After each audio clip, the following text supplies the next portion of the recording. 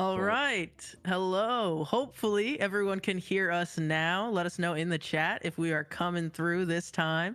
Um, we'll have our video come up in just a moment. Cool. We might be coming back. But in the meantime, hello, everybody. My name is Willoughby's. I'm joined with Philip, with Philip. Hello, Philip. Thanks for being here. So we are questing with Amanda against cancer. So we're going to tell you guys a little bit about that. Hopefully, if you guys can hear us, let us know. But in the meantime, fellow illumineer of ours, Amanda, I believe she was in the chat. So shout out to you. Thanks for being here. We want to show her some support, help raise some funds to help those medical bills. And so as always, the QR code will always be on the screen if you guys want to show some support that way. But what we have here is a 3v3. So it's going to be teams competing against each other, 3v3 style. I believe it's a round robin. So everybody will get to verse each other one time, and then we'll go into a top cut. Some of the teams, I believe we have 6. We're still waiting on confirmation from what our last 2 are, but some of the teams representing today are the Delinquents. Emphasize on the ink there. I see what they were doing. We also have, of course, Team Uninkables, who helped organize this alongside Top Table Traders. So shout out to everybody who came together to make this happen. Team Smash is here as well, and the Exerted. Yeah, we're very excited to have everybody here. A couple other teams are going to be joining us as well. All these teams are based in North Carolina, so we are excited to get that started. Great. Seems like we can hear us. tell them where Top Table Traders are. Top Table Traders is also in North Carolina. I don't know that I have the address for it, actually. But it is, that is where we are placed right now. So I know we're Team Delinquents is based in Murphy, North Carolina, and I'm not sure where we're playing out of exactly right now, but we have our Murphy. Do we have it? Where's Murphy? Oh, we got handshakes happening. It looks like we're getting ready to start. If the names are accurate, we're gonna have Larry and Charlie starting off. The first of the 3v3s. Looks like they're going to start shuffling up and stuff.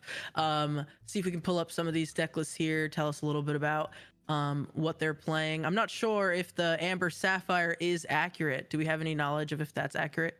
Or the Emerald Sapphire?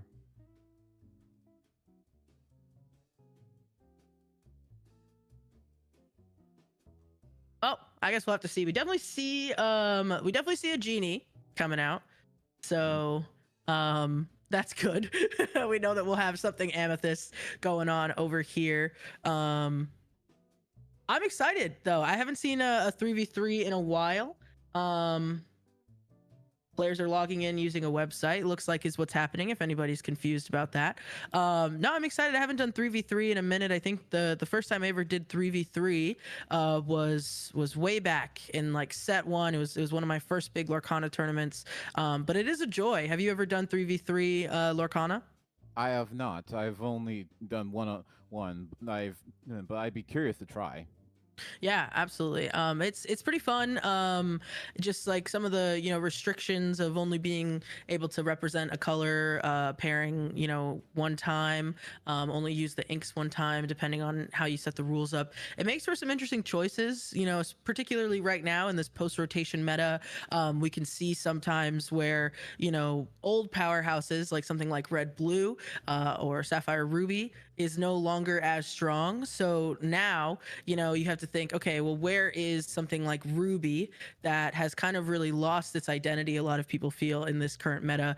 How do we fit this into sort of a game breaking deck, considering you're probably going to have combinations like amber steel that are very, very strong, or sapphire amethyst, which is also very, very strong? How do we get something like a ruby emerald to kind of shine when it could potentially go up against a real meta contender? So I'm excited to see how these games sort of shake out here. And it's Colton Rogers on Amethyst Sapphire, I see. And call it commentary bias, but personally, Ruby Sapphire, I'm glad we're out of that. Too many items, just too much ramp. I like to slow things down a bit. Yeah, absolutely. It's definitely shaking up the meta significantly. So without having some potentially without having Ruby Sapphire here should be interesting. But I do think we will still see it. It's just definitely going to be in a different build. We've got the first roll there, second roll, and it looks like I believe Colton is going to be going first if they elect to do so.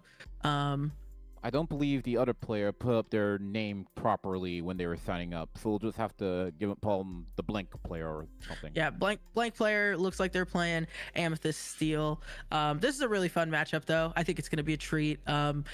I think these decks are, going into each other. They can definitely be pretty equal at times. It really just depends on the build as well.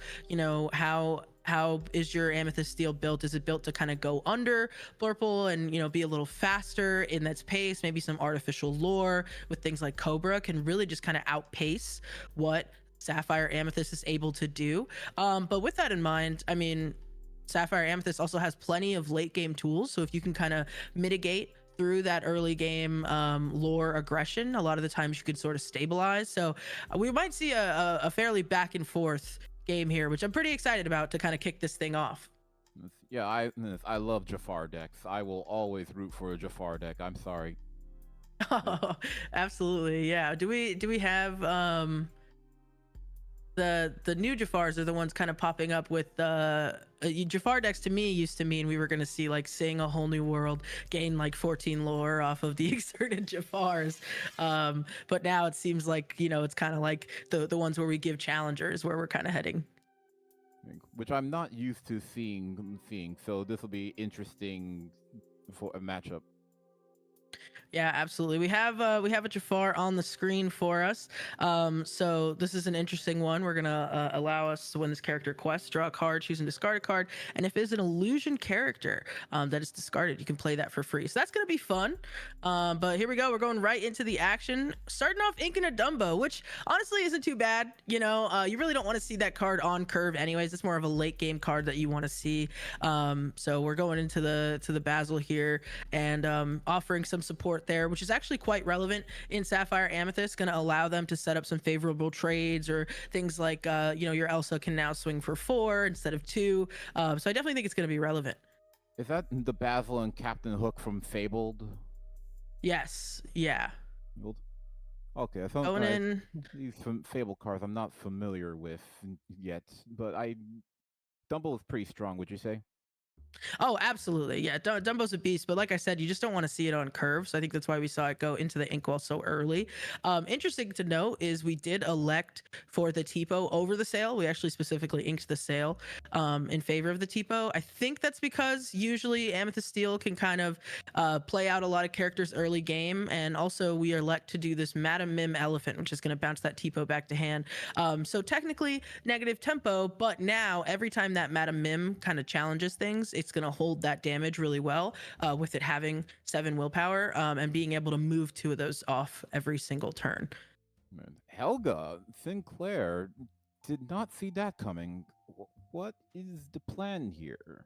That is an interesting play for sure. I think they're kind of getting ready to mitigate some of these evasive threats that Sapphire Amethyst loves to flood the board with. The only problem here, having this Helga that kind of turn evasive on their turn is we actually, before this Genie was played, we didn't have a lot of evasives. So Genie is going to come down. It's going to help us draw a card. But I'd be shocked to see that Genie turn sideways given the amount of evasive threats that are kind of ready to take out that Genie in a favorable way. Is that Challenger 3? It's hard to tell on this side of the screen. Yes, Helga does gain Challenger 3, but she is a 0-4. So we're probably not going to be seeing Chase. We've now named our blank player. Probably be seeing Chase exert that Helga unless they absolutely need to. Well, Colton's already on the board with 1 lore point, and considering, now we're at 3. So Chase is going to have to start catching up.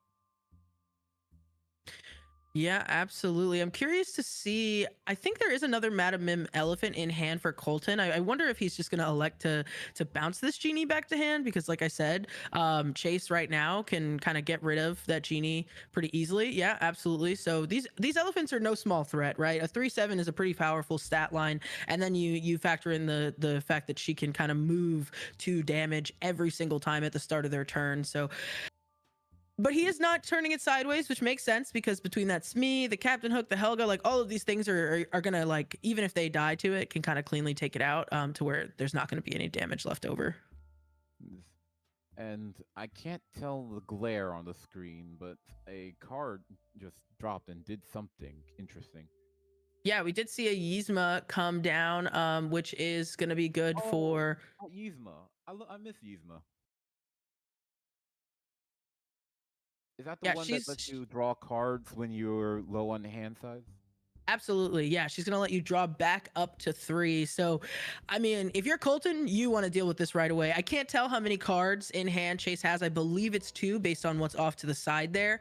But you definitely don't want Chase to be able to potentially dump their whole hand and then fill back up to 3 next turn. So I'm curious to see what we're gonna do. I haven't seen an Elsa in Colton's hand. Oh, actually, we do have an Elsa, and it looks like we have Into the Unknown. So we could always, tap down that Yzma and then kind of get rid of it with Into the Unknown. But it looks like instead we're gonna take the Smee with the Madam Mim. Okay, so we're gonna elect to start clearing some of this board here. And they inked the. Oh, that's a song. Which Yeah, one? that is the Into the Unknown. That is gonna put an exerted character into their inkwell.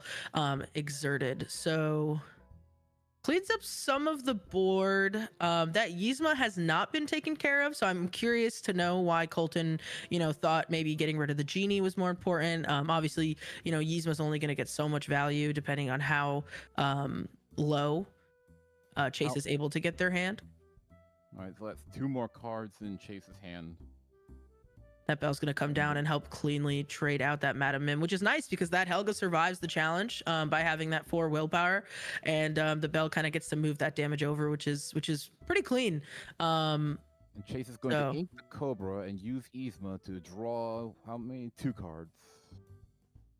yeah, definitely 2 or 3. Didn't see how many Chase had left in hand, but that's nice. Regardless of even if that Yzma doesn't stay next turn, just without seeing a dock here, being able to refill is definitely feeling good. And we're just gonna pass just like that. So probably gonna lose the Yzma here, and maybe the Helga as well. But you definitely have to play some more threats to do both, right? That's the beauty of the 4 willpower there. And Captain Hook has been chilling since turn 1. Yeah. Yeah. That guy's just kind of waiting for his time to strike. No sense really questing off of him because, he can kind of get traded out pretty easily. Or the crocodile. Yep. So let's see. We got, looks like we got the deck list here as well. I don't think that's the same Captain Hook that's showing on screen next to on the board. Oh, there it is. Perfect. Okay. Made the same card twice, but with different art. Oh, so they we did. could potentially ink to 7 and play Hades if we're Colton. I don't know if that's what we really want to do. It looks like instead oh, awesome. Okay, so Ursula. instead we're going to play down this Ursula. What that's going to allow Colton to do is tap down a character and play a song equal to that character's cost, but in this case it's really just for the tap down power of being able to clear out that board. And we're inking another Cobra. Chase is unworried. Oh, we are going into Challenger. We are just full on Oh wow. offense. Oh yeah, hypnotic strength coming in to give that +2 willpower to an already Challenger 3.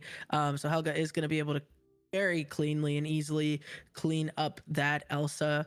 Yeah, this is the new way Fabled goes, right? We're kind of just controlling the board back and forth, not really about aggressive lore gain, at least not in this particular build of Amethyst Steel. So it really is just like trading threats back and forth, and it's going to be interesting to see how as Chase continues to put these heavy hitters down, things like Bell, things like Yzma, how he's gonna come back from this.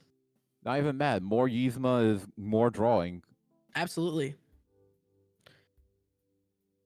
And It so looks like Colton's thumbing up the Ursula, debating whether or not to trade out the Helga. It is a pretty clean trade.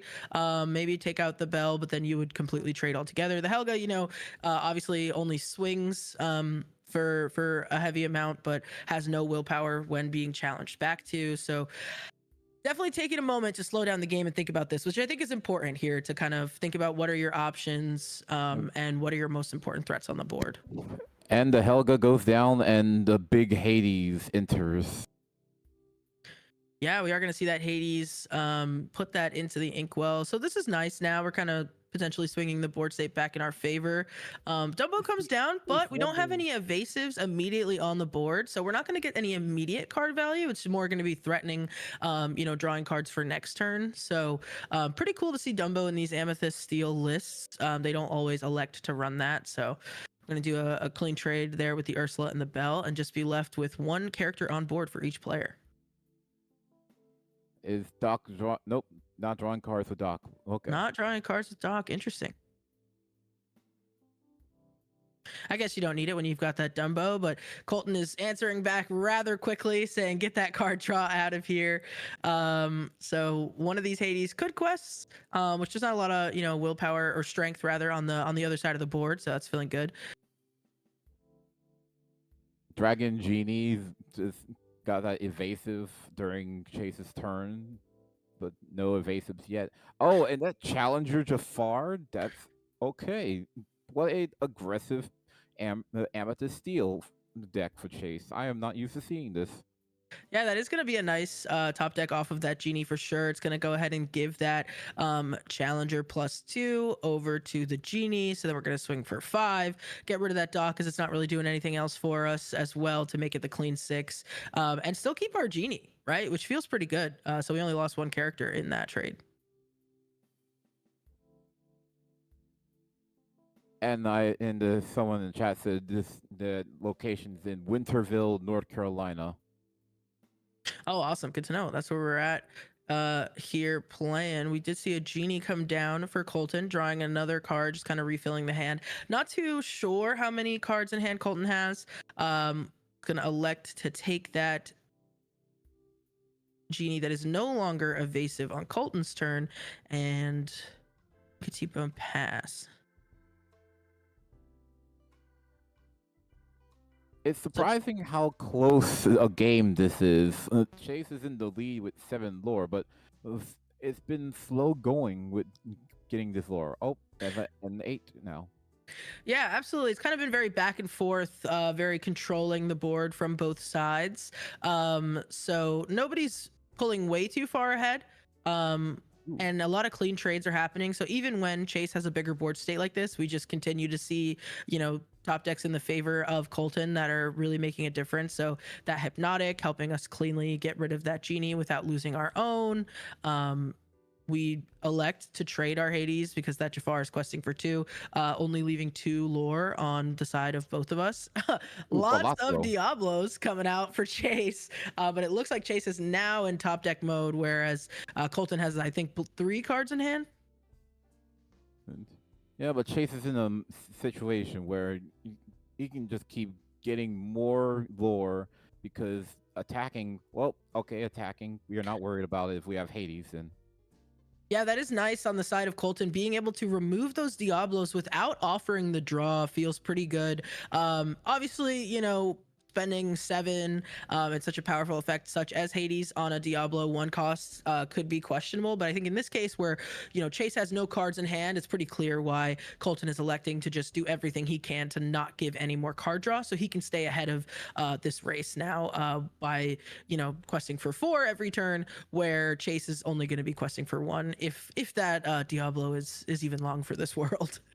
And that's been 3 Hades, so that should be 1 more Hades in Colton's deck. Yep. Hopefully, we should see 1 more coming out at some point. He is gonna go ahead and trade. So Chase will start with 3 cards this turn.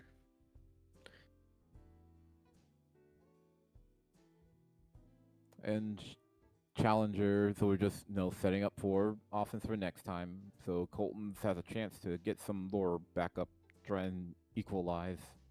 Yeah, absolutely. Getting some more lore on the board, potentially being able to trade back some of these characters like this genie that right now would be questing for free otherwise. Um, Colton is doing the sing together to sing. Second star to the right. That is an uninkable 10 cost. Chosen player, presumably Colton is choosing themselves, is going to go ahead and draw 5 cards, which is a huge tempo swing. When you're so far ahead and you have so much ink still left over, that could be another Elsa to exert and trade a character. It could be another Hades, like we mentioned, is still in hand. In this case, we get the bell down to very cleanly.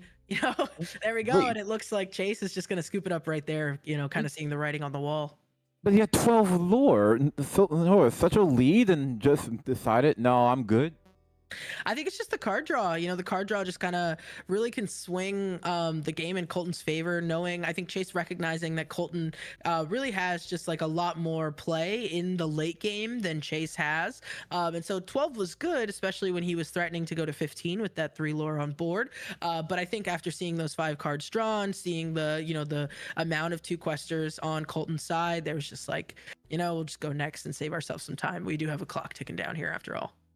No, I mean, it's only, 39 minutes? 5 minutes? Like, Jace could at least, take one more turn just to see what he would have drawn Just to next. see what we get off the top, yeah, because you could have traded out that genie and maybe hope to draw something to mitigate that board. But I don't see too many removal pieces. We had Ink to Strength earlier on. We had Cena, Fire the Cannons get tossed. Our 2 Yzmas were gone, so I think Chase is just electing to kind of get another go at it on this next one. What about then? So, and that Sing Together, I did not see that. I guess that's a new card. Is that what everyone's using nowadays, or? Yeah, it's a new tech choice for sure. Some folks are sticking to it. Usually you don't want to play more than 2 of second star in your deck. I'm sure there's folks that have gone up to 3 if they're feeling real spicy, but having an uninkable 10 can be a brick, but I think the great thing about Sapphire Amethyst is you can really have a lot of 5 cost characters in play. So you have, or if you have that turn 1 Basil into like your turn 3 Genie, your turn 4 Elsa, like that's the enough to sing right now. Dropping some of the cards here, just going a little quickly. But yeah, so Sapphire Amethyst often is able to sing that pretty cleanly. It's only when you're able to remove one of their big threats are they gonna have a problem singing it. And that he saw that card in the pretty late game. So I think if you're Colton, you're happy to kind of see that at that point when you have a board established versus in the early game when it's kind of breaking up your hand. So now that Chase lost, I guess you can choose to go first. Yeah, and I would assume Chase is going to elect to. Obviously, in Lorcana, we do have a pretty sizable, play draw disparity, and we want to take every advantage that we can get. So, I would guess Chase is going first here, which is fine. I don't believe Chase was on the play last time, so hopefully we can see kind of how his deck moves this way, but. Starting off with a heater into the Inkwell, that Elsa is a great card, but maybe had no other options to ink. And Hook is back. See if he's gonna beat his record last game. See how long Hook can stay on the field. Yeah, it did make it quite a long time. That Captain Hook is gonna quest, even though that Basil could trade with it. I think Chase just kind of calling the bluff of Colton, saying, "Hey, you want this Basil for later in the game? So if you are gonna take out my Captain Hook with it, I'm actually happy to see that because it saves me, the trouble of having to get rid of your Basil myself." Oh, we are not going to see any turn 2 ramp for Colton. That is going to feel pretty bad. I'm sure Colton has some plays that he could make besides that, but definitely not what you want to see missing ramp when you're playing Sapphire Amethyst. Oh, and how far I'll go will change. Oh wait, no, that's Sail the Azure I see.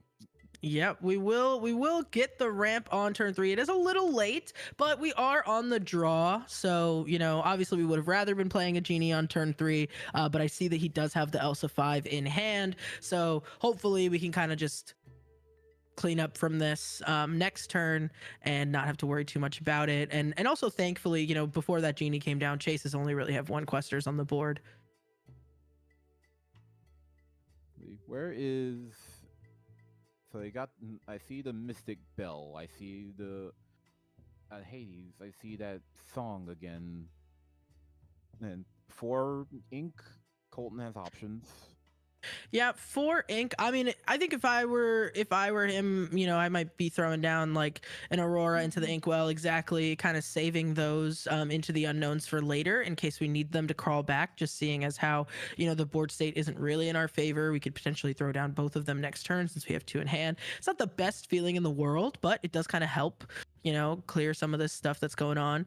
We're gonna see that Basil quest to give Challenger +2 to that Elsa.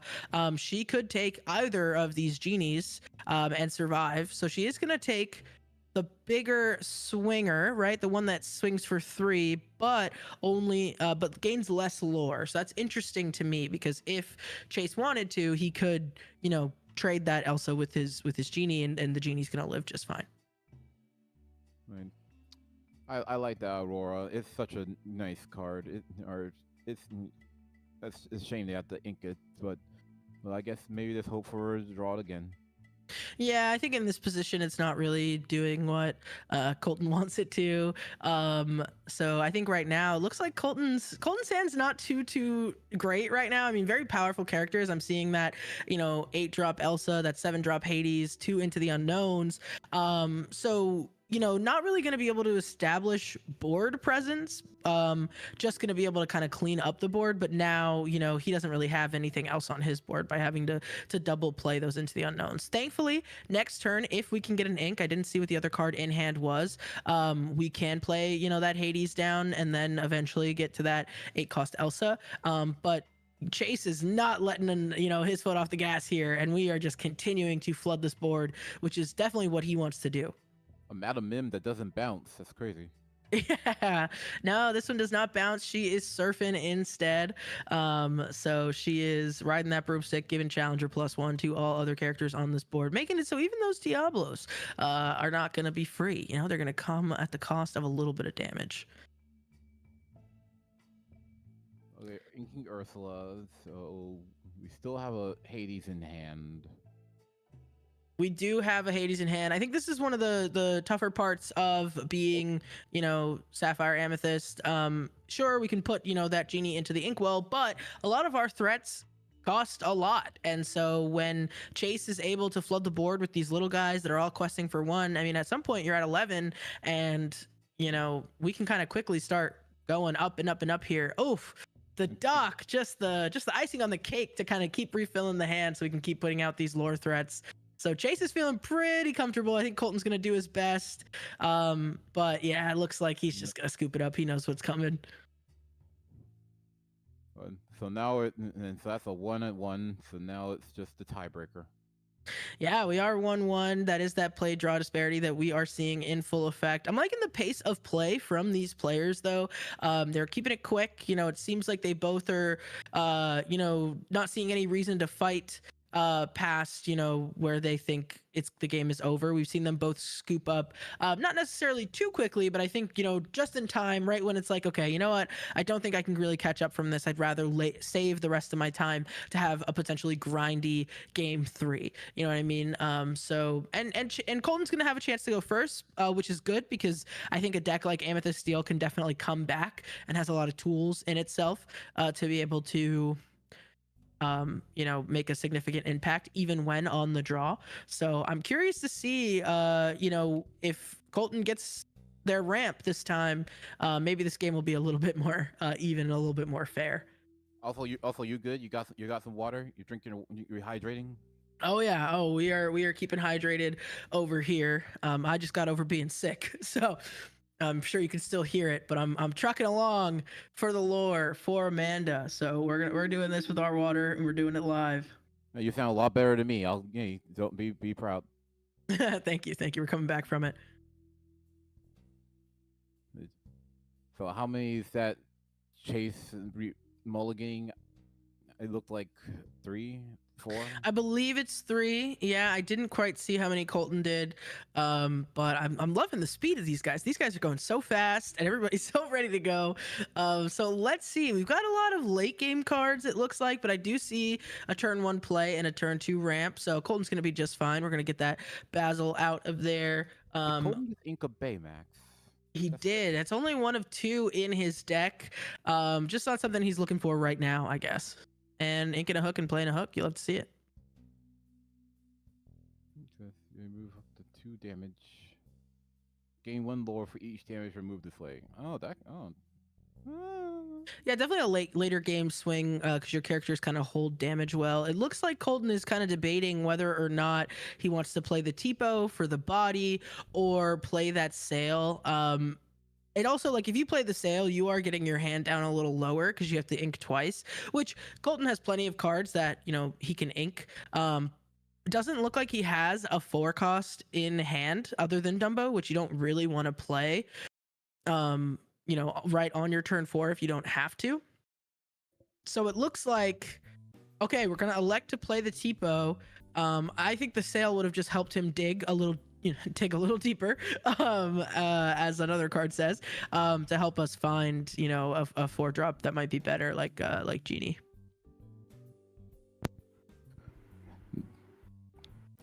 Which Mr. Smee? That's the new Mr. Smee, isn't it? This Mr. Smee, I believe, is a reprint, or maybe not a reprint, but I think he's set 5. It looks like down there. But he's been around for a while. He either got rotated out and was reprinted, or he's just been unplayed in set 5. But he does gain evasive on their turn, which is nice because obviously Sapphire Amethyst is gonna try to flood the board with these evasives. So now that's me is kind of threatening to answer that Dumbo. So a 2 cost can kind of trade up to that 4 cost. The 8th wonder of the world. The 9th wonder of the world, actually. Oh, how about that? 9th. Not sure what the 8th is, but we see that Tipo take that Captain Hook thanks to the Basil support, which I actually kind of like that play because now, you know, the Smee isn't gonna, I mean, if anything, the Smee's gonna take the Tipo and live, but it's not gonna take that Basil because then it can't challenge that Dumbo. So I think if you're Colton, you're kind of putting Chase in this position to say, like, sure, trade something if you want, but my Dumbo's gonna live if you do. Which is kind of where you want to be. You want to be keeping that card draw ready. Inking Challenger Jafar for Mr. Smee. That is nice. I think getting some more evasive on their turn threats, just to kind of mitigate anything that Colton may be trying to throw down. Colton is going into this turn 5 though, so I wouldn't be surprised if, yeah, we see some characters come down and just kind of, yep, exert that, get that out of there. You're not really upset about losing a Tipo, but you know what? Colton cannot quest this Dumbo still with that Smee being on board, so and all you know, maybe inking the Sail the Azurite Sea. Right. You know, maybe Chase is happy with that because, you know, at least Colton isn't drawing more cards off of the Dumbo. Very efficient play on both sides. Very evenly matched, surprisingly. Yeah, absolutely. Definitely both players playing very sharp, showing us why they're here, why they're on teams, and they're coming to battle it out. So we do Inca Yzma for a Genie, probably just because of the amount of cards that we have in hand. But it does hurt to always let that one go, knowing the potential that she brings.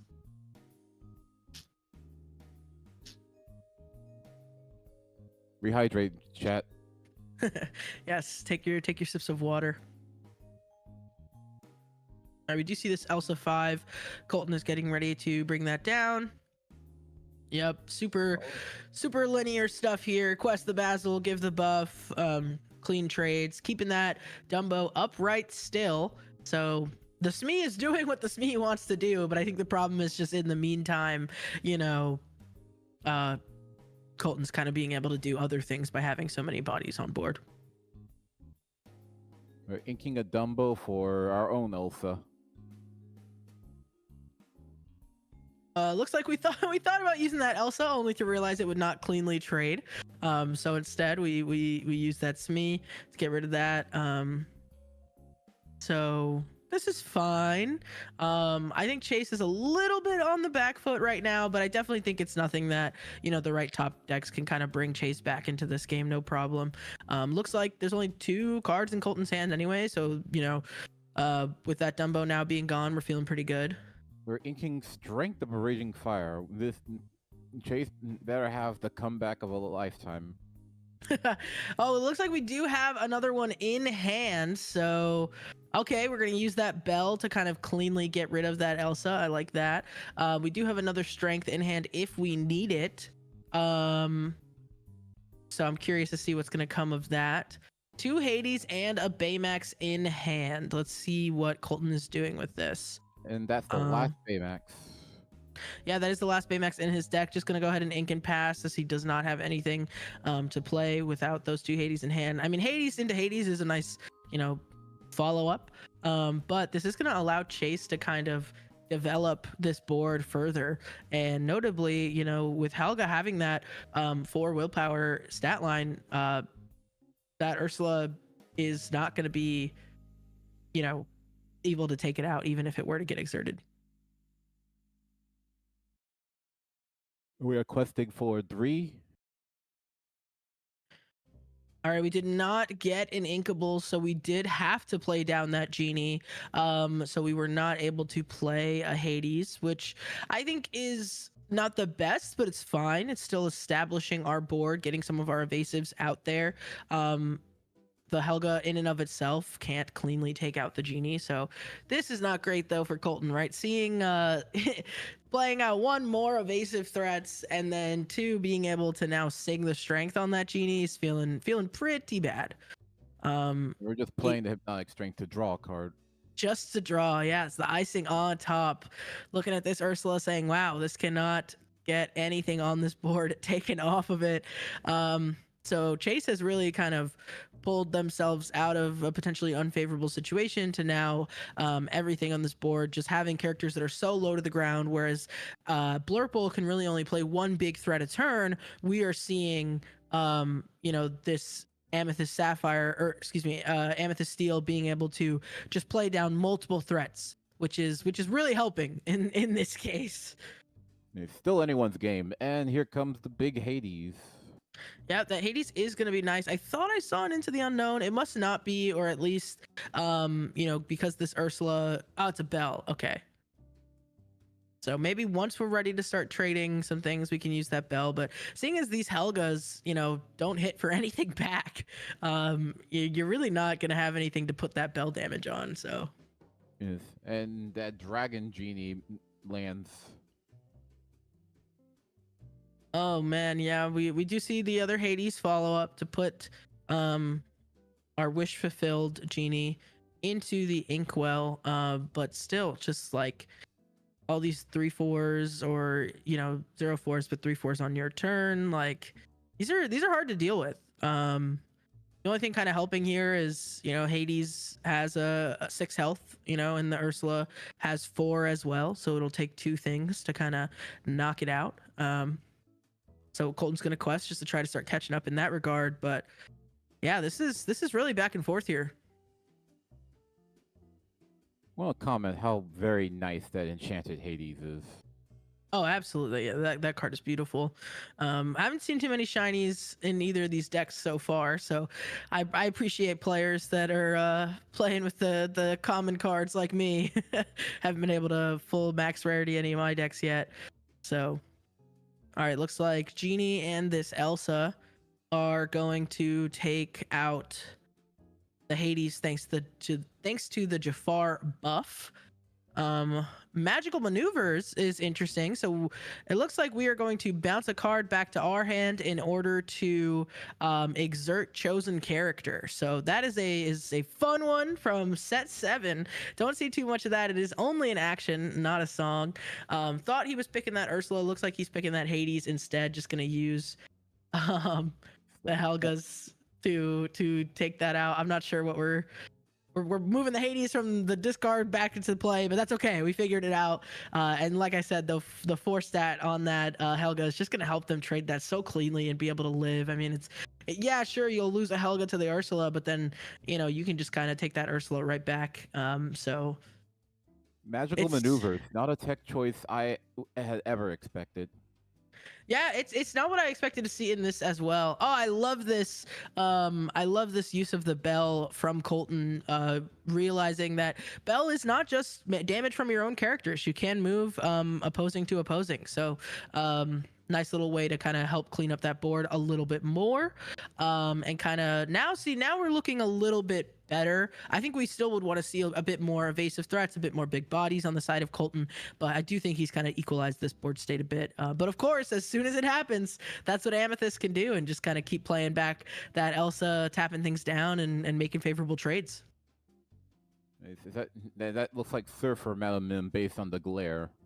That is Surfer Mim, and she's buffing that Helga to be Challenger 4, which is going to be able to help her finish off that bell there, because normally she would fall short of just 1 attack. So I'm liking it. I'm liking it. Chase is having all the answers. Chase is pulling no punches in this game 3. It really is coming down to the wire, and I really feel like we're still kind of like this mid game feels like the early game to me, because it really feels like every time a player puts down a card, someone has the answer, and it's just really going back and forth. It's been a blast to see. And another Elsa. Another Elsa. We're taking that Basil. I think that's interesting. I think that's fun. Looks like Chase is thinking about it. All right. Yeah, quests are evasive, so Colton can't touch it. I like it. How many cards does Colton have in hand? I believe just 1. Now it's 2 since we drew for turn. So I'm curious. I don't know what they are, but I'm curious to see what comes of them. Oh, that's a big Elsa for sure. I'm seeing a big Elsa for sure. And whatever he picked up with that Madam Mim, looks like that Ursula he picked up with the Madam Mim. So that is a pretty Elsa enchanted. Yeah, it looks like we tap down that Skater Mim with that Ursula. Take it with... Okay, we're gonna quest for 2. Chase is now up to 13, so we're getting there, right? We don't have a little Elsa to shift this big Elsa onto, and I believe we would have to ink in order to play it out. But it could really do some damage. I'm not sure if Chase has any cards in hand or is just kind of playing off the top. So this could kind of just stop some of that lore gain, and just kind of help Colton kind of quest out. And then having a 3-quester is... and a 4/6, that's a big swing, right? And I don't really believe right now there's any way for Chase to kind of take care of that 6 stat line. So what is Colton? You have at least 2 more chances to get this, 2 more turns. Yeah, we are going to go down to no cards in hand if we ink this Ursula, play this Elsa, but I do think it's such a big tempo swing that's perhaps what I would take. Colton, though, totally disagrees. Looks like he's going to play that Ursula, tap down that Diablo, and potentially feed some cards over to Chase. So curious to see how that plays out. And I wonder maybe if he's just keeping that big Elsa in his back pocket as just like some insurance or some just in case. Maybe he thinks it's going to come up a little later and it's too soon to kind of use it right now. And that Rafiki is just chilling. Yep, we don't want to quest that yet. Those Elsas can take that a little too easily for our taste. So Chase can go up to 15 here, and he's got a couple cards now thanks to that draw off the Diablo. So I wonder if he can just keep flooding the board with these little evasive threats. Something like a Yzma would be devastating for Colton if he did not have an answer. Another Dragon Genie. All right, will we see the big Elsa come down? It looks like yes. Yep, there we go. We're going to play down that Elsa. We are going to tap down. We don't have any evasives on board, so we're going to get down that Genie. I wonder if he's going to trade or just quest. Looks like all right. We traded Rafiki and used the Elephant Mim. Which is nice because we are now gonna, have that Mim to move 2 damage every turn to these Elsas. And it kind of slows down that lore gain as well. And also, now Colton's questing for a sizable amount with that extra 3 lore on board. So this kind of helps Colton swing the game back in his favor. Looks like Colton could go to 17. Oh, 2 Cobras in hand, though. That might just seal this game up for Chase if he can kind of, play slow enough to be able to get those out. Just a matter of patience. Yeah, I don't know if. Oh, yeah, especially with Colton singing this, I don't know if the lore gain is going to be quite fast enough to stop, this kind of gotcha in Chase's hand here. Obviously, Colton has no way of knowing, so he's doing what he thinks is best by regaining his resources. But really, all Chase needs is 2 turns to be able to, play out the discard. The undamaged Elsa with Hades. Why does that matter? Probably just because the other one has some damage on it, and he's going to try to get rid of it with Mim. All right, we are questing. So once this Cobra gets revealed, I think Colton.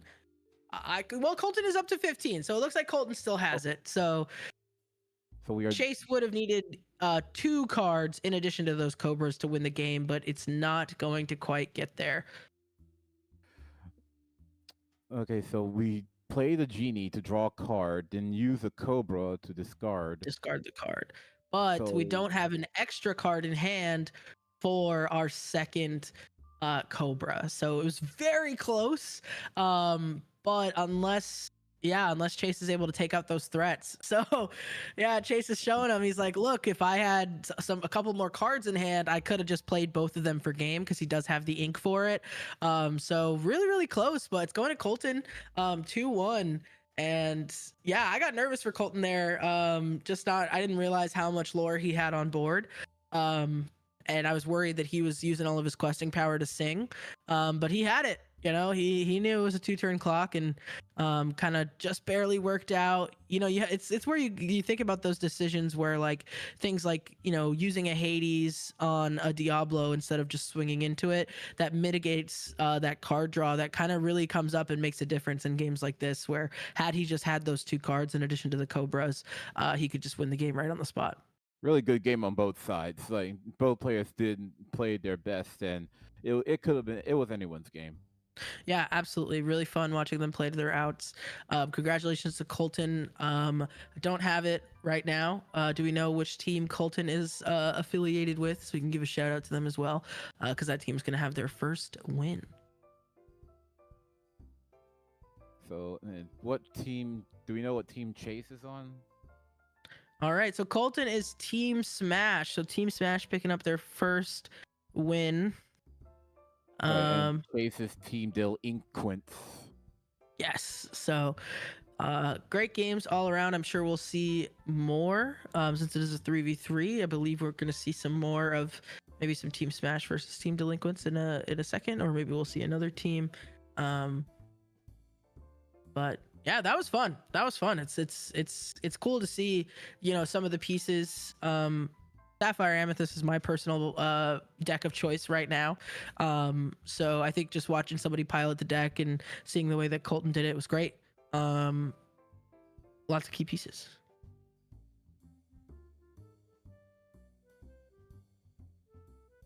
Now we're just waiting to hear the results from the others who are playing. Yeah, so I believe then how it works is we see one of the 3 matches going on stream, and then we get to report back. So there are still 12 minutes left in this round. It's possible the other teams may still be playing. They're rolling again. Don't know if they're running it back for fun or... It could be, but I like fun. it. I like the camaraderie here. just rolling to see what it's gonna be.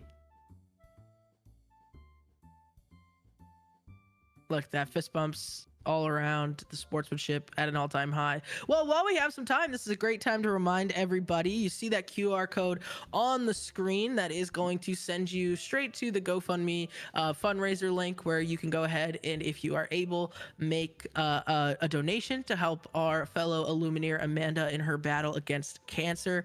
Once again, shout out to the Uninkables team, Top Table Traders, and everybody that worked together to make this possible.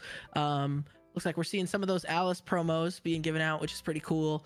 As far as the fundraiser goes, we are 13% of the way towards our goal. So definitely consider donations and helping our fellow Illumineer. And donate and rehydrate. And rehydrate.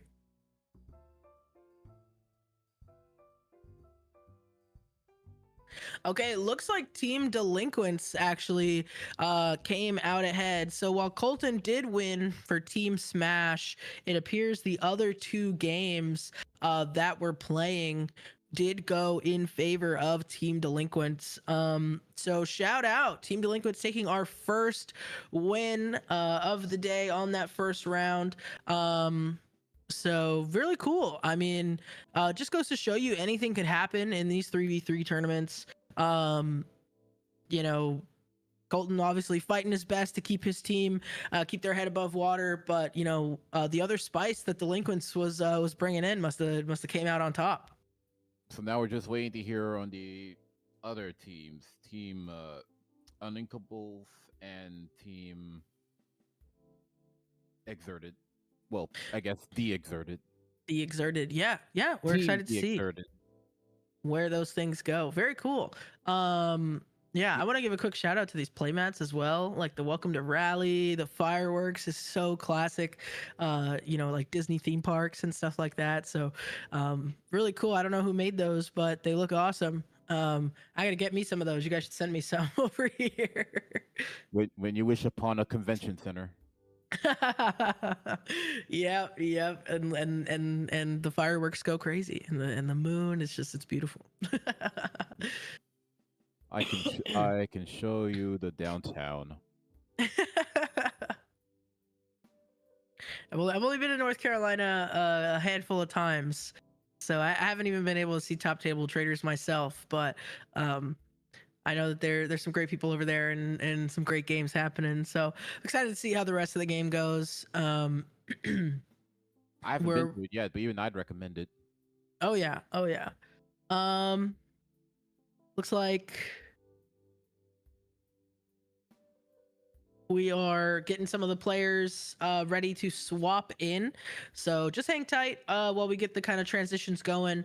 We will be back to the action anytime now, getting some more players and more games on the screen in our round robin 3v3 for charity. So several more rounds to go, right? Should be 4 more rounds or 5 more rounds of some great Lorcana games. I'm excited to see some non-meta decks. You know, when you have 3v3, you know, you naturally kind of have to have some meta choices, and sometimes you have to do some off meta choices just based on the amount of ink that is left over. You know, so I'm excited. You know, I want to see some like Ruby Emerald. I want to see some Ruby Sapphire, right? Some of these hitters that we haven't really seen in this metagame. I'd love to see some Amethyst or some Emerald Sapphire, right? Blue green. I think that would be a treat in and of itself to watch. I think there's a lot of potential in these 3v3 formats to kind of really have some creativity. You know, I haven't seen a lot of Ruby Amber. I'd like to see the potential a Ruby Amber deck could have. Yeah, I think Ruby Amber would be really interesting right now. It was seeing some play in you know, towards the end of last set before rotation, just with the nature of the triple deck format and kind of having it be similar to 3v3, but just one player playing it. And so we did see it come out even in like the Worlds competition, which I thought was interesting. But they've got a lot of racers, a lot of tech options in that way. So yeah, definitely would be fun to see that come out here today. I don't know we'll see it. I don't think we're gonna see it. I would be pleasantly surprised though. Hey, I'm gonna pop in. Hello, hello, Hello. welcome. Hello. Hi, stream. Hello. If you guys have joined us before, I'm Jacob. We're gonna try to actually rotate our casters today. So Philip, you'll have your break next. Excellent. What amazing games! Those were really fun. That last Oh, yeah. round was so back and forth. Yeah, it was really really close, and it was really cool to just kind of watch the different answers coming from both players and how the game states really shifted. Sometimes it seemed like Chase was running away with it, and then just like that, Colton could bring it back.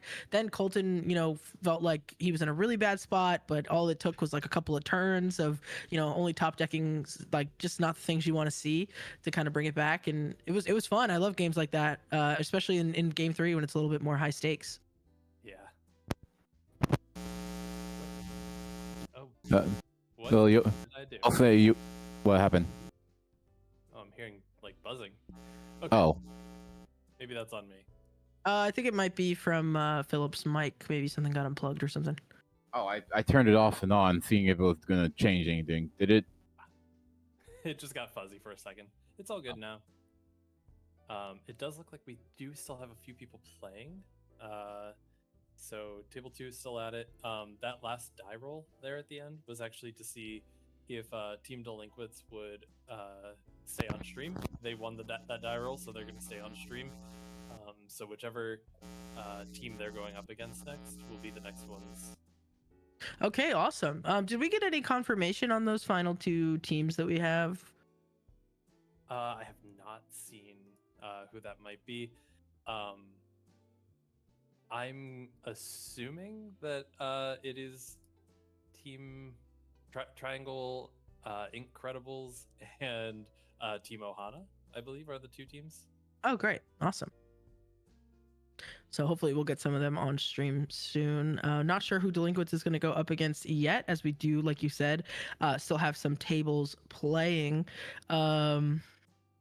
But no, this has been a really cool format. I'm excited to kind of see where the day goes from here. Like I was saying, we have some kind of just like stock meta decks right now up there. But I know that some of the teams did bring some off meta stuff. So I'd love to see some of the spice hopefully on stream very soon. Yeah, that'll be great. Yeah, absolutely. I know you guys were talking about a little bit of Amber Ruby earlier. I would love to see I've seen a few princess decks that are running Ruby Amber, and they are so fun. You're trying to shift out that Mulan. You've got Queen Sensor Core. It seems like a really fun deck to play. Yeah. Then, as you said, racers. Playing out your King Candies and using the other King Candy to bring back King Candy. Oh, so much fun. Or finish line if you can stomach all the uninkables that are in that deck. Amber Ruby does seem to kind of enjoy its uninkable count though, and have its combo pieces. So sometimes you can get away with it. And hey, that Amber Steel winning deck list at PPG had like 19 uninkables. So sometimes players can make it work if you know the math on it, or if you don't need to ink to a high number. Sometimes you only need to ink the 3, and you can kind of just take the game from there. So. Does look like might be setting up here soon. Let me try to set our scene over here in OBS. Are we still chat? That was a good time to get your water, get your refreshment. Oh yeah, take your bathroom breaks while you still can, because then we're gonna be right back into the action. Oh yeah. Paul's in chat saying what a trio. Shout out Paul, thank you. Paul, why aren't you playing today? Come on, bud. Paul's on Team Uninkables. Oh, awesome. But I suppose that he get picked over. Did you guys have an internal tournament? Oh yeah, I wonder how they picked who was going to represent.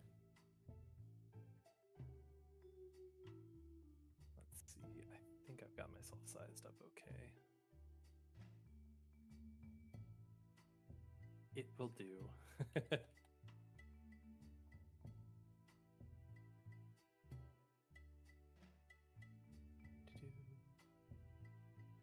All right. I'm gonna transition us back. Philip, feel free to take your break. Enjoy. Excellent, excellent. Y'all take care now. Yeah. See you, Philip. Awesome. All right, so we are back. Looks like we've got at least one player sitting at the table. I would imagine that means the action is going to be back to starting very, very soon. So you said Team Delinquents is going to stay on stream, correct? Yes. So we're gonna have Team Delinquents staying, and it should be Team Uninkables coming up for us. All right. So Team Delinquents versus versus Uninkables. That's exciting. I'm not sure who we have up here yet. We'll have the players input their information in just a moment. Have to fix where you're at on the stream. There we go. There we go. Hello, hello. All right, so it looks like we're just inputting some of the information there. We'll probably have to reset that timer, reset that round, all that good stuff. Let's see. Paul was saying it just kind of came down to availability. So they were going to do a gauntlet throwdown, but there was no need. I see. That would have been fun. Make them work for it. Have all the team members and whoever comes out, whoever came in first, second, and third place, just kind of throw them in. Someone giving a shout out to Corey. I don't know if Corey is playing up next, but shout out Corey. Let's do it. Yeah.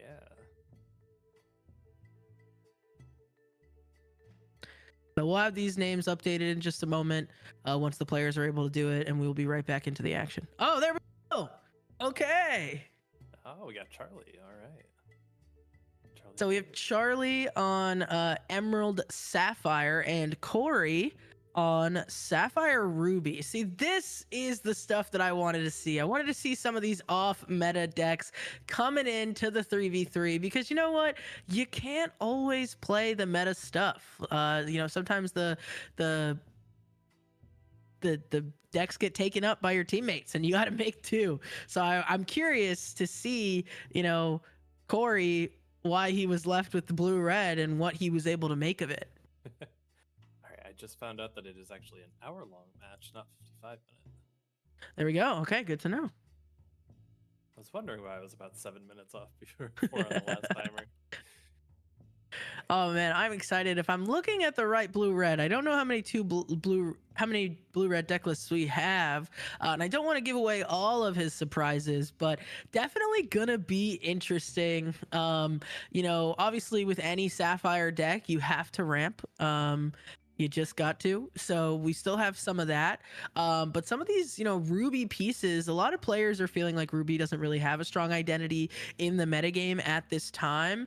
And I'm curious to see if Corey can kind of change that narrative for us and show us, hey, we've still got removal pieces. We've still got, strong characters and strong challenges. Let me show you what this deck can do. Yeah. Charlie actually was able to hit, I think, 39th in the event down at, I think it was CCS. Oh, wow. The other weekend. Yeah. That's awesome. Check out our yeah. video. We had him and Mitch, who I think Mitch hit top 8. And they both got interviewed. Check that video out on our channel. Wow, there you go. Yeah, check out the interview on well, you're already here watching the stream. Might as well hit the subscribe button, leave a like on the stream. Helps us out a ton. And go back through, bookmark that video for later. That's really cool. Yeah. I see Paul sharing with us that he played some testing games against Charlie last night, and he knows his lines. So that's exciting. Yeah, I can't wait. I can't wait to see this kind of fly. I wasn't really paying attention. I didn't see who won the dice roll or who's going first. But it looks like Corey's going to take it.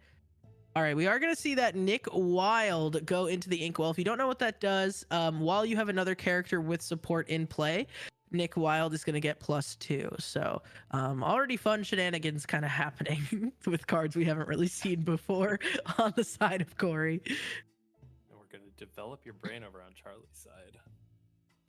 Yeah, I think the thing about, cow control, as some people call it, with these blue green decks is you really need those key pieces. So the earlier that you can search for everything you need, the better. I'm not sure what card this is because of the glare, but I'm assuming Visions because we're grabbing 5. Yes. Sorry, in my mind, I'm saying that's a Pleakley, but that can't be right. No, okay. I think it is a Visions based on the shadow. So I like it. Both of these players kind of digging for what they need early, really showing off what Sapphire can do in that regard. It's either going to ramp you or you're going to search for something. So got a free quest off that Nick Wild. Feeling pretty comfortable. Not really anticipating any 2-cost rush characters coming out of the side of blue-green. So. Or glue as glue is great. Glue, as some players are calling it. Glue, Grew, Baja Blast. Yeah, I like them all. I think it's fun. Yeah, I'm excited to see. All right, so we're gonna put that. Yeah, but we're playing the TPO, right? So we're getting up there. We're lowering the hand down. We're ready to kind of ink away our whole hand, play that Clarabelle and flood that board. I would imagine is what Charlie's play here is going to be. So I know we saw in the last match, there were a few like extra hands kind of coming into onto the stream. The captains of the teams can actually kind of reach over and give advice, and you can ask for that advice as well. But the other 2 people on the other sides of the captain can't communicate with each other. Okay, very, very cool. So it seems like in classic 3v3 fashion, we're gonna get that Pleakley to help ramp us up. We are gonna be able to help each other along. I was wondering about that because we were only seeing one match on stream, but I was like, I know there's other players playing. So yeah, they still get to help each other out, which is great. Because I think it just kind of really shows the role of that captain and the strategic, picking behind it of who do we have, and kind of having to know all the lines of all of these decks. So going back in with another develop, once again looking for those key pieces. If you don't have a Clarabelle, you definitely want to see it. I'm curious what he is picking, and what we're going to see hit the board here. I'm going to do my best to keep up with the cards that come down. Oh, inking up lately. Okay, so yeah, we are ramping for both of these players. I mean, that's what they both want to do. Are we sure that this isn't a mirror match? You're right. We haven't seen any Ruby yet. So maybe that's the key to this blue-red is it's just all blue cards. And that's what makes it so strong. So maybe we'll see a Maleficent Dragon come down later. Oh yeah, we keep inking the way that we are. No, I'm excited. They've got some surprises in here that I don't want to give away for the stream until we see them come up. But I'm excited to get to the late game for both of these decks. Let's just say. All right, another Pleakley action. But okay, jokes aside, I think the strategical advantage to just kind of like inking your hand down is because you know, if you're Corey, you know that Charlie wants to ramp up, like I said, get his hand down to drop that Clarabelle to instantly refill it, right? And when Charlie is against these Amethyst decks that are gonna have like a full grip of cards, that's gonna be a great strategy, right? Like inking down his hand. But I think Corey is just kind of getting ahead of it and saying, well, if you're gonna ramp, I'm gonna ramp, because if you're ramping, you're not gaining lore, so I don't have to worry about gaining lore. So yeah, I mean, so many T-Pos coming down, so many Pleakleys coming down. We're kind of just ramping back and forth, trying to get to the control part of this game where no players seem interested in pushing this race to get for lore, and I can't blame them. Wonder if we'll see anything like a heads held high into Under the Sea. Yeah, I mean, that's definitely one thing that we can do with so much ink. The only thing is, you know, we don't really have a lot of singers on Charlie's board quite yet. We're only up to 5, you know, between the Pleakley and the T-Po. And we don't have a ton of ink yet either. I mean, what does he have? 7? That's good. That's good. But it's not like enough yet. So I think definitely if you're Charlie, you're kind of wanting to see more singers on your board, and that's crazy, right? Corey being able to drop that Hades so like seemingly so early, that's gonna even delay Charlie even further to getting able to sing any of these key pieces off. Yeah, and everything is now out of range of Under the Sea. Yeah. With both Bleakley and Hades being at 3. Yeah, so we do see that big Clarabelle. It looks like Corey only has 2 cards in hand. So I mean, it looks like Charlie's only getting to draw 1 there. Anything drawing off of Clarabelle is helpful, but still. Oh, yes, I was waiting for this card. So this is an Energy Blast. This is 7 cost, uninkable. You banish chosen character and you draw a card. So this is kind of like a Hades, right? Like you get to get rid of that. It's that spot removal, but you're also drawing a card off of it. So, you know, Corey or Charlie's feeling safe playing that Clarabelle down because he already saw the Hades come out. And then Corey's coming back saying, you didn't think about this one. That is a pretty spicy ad. Definitely. I guess with having Tipo, you can ink that card if you find it early on and you don't want it. Yeah, but I like that he kind of held on to that.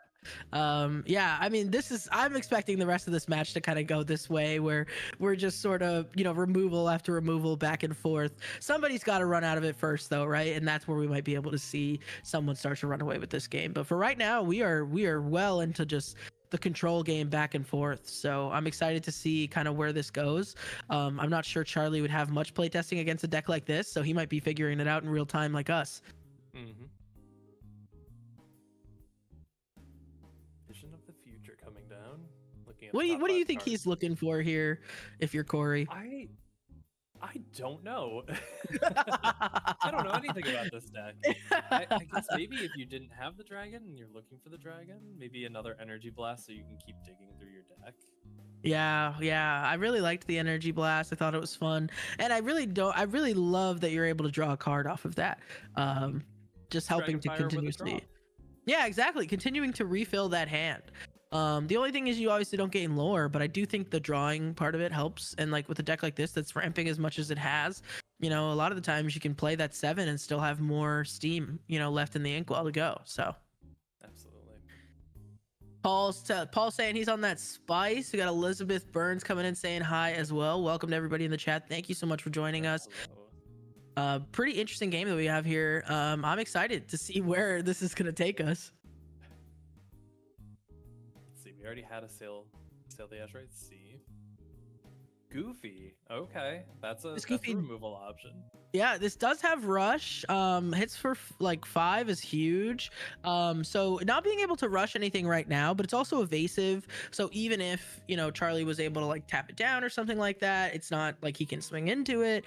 And it just kind of keeps it in check. So anything that Charlie's gonna play down, Corey's saying, I can handle that. Oh, but Charlie's saying, I can handle that as well. One of my favorite songs in all of Disney. Oh, absolutely. Yeah. Such a good villain song.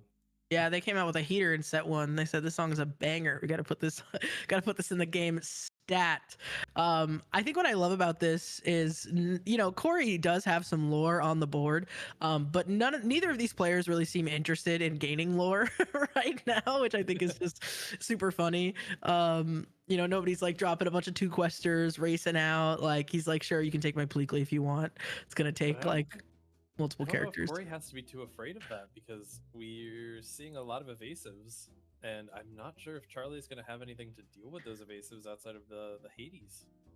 Yeah, absolutely. And we have seen like you know, some of these removal options are starting to get used. They're not out by any means. You know, Charlie's gonna have extra removal, and like something like this, playing this vision's gonna allow him to look for more. But like, you're right. You know, outside of bouncing things and you know, putting them into the inkwell, how are we going to be attacking these evasive threats? So that's gonna be free quests, you know, on the side of Corey, and he's gonna be halfway there, right? He's almost a 10. So at some point, we do kind of have to stop playing the back and forth, you know, shenanigans of I control, you control, and actually start doing something here. Maybe we could see something like the Anna Diplomatic Queen. Oh yes, is that that at would the? require that would require some damaged characters. I have to take a look at this deck list, see if that's in Yeah, I'm there. not sure if that's in the deck list. I mean, if I'm looking at the right one, it does not seem like he has that in the deck list. He's got removal in the form of like You're Welcome, the Heads Held High, the Under the Sea, which we haven't seen You're Welcome yet. Even John Silver to kind of stop things from questing, make them challenge, into unfavorable trades could be interesting. John Silver could be a good choice. Yeah. here. I'm liking the Robin Hood getting us to draw a card because seemingly Charlie has more in hand. We can kind of quest for free because again, nothing on Charlie's board has like the stats to clean Tradely with this Pleakley, and then the other ones are evasive, right? So Yep. you're gonna throw a Hades and a Tipo in to get rid of that Pleakley, and then still have evasive threats on board. So 7, 8. Oh, he only counted to 7. Does that imply we've got a Hades in hand? yeah, it looks like we have 10 ink available, only counting to 7. I'm not sure what we're thumbing up here. It doesn't look like we have a lot of cards in hand either, but oh yeah, Yep, that is a Hades. getting rid of that Robin Hood, wants nothing to do with it. Curious why he doesn't hit those evasive threats. I understand that Robin Hood hits for 4, but you can at least trade that out later down the line, because it's only evasive on Corey's turn, right? So Charlie has agency to swing into that, but I guess the 2 lore quester, he wanted to get it out of there and say the 2 evasives is better because it's slower. Must be interesting. Looks like we challenged in with the Hades against Pleakley with the Tipo. Yeah, that was really the only way he was going to clear it. This is nice. Getting this Queen of Hearts down is going to allow Corey to draw every time he challenges, and with this Goofy being a 5/5 or even this Moana being a 3/4, I believe she's a 3/4. That's going to allow her to kind of get rid of that Hades, still survive, and draw a card all the while. And once again, evasive. So Charlie is not really doing anything to get rid of that without bouncing it or putting it into the inkwell. What are we gonna see here next? So Corey did draw a card off of that. If we could have Held's head. Yeah, it's too much. Heads held high. We could sing that with Hades and then hardcast Under the Sea. But it looks like we're gonna be playing John Silver. I like this John Silver because it's going to trade with anything that's going to quest into it. But I think it's kind of mitigated by the fact that we have this Goofy on the other side of the board where, Goofy can sort of just kind of cleanly take it out so that the Queen of Hearts doesn't have to. But I mean, if that's the case, you're assuming Charlie's going to quest his whole board here to kind of force, or this next turn to kind of force trades to go through. I don't know, but it gives Corey a chance to play more threats. Look at the ink that Corey is at. Honestly, I think Corey is maybe running away with this one. Yeah, the Queen of Hearts there being the target for the Reckless. I'm not sure if I like that call. Just giving that to Goofy or Moana because you can't hit them might have been the better call. And he's not turning that Queen of Hearts sideways regardless, right? Like, especially if you're not going to give him the Hades or the Clarabelle to turn into, then there's no reason to give it Reckless. But I mean, clearly this is tough for him and he's trying to navigate it as best he can, and he might see some value in that. He might just have one piece of that combo for the Under the Sea.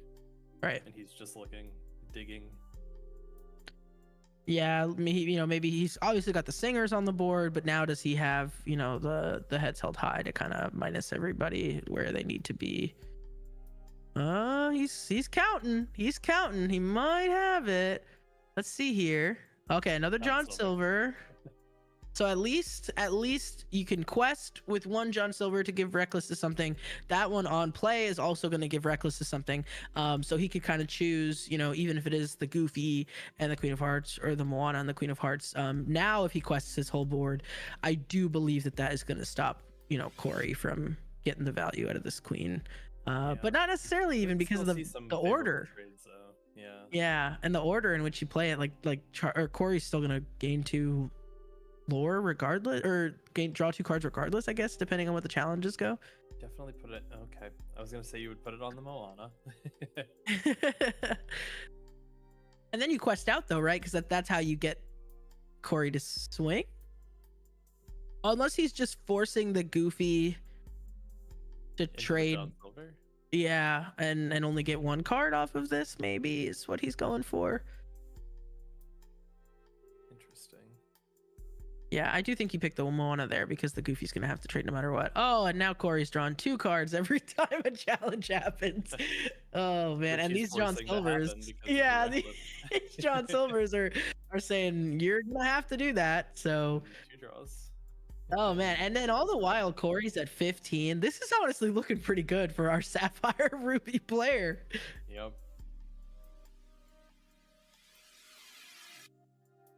Now Corey did start this game going first, so it'll be very interesting going into game 2. Yeah, kind of see how that changes. I think also Charlie wouldn't be in the worst spot if he was higher up in lore, right? Because before that John Silver was taken out, he's showing 1, 2, 3, 4, 5, 6, 7, 8 lore, right? So that would also force Corey to swing in, but I think it's because Corey, oh man, and the Maui Shark just just to put the icing on top. This is, yeah, because now he's gonna We don't gain have lore. Too many actions, but we can get back that energy. That energy blast, and he's gonna draw a card, which could draw him into another action. He's cooking. Basil knocking the shark back is a good call. All right, yeah, and you know, just like visions into, you know, getting back your visions to find, you know, even just a sail at this point is gonna like give him enough lore to kind of get where he's going. But yeah, definitely needed that bounce back with the Basil. Given that Queen Reckless. I think at this point you just quest out and hope that the Reckless does what it does. Yeah, I would agree. I do think Charlie does need to start putting on some of this lore pressure. I understand, you know, he's worried about the drawing cards, but at this point, Corey is so close to just questing for game that he does kind of need to start putting that lore pressure on as well if he wants to kind of have a chance to catch back up here. Yeah, that Basil's gonna make it so that he's getting 2 cards off the top anyways. And Yeah. no, he just wants to put down that Maui Shark again. Right. Looks like Yeah, we're he's gonna got plenty of draw. ink to do it as well. So we're gonna play Maui Shark. We're still inking though. It's not enough a for Moana. Corey here. Giving the support to Moana.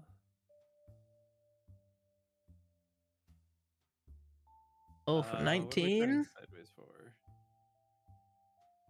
because of Energy Blast for game. So I guess we only gave Reckless to one of the queens, so we were able to quest the other. Right, we didn't give it to Moana. That's right. Yep. So That it was what looks I said like. should have been done.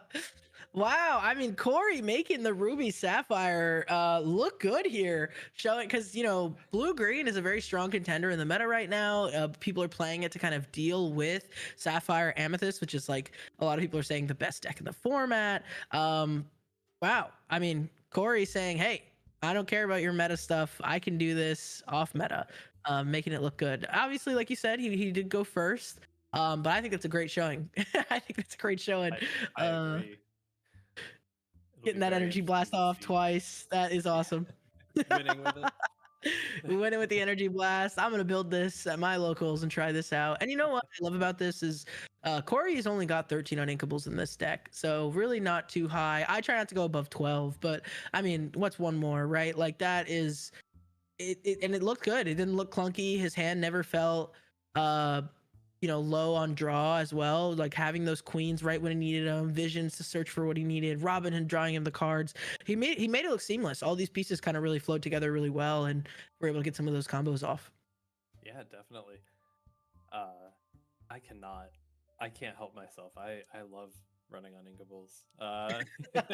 But I also love to play things like Doc and Mulan and anything that'll like filter through my cards. So I can always ditch an uninkable if I need to. Yeah, That's I part of my mean, deck building process. it's tricky. It's the balance between the uninkable cards, which you know tend to be a little bit stronger because of that downside to being uninkable. But I mean, clearly these players have figured it out. I mean, blue green doesn't have too many uninkables either, so Yeah. making sure And not to you can always get. get rid of them with Tipo. Yeah. Oh yeah. Yeah, if you see that under the sea too early, but I feel like they usually want to keep those actually early in hand, depending on. I guess it depends on the matchup, but Yeah. it also depends on how many they're at. Let's see, you're welcome, Clarabelle, Tipo. I can't see what that is in between there, but it might be Basil. Yeah, I can't tell either. But I know that these decks. So what he's pitching for? These decks definitely want to keep that Clarabelle to get to that shift as soon as possible. I don't think he saw any little Clarabelles to shift on top of. So he also is just going to try to ramp as fast as possible. Not sure what Corey kept, but I'm excited to see if the deck can kind of keep up on the draw. That's usually often the true test of how decks go. But I mean, even if it can't, Corey gets another chance on the play. So sometimes that's just the power of the die roll. Oh yeah. Oh, I'm excited. This is so fun. Now I know we've kind of been seeing a lot of Amethyst Sapphire, but I haven't really seen it topping most of the. I mean, it gets close, but it hasn't really been winning a lot of the tournaments lately. Yeah. I kind of go to Purple Steel a lot more. Yeah, I think what's funny about that is Purple Steel is like because of one player in particular. So it's really just showing how like skill expression is really important in this metagame, which I think is ideal, you know. And Thiago has just like known his deck well. So I would love for something like that to happen to Corey here. Corey take this whole tournament down and just show, hey, it doesn't matter if you're playing meta or not. What matters is if you know your deck well. Yeah. So I'm excited. We get a one drop. We're not going anywhere. You Oh can take yeah. all of our items. You can take our Tomatoas. You can't take our energy blast. That's not getting rotated out for a long time. We have Basil. I love it. I love it. So we're gonna see some ramp in the form of Tipo. Not sure what he's gonna elect to put into the ankle. I didn't quite catch it. But I do see some ramp on the side of Corey as well. He's actually, I believe he's got Tipo and Sail. So I love seeing what these players kind of choose between, because I feel like it can really kind of tell what their game plan is going to be.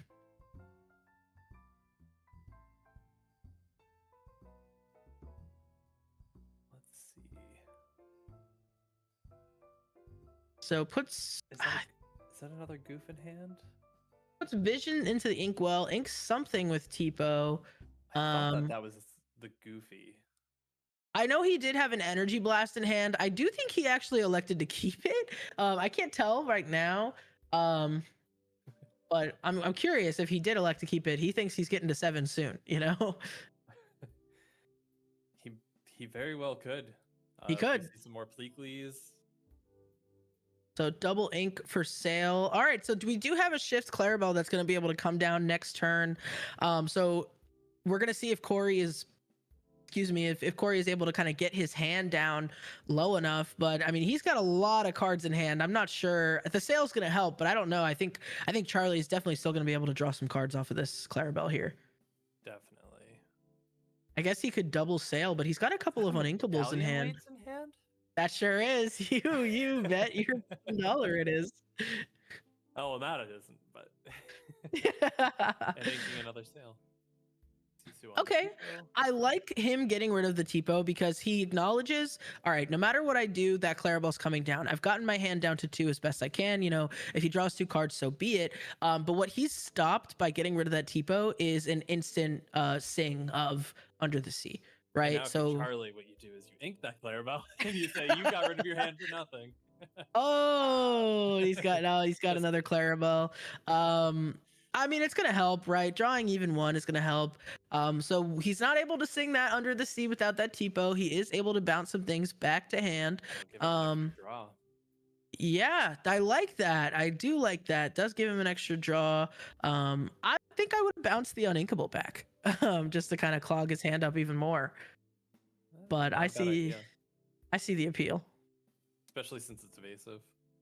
Yeah, just kind of I mean, get the evasive out of there, clogs up his hand, and right now, I mean, he doesn't have anything that CC was really going to target.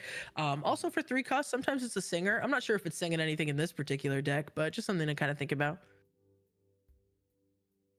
All right, so we see that Basil will go into the inkwell. And just like you said, if he had sent that uninkable back, we wouldn't have been able to ink that. And we are ramping some more. We are keeping that hand size small, respecting that Clarabelle on the board, and getting that Pleakley down to ink that Tipo. Keeping the evasive, I get it. I mean, look, it's a 1/1, but he's like, what are you gonna do? I mean, you don't have an evasive to kind of deal with this. So, you know, this Sisu is kind of acting as those 1-drop like Diablos and things like that, where they can just kind of quest the whole game every turn because nobody really wants to hit them, and slowly kind of sneak up on you in the lore game. Oh, we're singing that you're welcome. Once again, not on the evasive threat. I get it though. You know, Pleakley has some damage to him. He can do half of the damage needed to get rid of that Clarabelle. So if he gets another, you know, character on board or buffs it up in some way, can kind of start to take care of things. So yeah, and if you're Charlie, you're looking to put more cards in your opponent's hand just so you can draw more at the end of the turn. absolutely, which is nice. So right now, assuming he can get enough cards down, he can help him get the card. Yeah. Did he show him the Tipo? I think he did show him the Tipo that he showed him the Pleakley that he inked with the Tipo, which I think is funny because he could have just put it in there, but insult to injury perhaps. All right, so we do have an energy blast. Let's go, Corey, with the energy blast. And he's drawing a card. I love it. So he said, you just refilled my hand. Sure, you drew your 4, but now I'm going to keep drawing and you're not going to draw afterwards. So that was fun. I like that. And we know that another Clarabelle went into the inkwell. So that's 2 of them down. So, you know, Charlie would have to have one of his last 2 Clarabelles in his hand in order to kind of benefit from this. With that Sisu. Oh yeah, she's gonna quest every single turn. Let's see how much lore she can get. I think that's 2 lore off this Sisu so far. You know what? I'm gonna say it. I'll put her at 10. I think she gets to 10 lore. Are we at 2 or 3 right now for Sisu's questing? She's quested twice because she quested last turn as well. So I think she can quest 8 more times. We'll see. Unless we get an Under the Sea. Just hard cast Under the Sea just for the 1 card. At this point, just to get rid of it. Oh, Basil, see? And that Sisu is staying. Sisu is staying. He does not want to bounce that Sisu. She is going to be able to quest this game away, I'm telling you. That would be so awesome. So he's thinking about this Tipo, because the thing is, he has the Singer 8 right now with that Tipo, so why risk it? Right? Why give it up to like a Rush or things like that he knows Corey has in this deck? Yeah. Inking the neck. Oh, the dragon. God, Corey is making this deck look fabulous. Oh my goodness. He just got so much ink. He doesn't care about Charlie's shenanigans.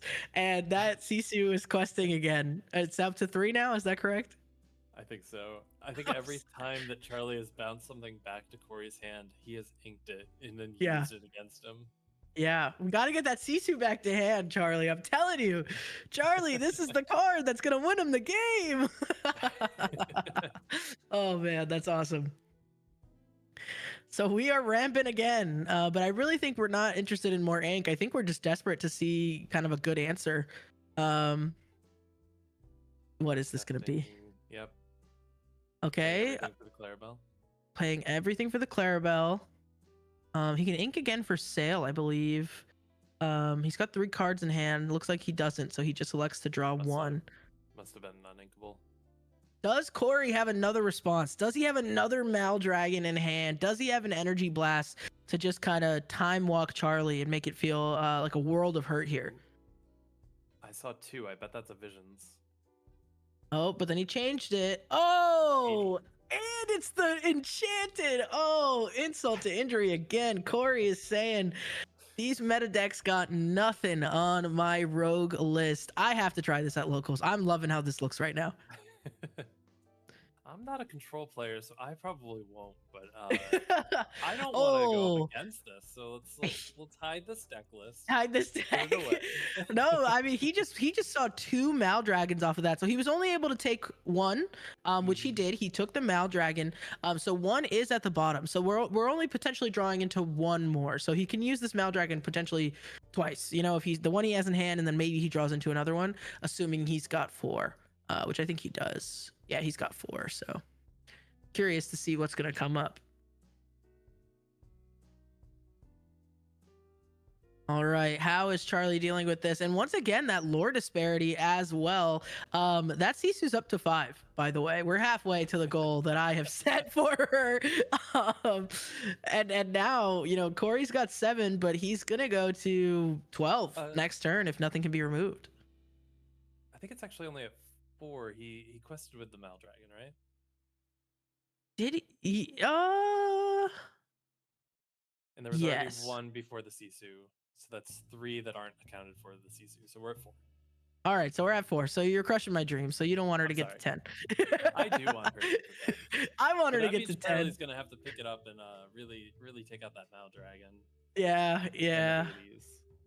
Come on, hit the Sisu, hit the Sisu. Oh, he welcomes his own Tipo just to get the card draw. This is not where you want to be if you're Charlie. I want to take a look at his deck and see. Yeah, I mean, other than he only has 2 Mother Knows Bests. He does what have I'm doing 4. You're welcome. is I'm And then the leaning rest is over, under the sea. and I'm saying to my captain, the guy on the other side, he got it. Do the 2 of you have this? Can I just play for fun? Are we good? Yeah, I actually don't think Charlie has a lot of removal available to him. I mean, he's only playing 3 Hades. We haven't seen those Under the Sea heads held high, but we don't have enough ink to do that right now. And I think with the dragon stat line, heads held high, it's not going to be enough to clear that dragon. It's hard to say that. I don't know why. 3 H's? Yeah, it is. It's the repetition. Oh, a bend. So he is going to get rid of a half shark, a dragon, and a Robin Hood. This doesn't deal with the lore on board, but it does put Corey into top deck mode, which I think is significant. But boom, just like that, Corey's answering back saying, I get to draw a card off of this Robin Hood, so I'm staying in this game. I'm liking this from Corey. This is great. How much ink do we have on the side of Charlie? Can he do, let's call it an HHH, a Triple H? Can he do a Triple H plus Under the Sea? I don't think so. That Robin Hood off the top really helping Corey. Oh yeah, keeping him in this game. But I mean, Corey doesn't need any help, right? Like it's fine. It does. Oh, and the Tipo. Okay. That's exactly what I want to see whenever I got about 10 ink and struggling to keep my cards in my hand. Your opponent's questing to 19 next turn. I definitely want to see a Tipo off the top. Look, he's getting the ink, okay? I believe he's got a heads held high in hand and an Under the Sea, and we're going to see it right here. This game can't end. My Sisu has not quested. No, my Sisu has not quested to 10. Completely it. Oh, no. All right, what is the follow-up from Charlie? It's now or never, make or break. Or is this going to be a 2-0 win in the favor of 4, 6, 2, 4, 6. Okay, we've got 12 ink. No, we're not holding our heads very high. Oh, he has done it right in the last moment. He gets the ink he needs. Oh, but the dragon, it is not going to be enough. Wow. Oh my God, Corey finding another dragon. Yeah, I mean the benefit of that 7-5 stat line really being shown here, where you know you could try to minus me all you want, -3 clear the rest of my board, but now dragon's not going anywhere. Unfortunately, I don't think Charlie actually had the ink to play that. I think he was just revealing. Oh, he was just showing him. I thought for a second, I forgot Maldragon was 7-5 for a second, even though I called it out earlier, and I was like, he did it, but he did not do it. Well fought from Charlie, but wow, I mean, kudos to Corey, just really showing us how it's done with with a really cool rogue list. That is a really fun list. We got Forbidden Mountain in the chat. Shout out Dick Burns saying, "Hey friends, just checking in." Shout out as well. Paul giving us the ouch and color saying Tipo is the worst. Yeah, that was not what you wanted to see there. Yeah, I mean you could chalk it up to bad draws all you want. I'm gonna give it to pure deck building skill in favor of Corey there. Okay, that was really great. I really liked what he was able to show us. I like to imagine that Color's actually saying the Parks and Rec quote, Tipo is the worst.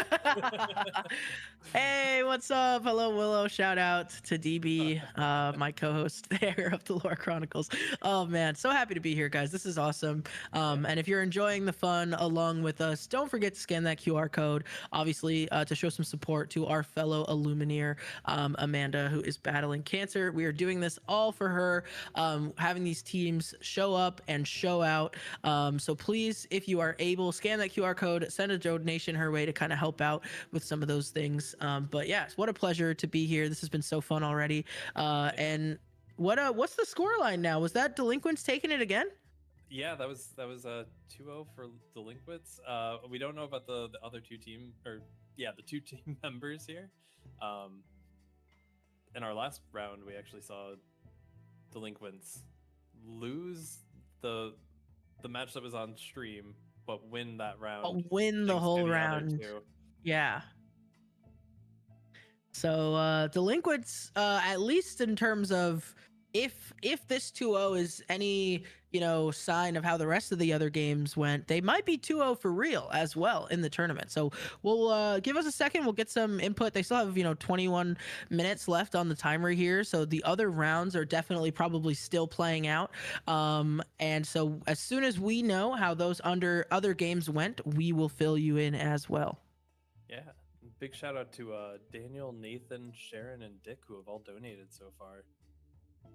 Yeah, thank you guys so much for your generosity and your support. Yeah.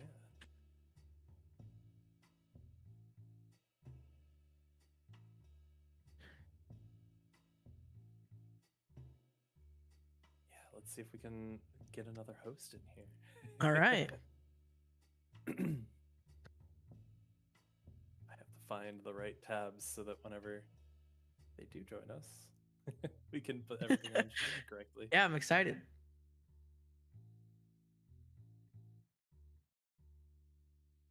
Oh, we got a reply. All right, so we are the players are just kind of cleaning up here. Production side is going to figure out where we go from here. But we're cleaning off, the tables. We're cleaning up kind of the scoreboards and the names. With 20 minutes left in this round, I believe the rest of the Delinquents, and I believe it's Team Unequables on stream as well right now, are still playing out their matches. I would imagine, not every game is going to be a swift 2-0 like Corey made it look. So, there are probably still people fighting through their game threes. They may have just been starting, or they're wrapping them up. So as soon as we know what that stat line is going to be, we will let you know. Let's see.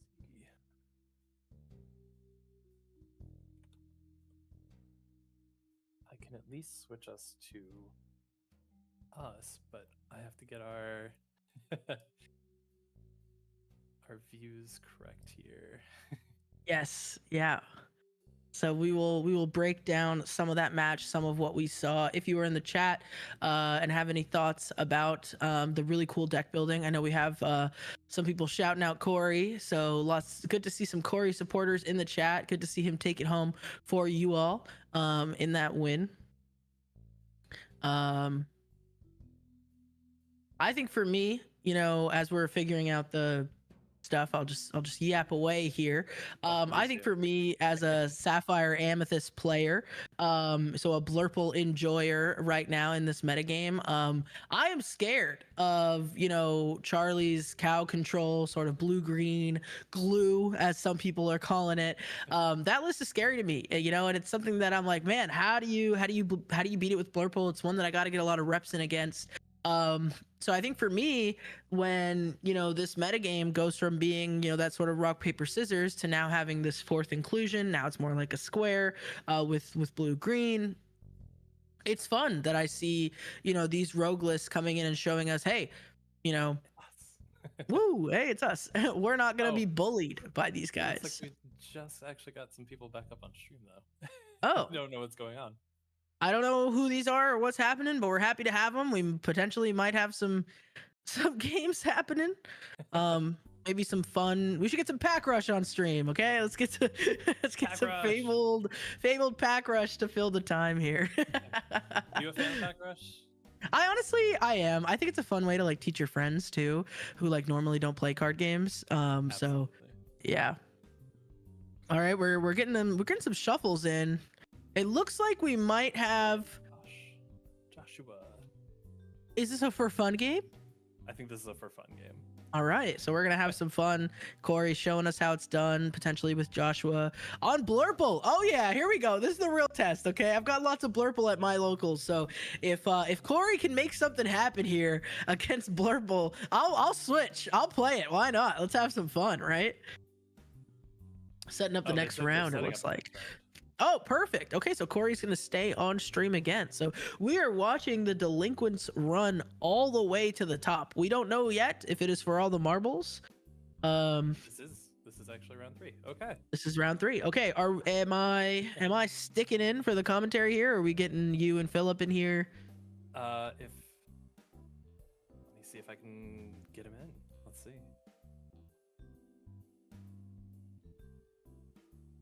Happy to stick around. Oh, we gotta give you guys breaks. Then I'll get a break, and then by then we might actually have a color joining us.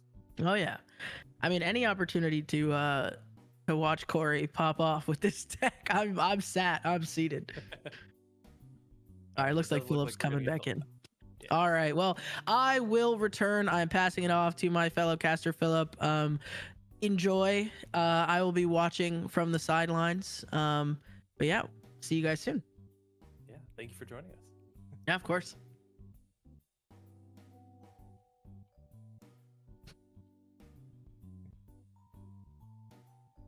All right, we'll get Philip in here in just a second. I guess if you want to stick around until then. Yeah, we're chilling. We're chilling. We're watching the shuffle. At some point, I will leave and I will fade into the distance.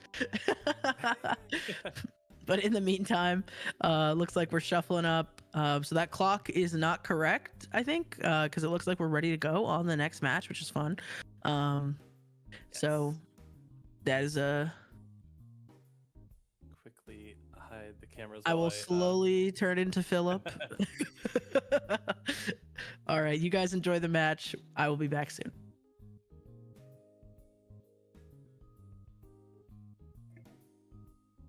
Oh, sorry, I muted my mic just in time to sneeze. Welcome back, Philip. Thank you. How's everyone? Everything is great. Let's see. I'm gonna fix our round up there so we see round 3. Start up our timer. It looks like we've got Corey versus Joshua. I'm not sure which team Joshua is. Let me look up where we have our deck list here. That wouldn't be right. This is for the Exerted versus, I believe, still Team Delinquents. I know before, whenever you left, you had said that you were happy that Ruby Sapphire had kind of moved out, Philip, but we just saw it come back. But it's not an items build. I miss. Is that what you missed? No, what did I miss? Who missed? Someone win? Yes. Corey had won the last round. What game are we on now? We're in round 3. Okay, and I think if I transition us back, we're in. All right.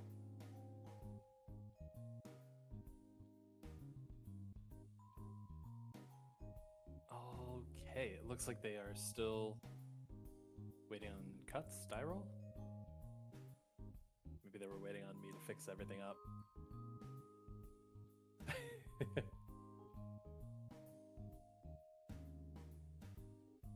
don't know if I need to reset the timer or not. Isn't it still on? It's not still ongoing? This isn't game 3? This is game 3 now. I don't know if the players are waiting for something.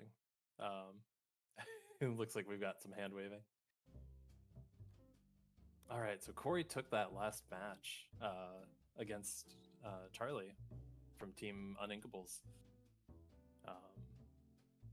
It's got to feel good seeing how Charlie was pretty high up at that CCS tournament the other week.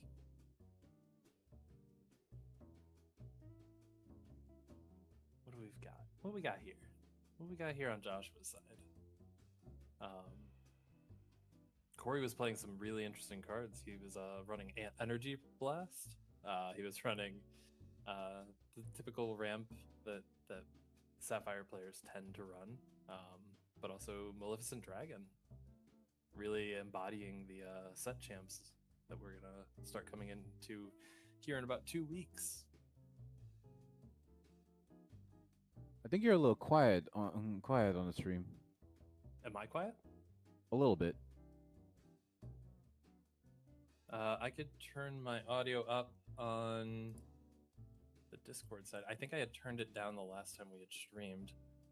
So if I turn myself up to about here, maybe I'm a little bit better. Oh, I don't want to minimize the Discord.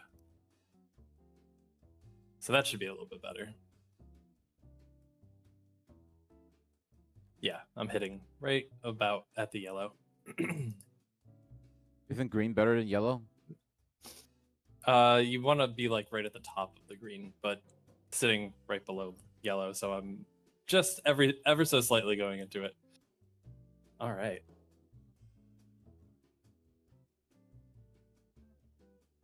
If we go back to the streamcast, we just mulliganing. Not sure what we're waiting on.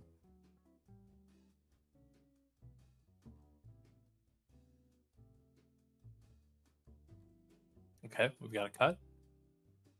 I missed who won the die roll.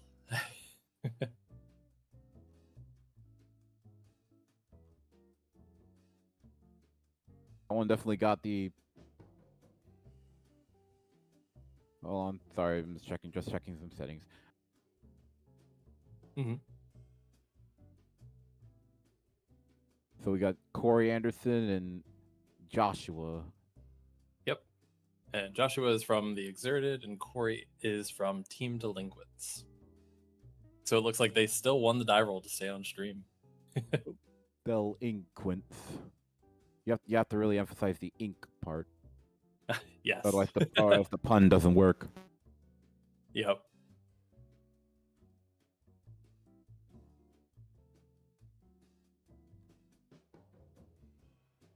I'm gonna check and see if I can find out who won between Delinquents and Uninkables. As our players get ready. Oh, looks like we've already inked and we've played a Basil. We're inking a dragon and passing.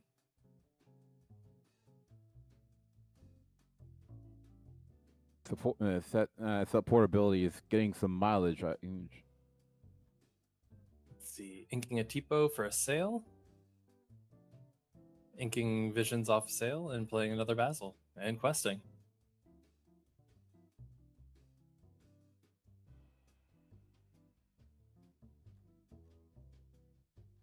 Kind of a slow start for both players, but they are both finding their ramp, I believe. Yep, we've got another sale. Not putting characters on board on Corey's side could be a little bit problematic here. It's going to give Josh an early lead. There we go. Inking the Queen of Hearts. And also inking a Robin Hood. Interesting.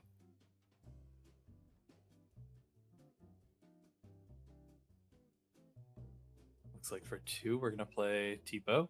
Continue to ramp.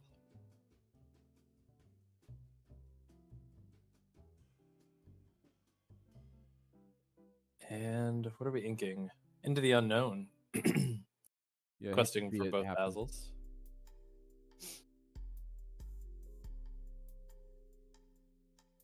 Inking obliquely for Kita. All right, that Kita's interesting. She can turn sideways to look at the top cards of your deck, put one into your inkwell, and the other goes onto the top of the deck.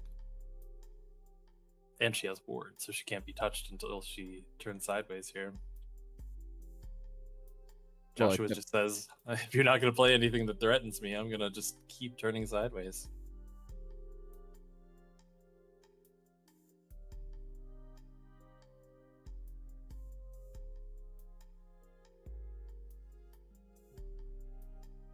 Let's see. Corey's choosing to ink the medallion weights. We're going to challenge with the Kita? You ever exercise with weights?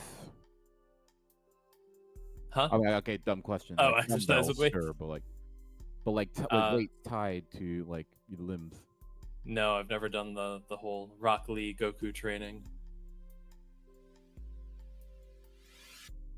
Looks like we're gonna use up Bleakly. Ink that Kita. Wow, we are already at 7 ink. And we're gonna put the medallion weights down. I'm not familiar with the medallion weights. Some people don't usually use it at the local nickels. You pay 2 ink and exert the item, and then chosen character gets +2. Oh. Then whenever they challenge another character this turn, you can draw a card. Were there 2 versions? Is this a reprint? Yes, it's a reprint that had some like clarification text put into it. The way that it had been written before was vague enough that it didn't do exactly what the developers were. It didn't fit with like the syntax that they meant for it to have. So it got some clarification. That's good. That's good. Good erratas and help.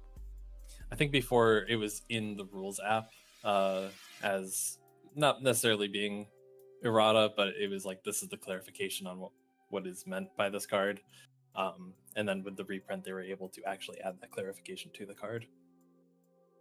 Oh, we've got a TikTok coming down. That's an evasive threat that is a 5/5, I believe.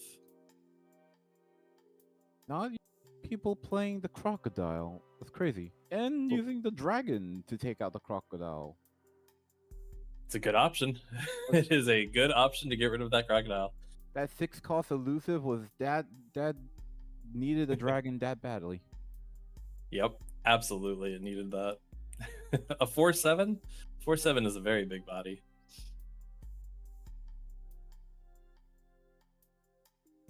Especially with those Basils able to pump it up +2 each time those Basils quest. Okay, you know that's fair. That's fair. That would make it an 8/7 whenever it challenges. We buffed up the Tipo. That growing boy sure did grow. Able to take out Pleagly. We're going to medallion weights the Maleficent. We're going to draw a card from that.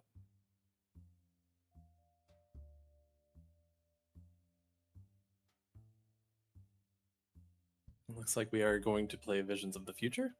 Look at the top 5. Pick one out, put it into our hand.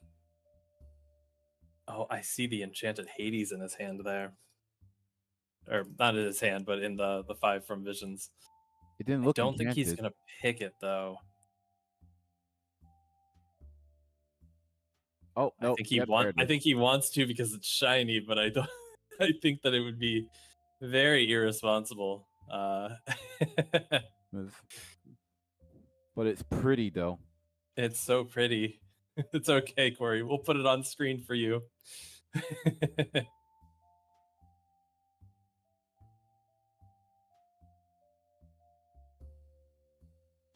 See, we're gonna pay 1 for Nick Wild. And 2 for Kita.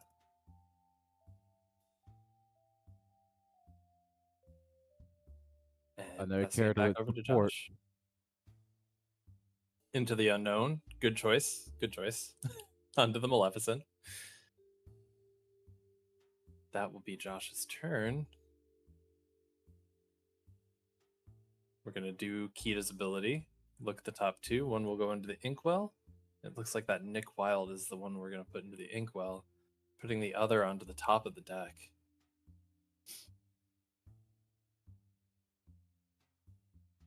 Okay. Do we have the Pleakley to follow up? No, but I don't think we're a threat with the Mouse Detective there. Ooh, Queen of Hearts. Yep, we've got a Queen of Hearts coming down. That'll draw him a card anytime he challenges into something. Challenges and banishes, sorry. To be clear. We see another TikTok. Corey have another dragon. He didn't have a Oh. dragon, but I did see a Hades in his hand earlier. Just not the enchanted one. Ooh, we've got Goofy in hand. That Goofy has Rush, and he's a 5/5 evasive. So he would be able to take out that TikTok. Well, he wouldn't be able to take it out on the first turn, but it looks like we've got an Energy Blast. That will simply banish a character and draw you a card. And we've got Nick Wild coming down and requesting with the Queen of Hearts. Banish chosen character, draw a card. Wow. It is a 7-cost uninkable, so you got to be careful with that card. Before rotation, I would have said that's a bad card. Post rotation, it's not bad, especially if you're able to ramp up to it. Looks like, I don't know if that was a Nick Wild or the Tipo that went in, but it looked like Nick Wild and Tipo were both the cards seen off of Kita, and then we're going to Pleakley another Nick Wild into the Inkwell. And we're going to play out the Goofy. And so this is the new Goofy. He's been around for a little bit. He's been around since set 6, I believe. Yep, Azurite Sea. Really? Yep. Russian evasive, but being a 6-cost uninkable, with other options to play back before rotation, Goofy was kind of passed up. Now he's a great option for removal. I'm seeing a lot of evasives this day. Oh yes. Especially with Sapphire Amethyst running around, there are a lot of evasives because of the synergy that comes from Dumbo. Looks like we're giving Hypnotic Strength to Basil. And We're looking to take something out with Basil? could Joshua have a card in his deck with Rush? There we go. With Rush? Yeah. He could, but I don't believe he does. That would be something like Peter Pan's Shadow would have Rush, but I don't believe that would give him advantage that he would be looking for right now. I mean, if he quests with Basil, that would be... Oh, there's a character with Rush. also. Looks like we turned the Moana sideways, but it didn't quite matter.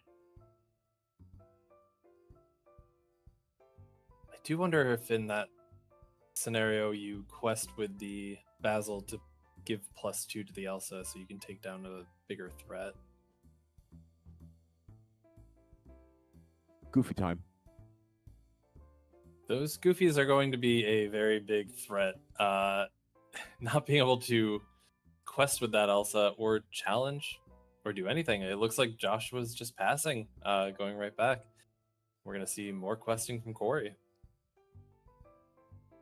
It's still And a anywhere... Maui Shark. Shark Maui. Yep. Oh. And Joshua says, I've got nothing in hand. Shows him the hand and says, all right, you've got round 1 here. Or game 1, match 1, whatever we call it.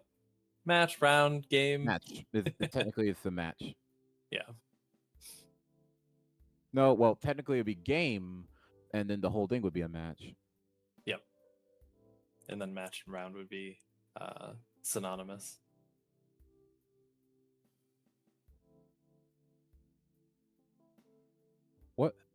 So is evasive gonna be the new thing with Fabled, at least for a few more sets?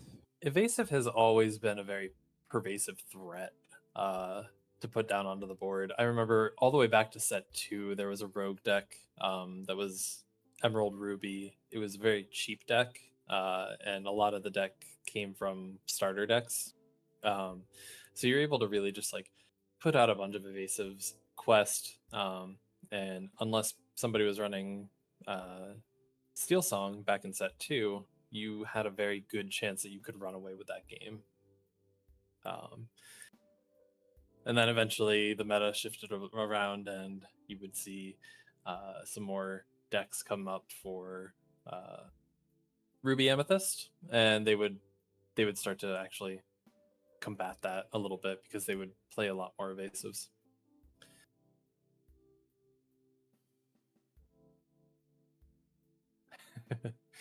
Oh, it looks like they were trying to give us time for setup, but we had all the time we needed. Get drink your water, rehydrate. Yes, absolutely.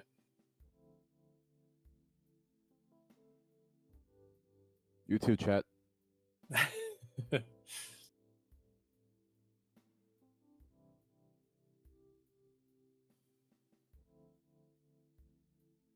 So what team? So Corey Anderson was team. Wait, don't tell me. Uninkables. No, Nope. Delinquents. Yep. There we Delinquent. go. I knew it was an ink pun somewhere. And then Joshua is the Exerted. The Exerted. Yep. Still did not find out who won that last round between Uninkables and Delinquents.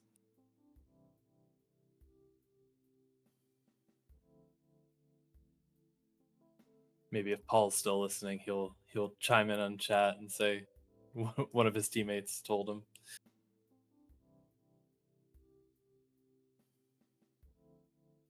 Paul, you here?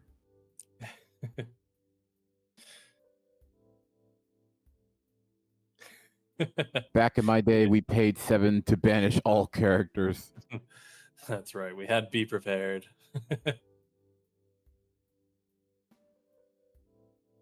Rotation really is the opposite of we had to walk uphill both ways in the snow with no shoes.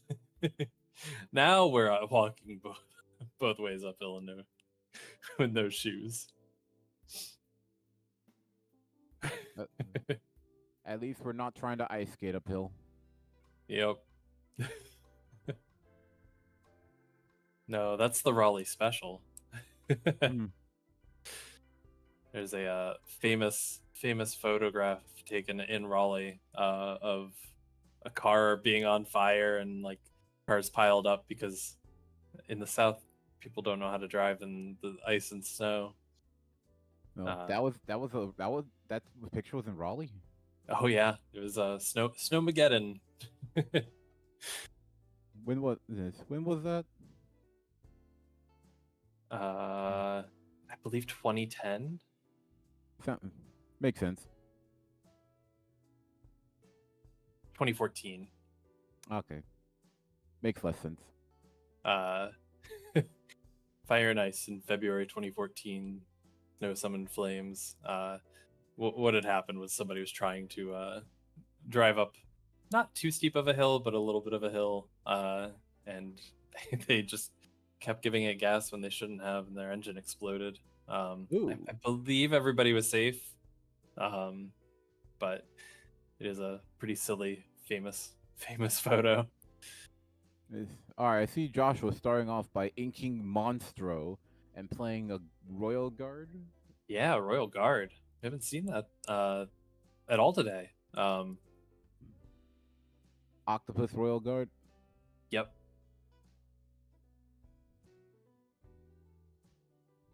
Whenever you draw a card, he gains Challenger for each card you draw. So let's see.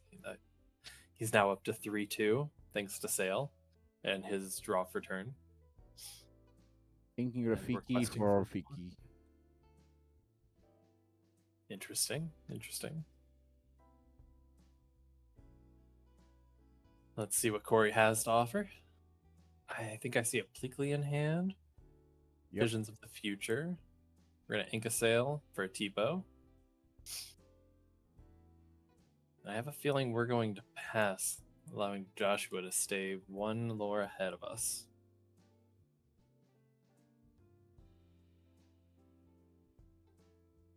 Not Corey doesn't really have any offense to put it up. Not without, war of attrition.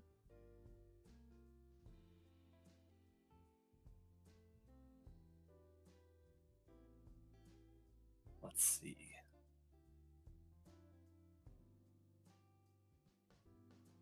Who's going to turn sideways? We're inking a TikTok and an Elsa. We must be running low on cards over there for Joshua then. Does not feel good. We're going to quest with the Royal Guard anyways. Their sail. Oh, looks like our background music isn't working. Well, we're chatting, so do we need the music? Let me see if I can just turn it up a little bit. Oh, and Pleakley hits the board. They're putting Tipo into the inkwell. Makes sense. It's damaged. Might as well, move, put it towards a different purpose instead of losing it. Another Genie. And we are challenging Rafiki, getting rid of Nick Wild. Stopping any possible card draw.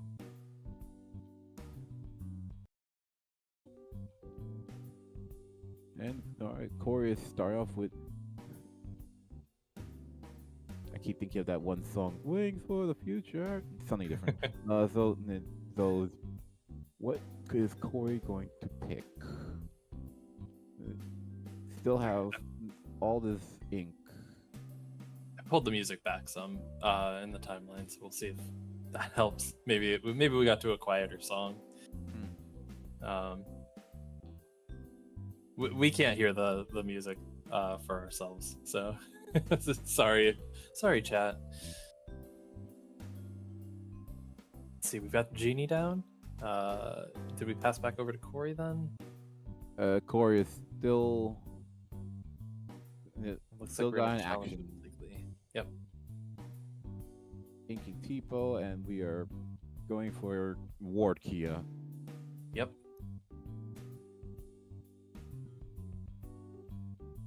See if I can pull Kita up here. Oh, yep, Elsa. Yep. And I'm assuming questing with Genie. Elsa's unable to exert anything because of Kita's ward. Ooh, that's a shiny card. That is my favorite enchanted. Enchanted Pulling up that Mufasa. Mufasa. So he's gonna put out his cards, and Joshua's gonna pick 2 of them to send back to hand, And the rest? and the rest stay in the inkwell. It recovers ink? Yep, it pulls 2 cards back from the inkwell whenever he's played, and whenever you quest with him, he's able to ready all of your ink. So basically doubles your inkwell. Wait. Whenever this character quests, ready all cards in your inkwell. Beautiful card and powerful effect. It's got everything. And he quests for 4. It's an amazing card. It's crazy. Looks like we have passed back over to Joshua. If we can put down Elsa, we can exert the Mufasa, and then we can into the unknown, but I don't know if that's in hand. I'm assuming it's not in hand, or else it would already have been played. Oh, we have the shift Elsa. That will exert that. But do we have into the unknown? It doesn't look like we do. But that can tap down that Mufasa.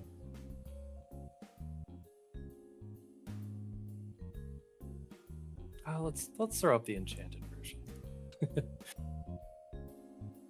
Beautiful Let's see, enchanted. if, let's see if Joshua slams that down and takes that. Weren't you Keeps telling me the that- keeps that difference Mufasa from- between Hmm? enchanted cards and what was that other rarity that's similar but different? Iconic, Iconic. There you go. iconic, and epic. thought Yeah, the Iconic and iconics are the new chase cards. Oh, it looks like we are going to shift out that Elsa. We cannot keep the Kita down, so we're gonna put the damage. We're gonna put the damage onto the Kita. Okay. That's a trade. I'm not sure I like that trade. You gave up a. You stopped the Kita from getting some more advantage, but you also stopped yourself from getting 3 lore a turn with the Elsa. Yeah. And You another saw- Kita, so it didn't matter. Yeah, you saw an extra hand come in there from the captain there for Joshua, giving some advice on what to do next turn here. You can side help your ally. Yep, the captains are allowed to help the 2 allies on the side. So if you can imagine how they're sitting, the captain there is to Joshua's left and Corey's right. And then on the other side of the captain is another table of players in this 3v3. In any other game, we'd have a different name for that. Backseat playing. Oh, nice Robin Hood. Yep.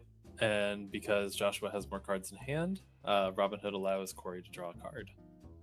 And that Mufasa is rocking with the And we've got the Hades. enchanted Hades. This is the power of remembering who you are. How can Joshua come back from this? I'm not sure. I also wonder, was that Mufasa supposed to stay exerted that turn? Well, it was pulled last turn, since- right? Since the Elsa had come down to exert it, it keeps it exerted. Oh, Elsa exerted it? Yeah. I'm It- not sure if maybe 2 turns had passed and I had not paid attention, but Possible misplay. Will anyone catch it? not sure. I know we do have some people at the event listening right now, so maybe the chat can confirm if that did in fact happen that way. Will that have changed anything though, considering the current board state? That's the question. It would have meant that both Hades and Robin Hood would not have been able to come out at the same time. And if that Hades was drawn off the Robin Hood, that would have changed a lot of things. Looks like we're going to do Into the Unknown on that. We might be a little bit too far into the game to rewind anything anyways, if that Yeah. was a problem. But it looks like Joshua is starting to regain control here. Probably not enough. I think Corey went just a little too wide. If Into the Unknown was a factor, then I want to say it didn't matter, but like I could be wrong. And We've got Sisu and Goofy. Corey just playing out his hand here.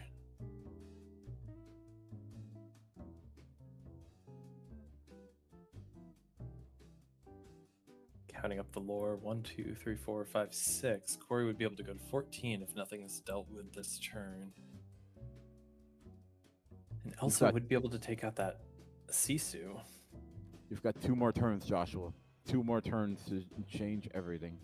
1 jump ahead.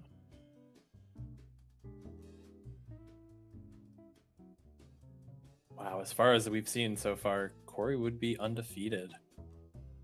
Oh, you gotta tap that Sisu and then take it out. Yep, but then you're gonna lose your Elsa if you challenge in. And I think Joshua saw the writing on the wall. Yep, Joshua said, I can't challenge or else you'll medallion weights that Goofy, and then you will take out my Elsa and draw a card, gaining Well, even more Joshua- card advantage. What else did Joshua have in hand, though? I'm not Oh, sure. it would have drawn. What was that card? Joshua. That looked like heads held high, but that can't be right. Are they just going over possibilities of what could have happened, different timelines? No, I think they just did not update the lore total. Oh no, that should be game, shouldn't it? Oh no. He did. He went up to 14 correctly.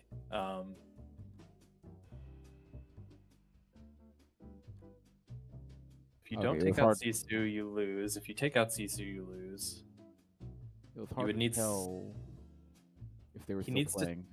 He needs to take out either Hades or Robin Hood at this point. But without any other ways to draw cards, Joshua is probably at the end here.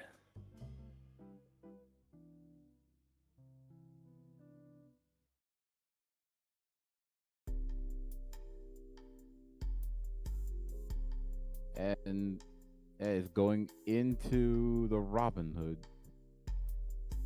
Interesting. Why?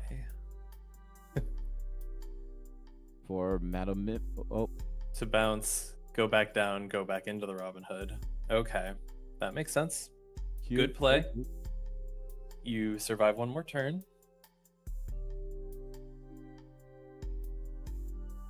Let's see. Counting up 1, 2, 3, 4, 5. Energy Blast to draw a card. Medallion waits. Sisu attack. Drawing another card. Questing for 4. Going to 18. And passing back over to Joshua. I don't know, Joshua. It's not looking good on your One card in hand. Be prepared. Monstro with no cards in hand. Oh. Yep, take out the Hades with Monstro since it has Rush, but still lose to the two goofs. Good game. Good game. Good games. Those are both going to Corey. As far as we've seen, Corey is just undefeated today with this Ruby Sapphire list. Does he have two of those Hades? No. It's a good thing this isn't a meta deck, or I'd feel some sort of way about it. I have a. I'm not gonna apologize. I have a very bad bias against people who bring competitive meta decks to a charity tournament. Well, I'm really happy to see this rogue deck really performing even against the meta decks. And I don't blame them. There's still some prizing on the line here. So can't really fault them too much for that. And also they want to give the people a good show, you know? I mean, if you told me before the rotation that Pleakley was going to become a meta card, I would have laughed. I still don't believe you when you say Pleakley is a meta card. Or like of all cards, Pleakley. We do have jumbo cards, right? They do exist, right? I believe so. At least we did at one point. I just haven't seen a jumbo card in forever. He was in the first chapter, but he did get rotated out, and then there was another one that came in Reign of Jafar. So we do have one. He's a 1/6, so he's got the Hiram stats, except he quests for 2 and he doesn't draw you cards. Okay, so both jumbo cards have no effect. Correct. No. That's crazy. Well, maybe with new Stitch cards, we might change that. Mm-hmm. There's also a new Stitch, or actually, I think it's the new Lilo affects aliens. So, villains. What is it? Aliens, not villains. Aliens. So whenever she quests, you can give an alien character challenger +2, and that character can challenge readied characters.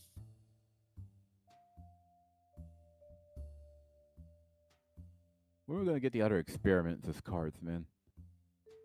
Well, we did see Angel in promos for not Whisper in the Wells, which will be the next set, but The next set after, we're going to 624. is that what Angel's number is? Experiment 624. Okay. Apologize, I did not watch the series. I know Angel's very popular though. Yes. I recommend it. I might have to just go back and watch it. It's it's Gravity Falls time right now. It is time for me to go back and watch Gravity Falls. More than understandable. Hello. Let me get our casters switched over here. Yes. Welcome. How you doing? Hi. How's everybody doing? Doing great. Sorry I didn't jump in and throw everything. Now's the time. Off, Yeah. I was like... No, it's great. Now I can get everything sized up perfectly. Let's see. Well, it is. Essentially. Don't mind the stream. Oh. Whoop. Wait, did someone drop and Willow joined? Oh, hello. We're gonna have so many people.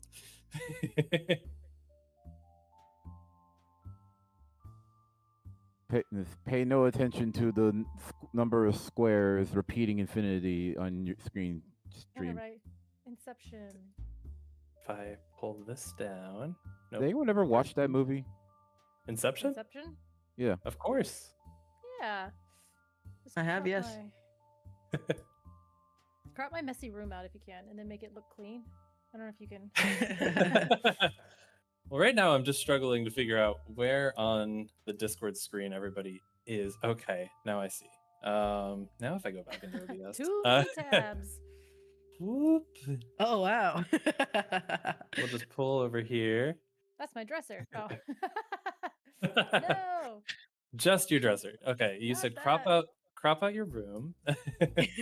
Yeah, just like my face with no hair. I'm just kidding. Don't do that. This is the slowest Brady never Bunch cut my hair. opening ever. Yeah. Just start like looking like up and sideways.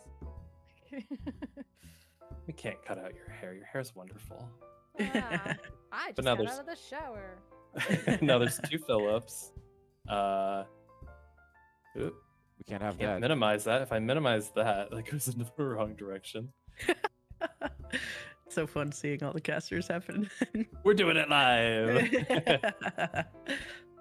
This is what All the right. green room looks like, but we're doing it. Yeah. All right. We're all on screen. Yay! All right.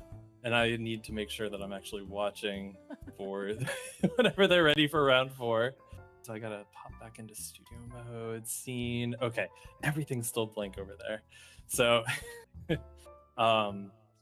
before Philip and I turn this over to you two, I'm just gonna show people that next week we're gonna have a fun tournament, still for charity for Amanda. Please go echo? donate. Hmm. We have an echo. Does color have an echo? Audio I don't know. capture. How's it sounding? I don't know. I guess I can keep talking don't- and see if there's. I don't hear an echo.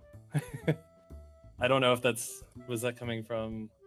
Yeah, I think when Now I hear an Jacob echo. speaks, it comes from Color's screen. Ooh. Do you have the stream up? Or are you in OBS? No, I mean maybe it's just like picking up through my headphones. So let me check my noise gate on Discord because sometimes it does a thing where it likes to make its own rules. So go ahead and talk, guys. Talky talk. Looks like it's Favorite 626 experiment. Very good, very good. All good things. Okay, yeah. So I just had to turn the noise gate up because you guys were being picked up through my headphones because my mic is powerful microphone. Powerful. Yeah. Or powerful speakers. I don't know. Maybe I'm like deaf and I need to turn down my headphones. Hey. So Anyways, next week Yes. we're gonna have another charity tournament on the 27th, where players can win some very pretty playmats here. Ooh. Very wow. sparkly, and the second one here. I know probably Color's favorite playmat. Oh wow. It's definitely the one of my Hades one. favorites. Yes, the Hades one is my absolute favorite. I love that mat. Yeah, it's Yeah. gorgeous. So Who were That those one's made also by? Very beautiful. oh, I don't know. It's just some Just weirdo. some guy. No. Some random guy. Uh, Definitely not me. It's so good. Thank you. Yeah, you nailed it. They look awesome. But also, big shout out to Matified for inspiring basically a whole community now that is figuring out how to do what he did there. Oh yeah, absolutely. Being a pioneer. Absolutely. And I think now he probably has like a team, but I know at the beginning it was just him. Yeah. Him cranking out mats like in his spare time. Like it was really awesome. And now he's like Yeah. sponsoring and CCS and like all this stuff. So yeah, it's incredible to see how the community has grown in terms of that. And especially like people are like, I think I want this to be like a thing. And then now all of a sudden it's like definitely like I was talking to him at CCS and he's like, I want this to be my thing. Like this is what I do. And so I haven't gotten to speak to him in a while, but it definitely seems like there's a website and there's this and there's that and there's multiple people. So quitting your day job is the dream, right? Like that's the dream. Like, Oh yeah. come Oh on, yeah. man. Like, Yeah. I wouldn't All these recommend it, rules. but you know, if you can make it work. Yeah. I mean, obviously get it secured first, but then whenever your daydream or your day job gets to become your hobby, Don't That's you mean where your all the fun hobby happens. into your day job? yeah. So I just want to really quickly, after that last match, shout out Corey again for having such a rogue deck show such success. I mean, it passed the test. What was that, 2 or 3 times against meta decks? You know, and did he win 2-0 both times? Oh yeah, he won 2-0 both times. Yeah, really showing us how it's done. Super cool. I mean, it really just speaks to, you know, how skill intensive this meta is, and like it's all about skill expression. So obviously Corey knowing this deck really well, even if you know many other players wouldn't even bother to look at it, it just shows that you can make something happen. So I think Energy Blast to win at least 2 of those games was a treat and a half. yeah, definitely. I'm like kind of now looking at the list. I know I've run into something similar like a couple nights ago to where I was like, oh, I'm gonna test this Amber Emerald deck where I'm like, oh, this looks fun. And then I ran into the only Ruby deck alive and I was like, you gotta be kidding me. This deck folds in half and I wanted to play it. But yeah, I'm looking at this list and I'm like, yeah, I mean, this list screams like we have not been respecting Ruby. And that's basically what's here. Really, and like, is it like the Goofy and medallion weights with the Queen of Hearts? It's like, hey, I'm trying to draw cards, but I'm going to do it in a fun way. And like, even the Kita itself is like a card draw in a sense with the ramp and everything else like that. So these are a lot of really, really strong cards that putting them together, it's punishing what everybody else is doing. And that's very apparent in the way that the deck is built. Yeah. Kita's such an interesting choice because I don't think we have too many other cards that are like, yeah, look at the top 2 and then put one into your inkwell. But put the other one on the top of your deck. It's usually put it onto the bottom or into hand. Mm-hmm. So interesting. It's like a sapphire cauldron that ramps you. I love that. But no, yeah, I agree. I've been seeing that Rhea as well with the medallion weights. That's a spicy piece of tech where the Rhea that comes in and every time she banishes a character, you can ready her. So it's like a build your own Scar with the medallion weights, and she is. It's very, very, very good, especially if you can. Yeah. I've been seeing the one where you get to ready a character whenever you ink. That's the Raya I've been seeing most of. Oh yeah. Yeah. Maybe it's is it Raya or is it the other one, Amari? Oh my God. You know, they look. Yes. Yeah, I It's know the what you're Ruby talking one. about.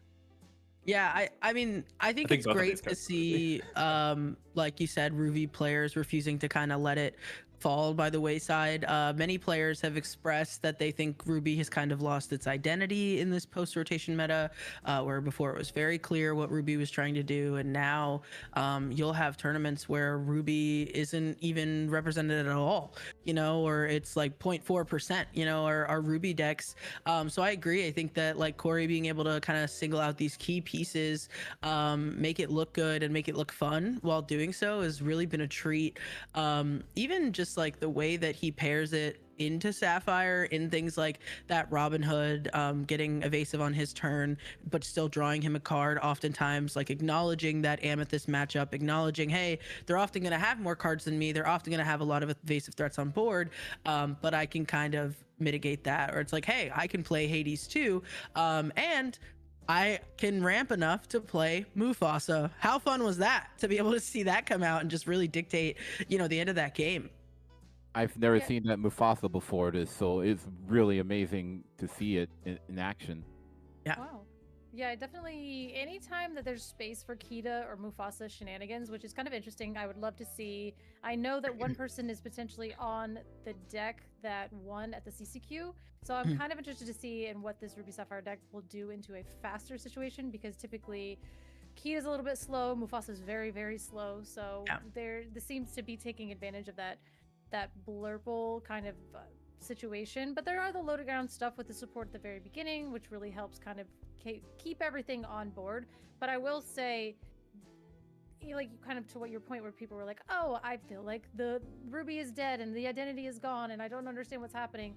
It's a control deck. Typically, Ruby is a control color historically, and we're in a new meta and a new rotation, and it's just going to take us a minute to, once the meta starts to solidify, then we can counter it. And I think that might be kind of where we're at right now, is like we're starting to see it take shape in a really meaningful way, and one of those counters is Ruby. So we just have to learn how to use those cards differently than we have in the past. Yeah. I mean, we still have Be King Undisputed, right? Like, we've still got some of that removal. Even if we haven't been seeing it, it's just going to take a little bit of time for the meta to kind of settle. I'm starting to feel like this might be a little bit like set 3, where we get to the end of set champs here, and we're like, but we barely got to explore. Yeah. Yeah, it's kind of like Sapphire Steel. Those decks always pop up at the end of a format because those guys never rest until they figure it out. Even if they only figure it out for the last week of set champs, they'll be like, "But this deck is meta breaking," and then the new set comes out. So maybe this, maybe this Ruby Sapphire will take off a little too late, and we'll find its sea legs kind of towards the end of the format. But definitely a good showing. Yeah, it'll be really interesting next week whenever we're doing our next tournament.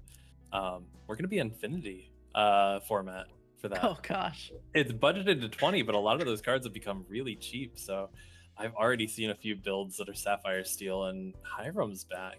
That's scary. Sapphire Steel is, yes, I was about to say, in Infinity, Sapphire Steel is very, very dominant, and I thought it was going to be very much like, oh, we're just going to see a bunch of Ruby Sapphire with coil and things like that. But the Sapphire Steel is so flexible, and the lines are so intricate. Like, actually, like casting, because I had the opportunity to cast the Ink tournament in a couple weeks ago, and it was Infinity on Sunday, and it was intense. It was very, very intense, and there were a lot of decks in there that we didn't see coming. The meta was a lot more wide than I thought it was going to be.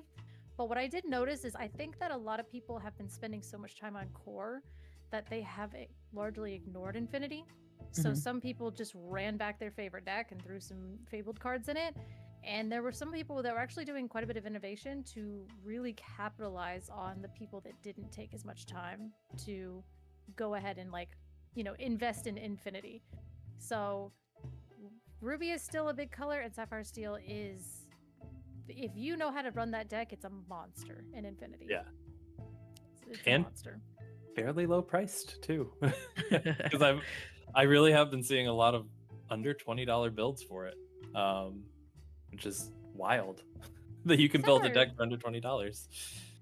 Yeah, I did a tournament that was like a low budget one, and I got Sapphire Steel for my color pairing. We spun for it, and everybody was like, "Oh wow, okay, you are like definitely doing really well because those just Sapphire Steel cards are so cheap. They're so cheap." Ooh, spinning for your pair sounds really fun. It was interesting. I was like, "Oh, thank goodness." But I just like built the, which was kind of crazy because it was last step. So I built, or Jack Shadows actually built the Allies deck with Jasmine. Yeah, awesome. And you know, in a format without Brawl and without all this stuff, like that deck just shines. So ended up doing pretty well. Got to the finals with just good old Jasmine and some allies. Old Pleakley was in there, you know. Yeah, Pleakley coming back in a big way to be a really relevant card. Good on him. But no, to your point, Color, I think like some folks really aren't giving Infinity the time of day right now, which is interesting because we do have, you know, official support for it in the form of that third DLC coming down the pipeline. So I could see where players are like, okay, well, I kind of want to get my hands on these 33 new cards just to see what they can kind of do. That's where you see things like Dumbo has really made, you know, an impact on this meta game. But you know, it's great to see third-party events saying, hey, Affinity is still relevant. You know, don't sell your cards just yet. We want you guys to still be able to play with them and make use of them. And so I think that, you know, come that third DLC, a lot of players are going to be rewarded for their time in Infinity, but it might be at the cost of kind of not having as much time for core in between that time.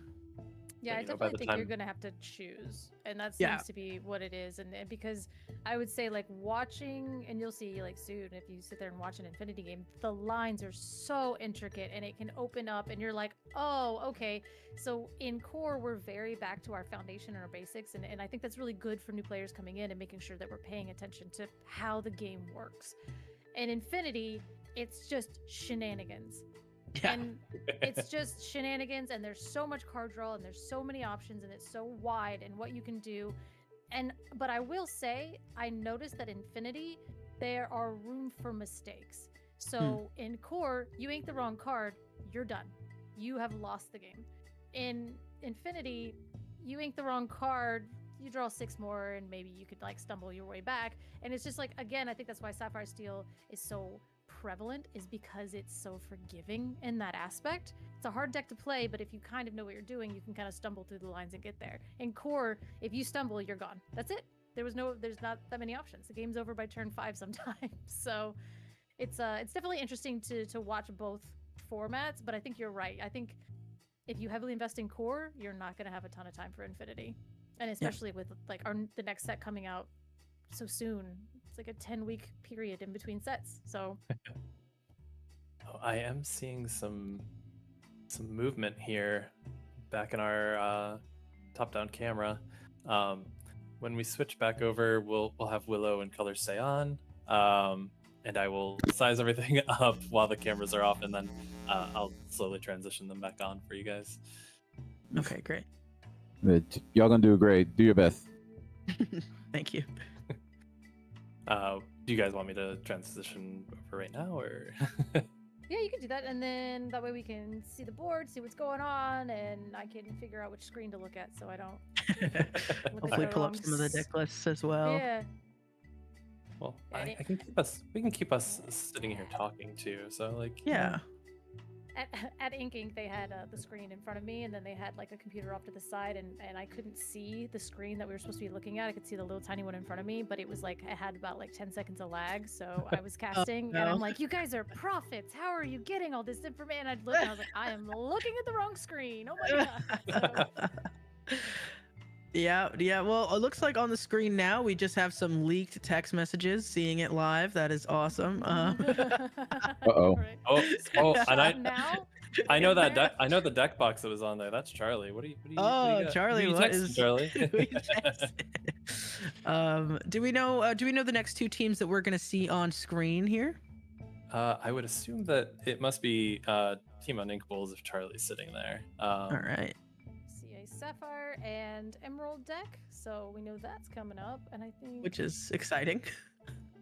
there we go. And then I think as far as lists, we only have the one Sapphire, so that's being Darcy, I guess, is the list. Yep. Was what I was saying. Which will be Charlie Darcy. Well, then there we go. Okay, perfect. Let's see. Still just getting everybody's images moved around here. Do. So glad I'm doing this on the fly. Our hand cams failed this morning, unfortunately. Or else Technology is hard. it is. I'm glad we're going to be able to see Charlie get another chance at this deck. I think when we saw it earlier, he wasn't able to close out the games against Corey, our off meta breaker here. So I'm excited to see, Charlie show us what this deck can really do, hopefully this time. Because when this deck gets going, it really is a control deck at its core, and it can really freeze out some of these game states. Absolutely, yeah. Once you give this deck a little bit of space, you end up being like, oh, I've made a mistake. I should have never given you this much space. And now here we are, and I just get to watch you slowly win the game. And that is...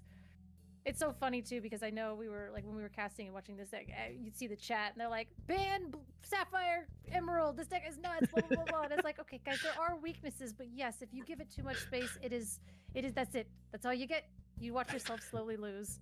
Yeah, I'm seeing dogs on the other side of that deck box. I mean, it'll be revealed to us in just a moment, but I did see a lady card there, so this is definitely going to be interesting. I think one of the weaknesses for Emerald Sapphire is those kind of faster decks. It depends, but if you can get under it, and if they don't see those key pieces in time, you have a fighting chance for sure. So I'm excited to see if the control is going to go the way for Charlie, and he's going to be able to see the heads held high, see the under the sea, or if we're just going to be able to run away with it with the dogs. Yeah, I like this deck. I'm looking at the list, and it seems as though there is there's alternative ways of card draw in here, because I think a lot of times people have just relied on Clarabelle as a card, and against a more aggressive loaded into the ground deck, you're not really going to get a lot of Clarabelle value. But I do see 2 copies of a specific card that is going to alternatively draw. Give our opponent cards, but hey, we also get cards, and that's always good to have a backup. So I'm looking at production here. I think they have swapped who we have on screen, actually. So it's going to be Ruby Amethyst in Nathan against... Okay. So it's still going to be the dog deck. So it's going to be Jason on dogs, Emerald, Amber. But we are going to have Ruby Amethyst against that. Now, if I'm looking at the right Ruby Amethyst list, this is going to be fun, because this deck I have play tested with this Mother Gothel, and the ruling's a little weird. We might have to pause and explain it at some points, but she can effectively move damage before the challenge even happens, which can be great to kind of clear out all of these characters, especially if basically Ruby Amethyst is going to take advantage of turning sideways, which is what Jason on dogs is going to be wanting to do round after round, or time after time after time, right? Just questing and questing and questing. So we're going to actually have to see some stalling here, and hopefully see if Ruby Amethyst can kind of move that damage around to make something happen with these board wipes. Yeah, definitely. These the bodies on are typically good to hold that damage, like Elsa and things like that. So that's pretty good for that, because unfortunately into these smaller decks, there's not a bunch of big bodies to really hold damage, to move things around. Of course, if this is like that deck, it has tramp and everything else like that. But I am seeing. There he is. So yeah, those tramps and everything have a little bit more on them. But ooh, I love that card. That is going to be a fun little tool that I love looking at this list and pretending like I'm like oh no, okay, so this deck is so fun. This was the deck that I was like, I'm gonna play this deck. I love it. The numbers make sense to me. It's like it kind of fits together in a puzzle that makes my brain really happy.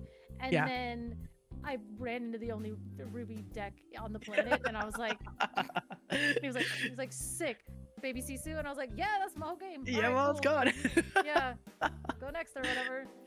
Yeah, so shout out like small Sisu daring, whatever, blade flying homeless. Oh god, I hate it. It's just like, you gotta be kidding me. So we see a Valley Shark go into the Inkwell. No 1-drop happening. We do see that Tramp go into the Inkwell on the other side, but of course, with our Emerald Amber deck, we're always gonna have a 1-drop to play. So we're starting out strong with the Merfolk. gonna be the merfolk down, which again, like kind of like what we were talking about earlier, set 3 vibes. Didn't want to see this card. Don't like. I have like a little bit of weird PTSD when this card comes down because you're like, man, I don't want to be, and especially not in this meta. You don't really want to be discarding. I don't want to discard in this economy. That's insane. No. Oh, see, so I can see Nathan was really thinking on whether or not he wanted to ink that Gothel. He has another one in hand, but really the more Gothels, the better, right? Because as your characters retain that damage, you can kind of ping things like multiple merfolks in one turn before you even challenge anything else to clear the board and not have to discard. But I guess he's valuing the exertability on that Elsa more. Yeah, we do see inking the go-go down, which is kind of unfortunate when you have a deck that's going to be flinging damage because you're like, oh, I want to get that value. But we do see the turn to Lilo come down, and we don't really, I don't ever want to play that card from my hand. That is not what I want to do on 2, but we do have 4 lore on the board, staring down just a Lumiere, but you are right about that. Now, the Gothel, I think people definitely underestimate the Gothel. I feel like when you're playing against them and they play the Gothel, again, fantastic answer. It's a fantastic answer. So, unfortunately, though, people don't value that Gothel. They really don't.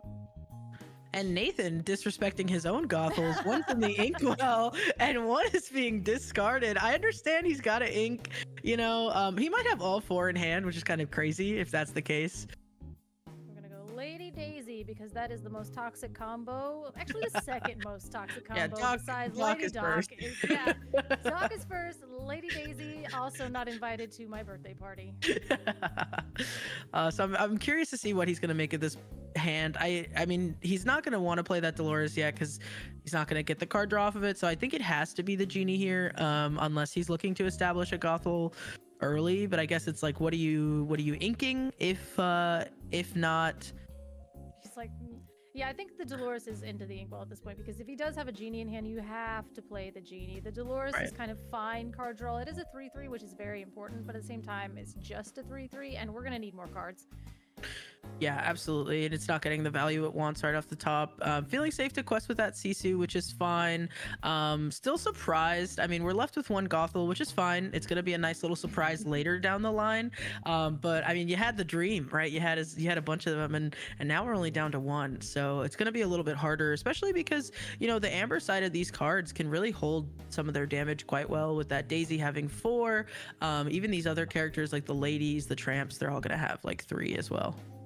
Yeah, we do see the Bobby come down, which I think that is one of my like low-key favorite cards of the set because I love filtering and I am a big Circle of Life fan. So if I can play Bobby Zimmerowski and draw a card and discard a card, I feel like I am gaming. I just love, because I'm like, this is exactly the hand I want. I mean, of course, we have had those filtered cards like DYB and things like that, but I don't know. Doing it with the Cheese Whiz Kid is just like, that's it.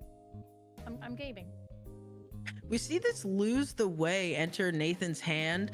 He doesn't have a ton of ink available, so it's not like he can play that and something else without like at least first inking, but it is still nice to have that option, if not this turn, for later down the line, because now we're getting into this stalemate where, Jason isn't questing yet, but he's getting to a point where he can sort of like quest twice per game. So it puts pressure on Nathan to start exerting some of these characters without seeing that Elsa. It looks like he is gonna he's gonna forego that and establish his board presence and start questing out with the evasives. I like that. Yeah, I like that. And I think we saw an Elsa in hand, but we maybe went to ink it. And unfortunately, in this meta, Elsa is about the best card that you could possibly play. And now we do see the Tramp come down, shifting on top of old smaller Tramp. And that says whenever a character is banished on your opponent's turn, you draw a card. So now this challenge deck is going to be refilling your hand as it gets closer and closer to the end. And I'm turning sideways. Absolutely. Oh, yeah. Oh, yeah. I'm sorry, you remove my 2/8 if you can, or you remove these little guys, and I will refill my hand, and I'll be back to see you later.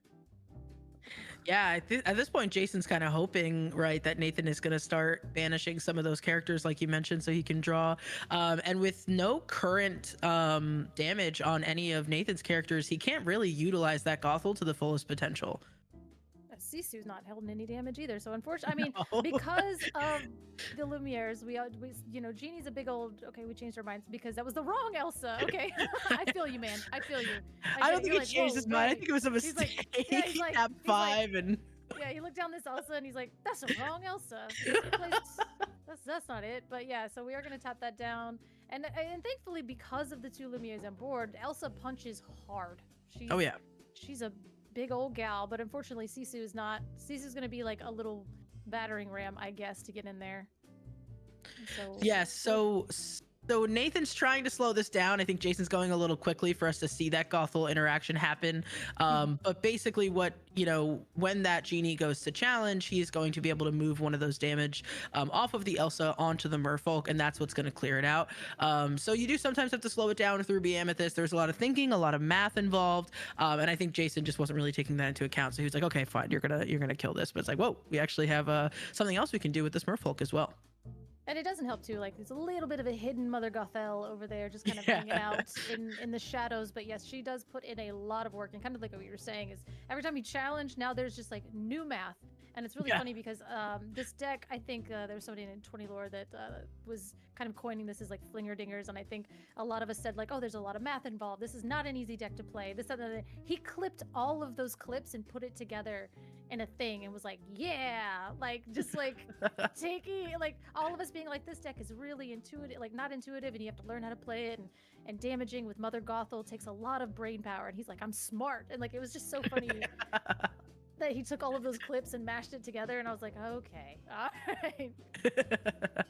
Yeah, I mean, if you study the lines, you can make anything happen. It looks like Jason has had enough and is maybe scooping quite early. I mean, did Jason scoop, or was it? Yeah, I mean, I guess maybe like no cards in hand, and like I just watched you decimate my entire board, so you're like, board, well, yeah. I guess we'll just scoop it up and go to game 2. I mean, it doesn't seem like. Hey, at least they're fast matches, right? You have time for snacks in between. We got stuff to do. It's kind of nice. Yeah, I am surprised to see it scooped up so quickly. I think it is just like acknowledging, like, maybe Jason hasn't played this matchup before, and understanding, oh, when I turn sideways, with that Gothel out, in this case we only had one, and was still able to, like you said, just kind of clear that entire board, realizing, okay, you know what, let's just go next game. I'll have some more cards and I'll be able to hold my stalemates hopefully a little bit longer. Because the one thing about Ruby Amethyst is they're not going to be able to exert multiple things a turn until the late game, right? So that Elsa challenging one thing, especially when there's such little bodies that usually don't hold damage well, it's not going to be enough to clear too many things other than a merfolk here or there. So maybe Jason can kind of, now that he's seen what this matchup wants to do, kind of start holding back some of his quests. Yeah, absolutely. And reading Mother Gothel, you're like, oh, that card seems fine, I guess. But then you watch it, and it's one of those ones, like, especially if you're not really thinking about it, conceptualizing that card and the way that it works is difficult. You're like, okay, that's a card and it does a thing, and then you see a turn where you get to use the full potential of it, and we had a wide board. You said that stalemate was now broken, so I am having 17 Mother Gothel triggers, and now my whole board is gone, and I don't have any cards in hand. And what happened? Ruby's not real. Like, we're going next. I quit. Yeah, which fair, gives him plenty of time to kind of figure it out for the next one, and still gets to be on the play, so gets to kind of figure out what he wants to do a little bit more there. Someone in the chat saying Nathan on this deck is so fun to watch. Yeah, shout out. I mean, I think this deck is really cool when you have a player who knows what it's trying to do, knows the lines well, and also, I mean, getting paired into an aggro matchup is just kind of like exactly what red purple wants to see all day long, right? Like, they have to turn sideways. You can take advantage of that. So if you're Nathan, you're feeling pretty good here, but I'm excited to see Jason turn the tides in his favor and say, hey, I'm here to play too. It sounds like these are the matches of captains going against each other here. So these are the captains of the team going head to head for the win. I mean, clearly there's a reason, Oh, absolutely. And then we do see a turn 1 lady, which I love this card because she says whenever you play a character, this character gets +1 with this turn. While this character has 3 or more power, she gets +2, which was really amazing last set with Cricky because you could just play Cricky and quest for 3, which was amazing. But again, she is also going to make all of the other tramps cost +1, and the synergy in this deck is kind of bananas. Yeah, we're seeing that Mulan come down for Nathan on turn 1, which is going to help with having that damage pre-established, something we didn't really see last game. So I'm excited to see now that we have some damage, how he can start moving that around effectively. gonna deal. And so we are gonna double play 2 cards. We're gonna play a tramp again, so that's a reduced cost to 1, even though he is a 2 cost. He does buff up the lady, but that's fine because what we're actually gonna do is quest for 3, and that's a lot for some. Like it doesn't feel like a lot, but now you got 3 characters on board. You're at 3 lore, and it's turn 3 when it Yep. It's just. Yeah, Gross. and Nathan considering, you know, trading with that Lumiere buff because the Mulan wouldn't be banished since that lady doesn't hit back, but I think ultimately favoring to hold that damage a little longer. Again, yes, and we do see the lady come down, and her friend this time is Lilo, which she's gonna keep jumping out of that discard every time you think about her, and that's, you know, what we love about her. But again, playing her for free is fine. I'm fine with that. Go ahead and Daisy quest and see what we get off the top, and it is Finders Keepers, but Finders we don't need to fight. We don't need that in this matchup. That's not here. That's not for us. We're put that at the bottom. Give me my characters. That's what I want. We could have inked it, but you know, you're right. At least we got it down to the bottom. This is going to be an important turn 3. I think you kind of want to wait to slam that Gothel until you're ready to start challenging. But if you're not throwing down that Gothel, if you're not challenging, this might be a little bit too much lore than you're ready to deal with. So see what he elects to do. Nathan just disrespecting the Gothels, putting one He's into like, the "I inkwell, don't one need onto it. the board. I don't need it. Who Like, needs once I two? get you, I'm gonna get you. Yeah. And so again, we're gonna go ahead and basically the Lumiere pumps it up for 1, and then when we go ahead and we have our trigger on challenge, we're gonna move that damage over to the Daisy. 3 + 1 = 4, and we're all there. Daisy is in the discard. Math. Yes. Blech. Emerald Chromacon. Oh, this is a stellar answer from Jason though, because now even if you're holding damage on your characters to be able to like ping, as soon as you start removing Jason's characters, even if it's from a challenge or not, because it just says for Chromacon when they are banished, not when they are banished in a challenge, you're gonna be able to bounce back things that are holding that damage. So this has gotten a lot harder for Nathan suddenly. Yeah, again, and this is a very intricate matchup when you start thinking about it in terms of that, between the Lumiere adding and the Mother Gothel giving challenge triggers and everything else like that. And now you've added an Emerald Chromacon in here. So this low to the ground, like kind of battling it out back and forth, everything becomes a lot more difficult, and misplays become so prevalent just because of like the Emerald Chromacon situation. And now we are having to see this Elsa come back down. We played the right Elsa this time, and then again, hoping that Jason is going to respect this Mulan shift as well, because that Mulan shift is a board wipe.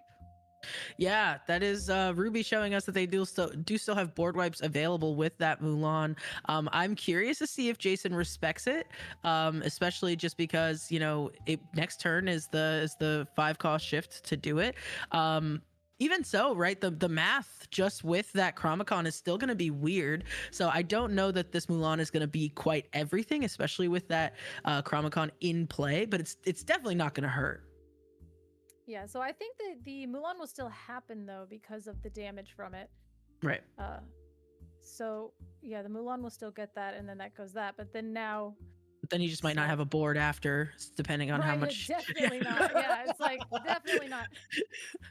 But we are getting to the point where I think Jason has low cards in hand. So the potential, unless that's exactly a dock in hand, the potential to rebuild is starting to get lower and lower. So if the Mulan does have a huge blowout, then rebuilding is going to be much harder. Yeah, and it's not a dock because we know that there's no steel in this, so unfortunately. Oh, well then why? Yeah, there we go. But So- I believe that improvise that looks like he's thumbing draw a up is card going to there, draw him yeah. a card. Yeah, so we'll take that. I'm just scared of Doc. You know what I mean? And that's like not the first time I've done that either. It's where I'm like, it could be a Doc, and they're like, well, that's an illegal deck, and I'm like, because I'm just so terrified. I'm just so this scared of it, card. yeah. This card is so scary. Jason seeing the importance of that Mother Gothel, understanding that he needed to take it out. So honestly, kudos to him, knowing that it's not always just zoom, zoom, zoom. And sometimes you do kind of have to challenge back, which I think is really great to be able to see that skill expression, even in an aggro deck where people often call them a little bit more just like quest and pass. But there's some more decision making to be done there. Yeah, I think that aggro is a little bit more difficult than people give it. I mean, there is a way where you can play it and you can just turn them sideways and then either win or lose, but there is a lot more intricacies to it than most people feel like. Unfortunately, Ruby Amethyst being very famous for never having any item removal, so that Emerald Chromacon is eternal and causing so many problems. Yeah, I wonder though if Nathan's still gonna feel in a good spot to just kind of quest this Elsa, finish off everything with the Mulan, because you would assume everything's gonna get bounced back. And if Jason doesn't bounce the Mulan back, you're kind of just happy with that. But he elects not to shift here. Yeah, definitely going ahead and maybe getting some more value out of that. I like how they went for the Lilo because that stacks the 2 damage onto the Mulan, which gives us a fun thing that we can use later, as opposed to taking the Lady, which would have gained us no damage onto our Mulan. So kind of like you said, like really just like stacking on that damage and as a fun thing that we can use later, opting to play the Lilo straight out of the discard and hoping we draw a 2-drop, in which we did. I did. Wow, okay. Oh, and the lady gets that buff and is gonna take that Mulan, so that gets rid of that shift possibility. So I wonder if Nathan was expecting that respect to kind of be shown, because I think if that was the case, Nathan probably would have just taken both of those characters out in the challenge. Yeah, I mean, the Chromacon making everything a little bit more difficult, so he's like, okay, did we forget the Chromacon trigger at this point? It seems okay. Okay. Oh, okay, all right. I was like, yeah, so then we're gonna go ahead and again, Nathan kind of understanding the Chromacon. It's like, unfortunately, that's basically what ends up happening is you're like, oh no, Emerald Chromacon, and then the play lines become a little bit more obvious. You just have to kind of adjust how you're used to playing, and typically flooding the board like Nathan is doing is how you get there. But again, gotta turn sideways. Ugh. Oof. Did put that tramp into the inkwell. Surprised to see it. I know that's kind of expensive, but it does have a nice big body on it, so it would have made it harder for Nathan to remove. But I guess Jason at this point, like you said, is just kind of trying to draw into those 2 questers and keep playing them out and keep bouncing threats away every turn. Yeah, and unfortunately, this Elsa is a 2/3, so we are probably going to end up exerting, or, you know, if we decide to use her ability, we're going to end up unfortunately losing it immediately. So the amount of times this Elsa is actually going to be able to use the ability because of the Chromacon is unfortunate. But we do see the Hades come down. I love this card. I love this art. He says, whenever you play this character and whenever it quests, you may deal 2 damage to other chosen characters of yours to draw 2 cards. So it's like, we have Hiram at home and now he hurts us. So we're gonna see that Elsa exert. Is he exerting a character or gaining a lore? I think he did decide to get the lore from the Elsa because we know that now one of these things are, you know, yep, again, we put the Hades back in there, but that's fine. That's fine. He still does the same thing over and over. We're just not going to get that free 2 damage to 2 cards situation, which is ridiculous. I love seeing Jason every turn just put that Lilo straight back onto the board before he draws. He knows exactly what he's trying to do. Keep that lore pressure, keep bouncing things, and all the while hopefully have things stick around enough to quest up. I mean, he is at 13 here, so I do believe, you know, continuing to put these Lilos down, he may be able to get there. Yeah, I think that the Lilos are a really good strategy with the Chromacon, especially because you're going to have to deal with them every single time. And once Every you deal with the turn. Lilo, it's, you know, you're getting there. And if we can, like you said, if you can just keep ripping 2 questers off the top, it's like, okay, well, I don't have time to deal with this because you just keep putting Lilos back on there. And I think that's what we wanted to get to, was potentially by inking that tramp. Now we're able to play both Lilos out of the discard plus a 1-drop. Yeah, And absolutely. there are a lot of 1-drops in this deck. So we put that Mulan into the inkwell, presumably because we know Chromacon is just going to bounce that thing every single time, not wanting to let that stay, obviously, to get the effect to wipe out the rest of the board. We're taking that Hades right back, but at least we're getting to draw every turn. So while Jason is replaying those Lilos, Nathan is kind of refilling his hand every turn. And also, too, in this point, we're kind of getting in a little bit of a dangerous area. 13 is not very high. And okay, so we do probably have another. If we don't put anything on the board this turn, we are in trouble. Because if you look at his hand, we've been playing Hades over and over again, which is just putting tons of cards in our hand. And how you get around that Chromacon is flooding the board. Because even though I'm challenging, it doesn't matter. I have too many things, so where you can't get rid of everything every single turn. And I think that's kind of the critical mass of cards that we've been building up to by playing that Hades, which is very slow. It's a very, very slow thing. And 15 is fairly unsettling to continuously have to do this over and over again. But if we can start Man, we might have to turn the corner at 19, and I am stressed. Yeah, it's definitely going to come down to the wire. I mean, especially because every time those Lilos come back, they are 2 questers. And while it is great for Nathan to refill his hand with cards, not all of his cards are cheap. Like, he's not really playing down his cheap threats. So that's what I want to see him. Yeah, see, like, he's thumbing up the Lumiere, he's thumbing up the Mulan. That's what I want to see from him. I want to see him putting down multiple threats a turn instead of just doing this Hades, because that's really how you're going to come back from this. Yeah, I think that was probably like I was trying. Yeah, like playing the Hades several turns in a row to potentially build up that critical mass of lower drops, and then unfortunately, now there's like the 3 things on board. So yeah, we're always going to see at least 3 things on board every single turn. And like what you said is like we need to start. Okay, so we are going to do that. Yeah, so. He does have So a we need big to think ahead. Elsa in hand, or medium Elsa rather, to be able to kind of challenge away one of these characters as well. So that would only leave 1 thing on the board. We also see a Bell here to move some damage, but obviously these things can only happen 1 at a time. So he's just got to choose the order in which he wants to do this. Yeah, so get rid of that. Get rid of the Merfolk because we want to keep everything. Wait for the trigger. See what happens. Maybe you're gonna put the Bell back in her hand. I doubt it. I would put the Elsa. I'm not putting that Bell back in your hand. Oh, Yeah. Okay. Oh, So it we did was. put the Bell back in. Yeah. And now I'm just gonna play as many little guys as I can. Little guys, just a little guys. Look at them all. Yeah. Bounce these. I dare you. So, all right. Let's see. Bring that Lilo back. He is going to get to 17 off of that Lilo, but now this board is a little bit wider for Nathan. So it's going to help because he can play things down before he starts challenging. I don't know. No. I Okay, don't we're going to get play that the Go-Go Boy, Dry. howdy, Yeah. I'm absolutely greedy. I'm like, how much damage do you think you're gonna stack all that? I'm gonna win up the back of this Go-Go. That's true, because you Oh. can choose what to bounce, so you don't have to bounce those characters that are inevitably going to take damage. That could have been a game-winning card here. But Jason, I think, is feeling like he needs the lore pressure. Yeah, we're definitely in a good spot. Watch it. Probably just another Go-Go in hand. He's like, I'll put this Go-Go so then I can play my other Go-Go. And again, we are going to see this come into play. We're going to see that Mother Gothel is going to bounce something when it comes in by doing 2 damage to our treasure guardian there, palace guardian. They're all guardians, but they are illusions, and it's fine. But yeah, definitely great synergy with this deck. That Madame Medusa coming in and putting the damage, so we can now use that again. And we do know there's a Bell in hand. Yeah, so that is going to be able to get rid of that Go-Go if he has the ink for it afterwards. Palace card's not quite okay with the Lumiere. There we go. Yeah. It's gonna take Yeah. that Lilo we get there.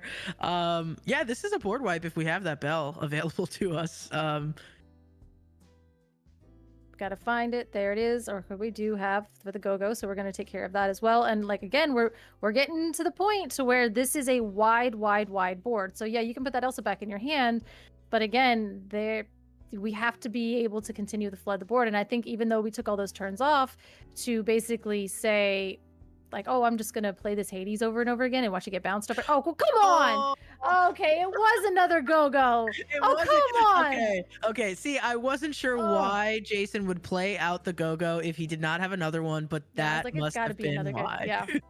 He's like, I'm watching you do all this stuff, and I just have 2 Go-Go's in my hand. Yep, that'll do it. Oh man, sometimes it's like back in the day when Goat was still around. Like, People do you would just have be it or like, not? Yeah. do you have Goat in hand? Just show it to me. Just show me the goat, and I swear to God, I'll lie. I'll walk out right now. I promise. Yeah.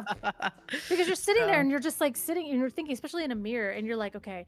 And if I do this and I do that and blah, blah, blah. And like, I hated it too, where like some people are like, they'll draw their card for turn and it's literally Goat. And they're just like, and they're like looking at me and they're like, I'm sorry. And I'm like, I hate you. Like, cause it was like, basically we did all of this stuff. And if it's not exactly Goat, then I win. And then they're Right. like, oh my God, it's Goat. And you're like, exactly God, Goat off the top.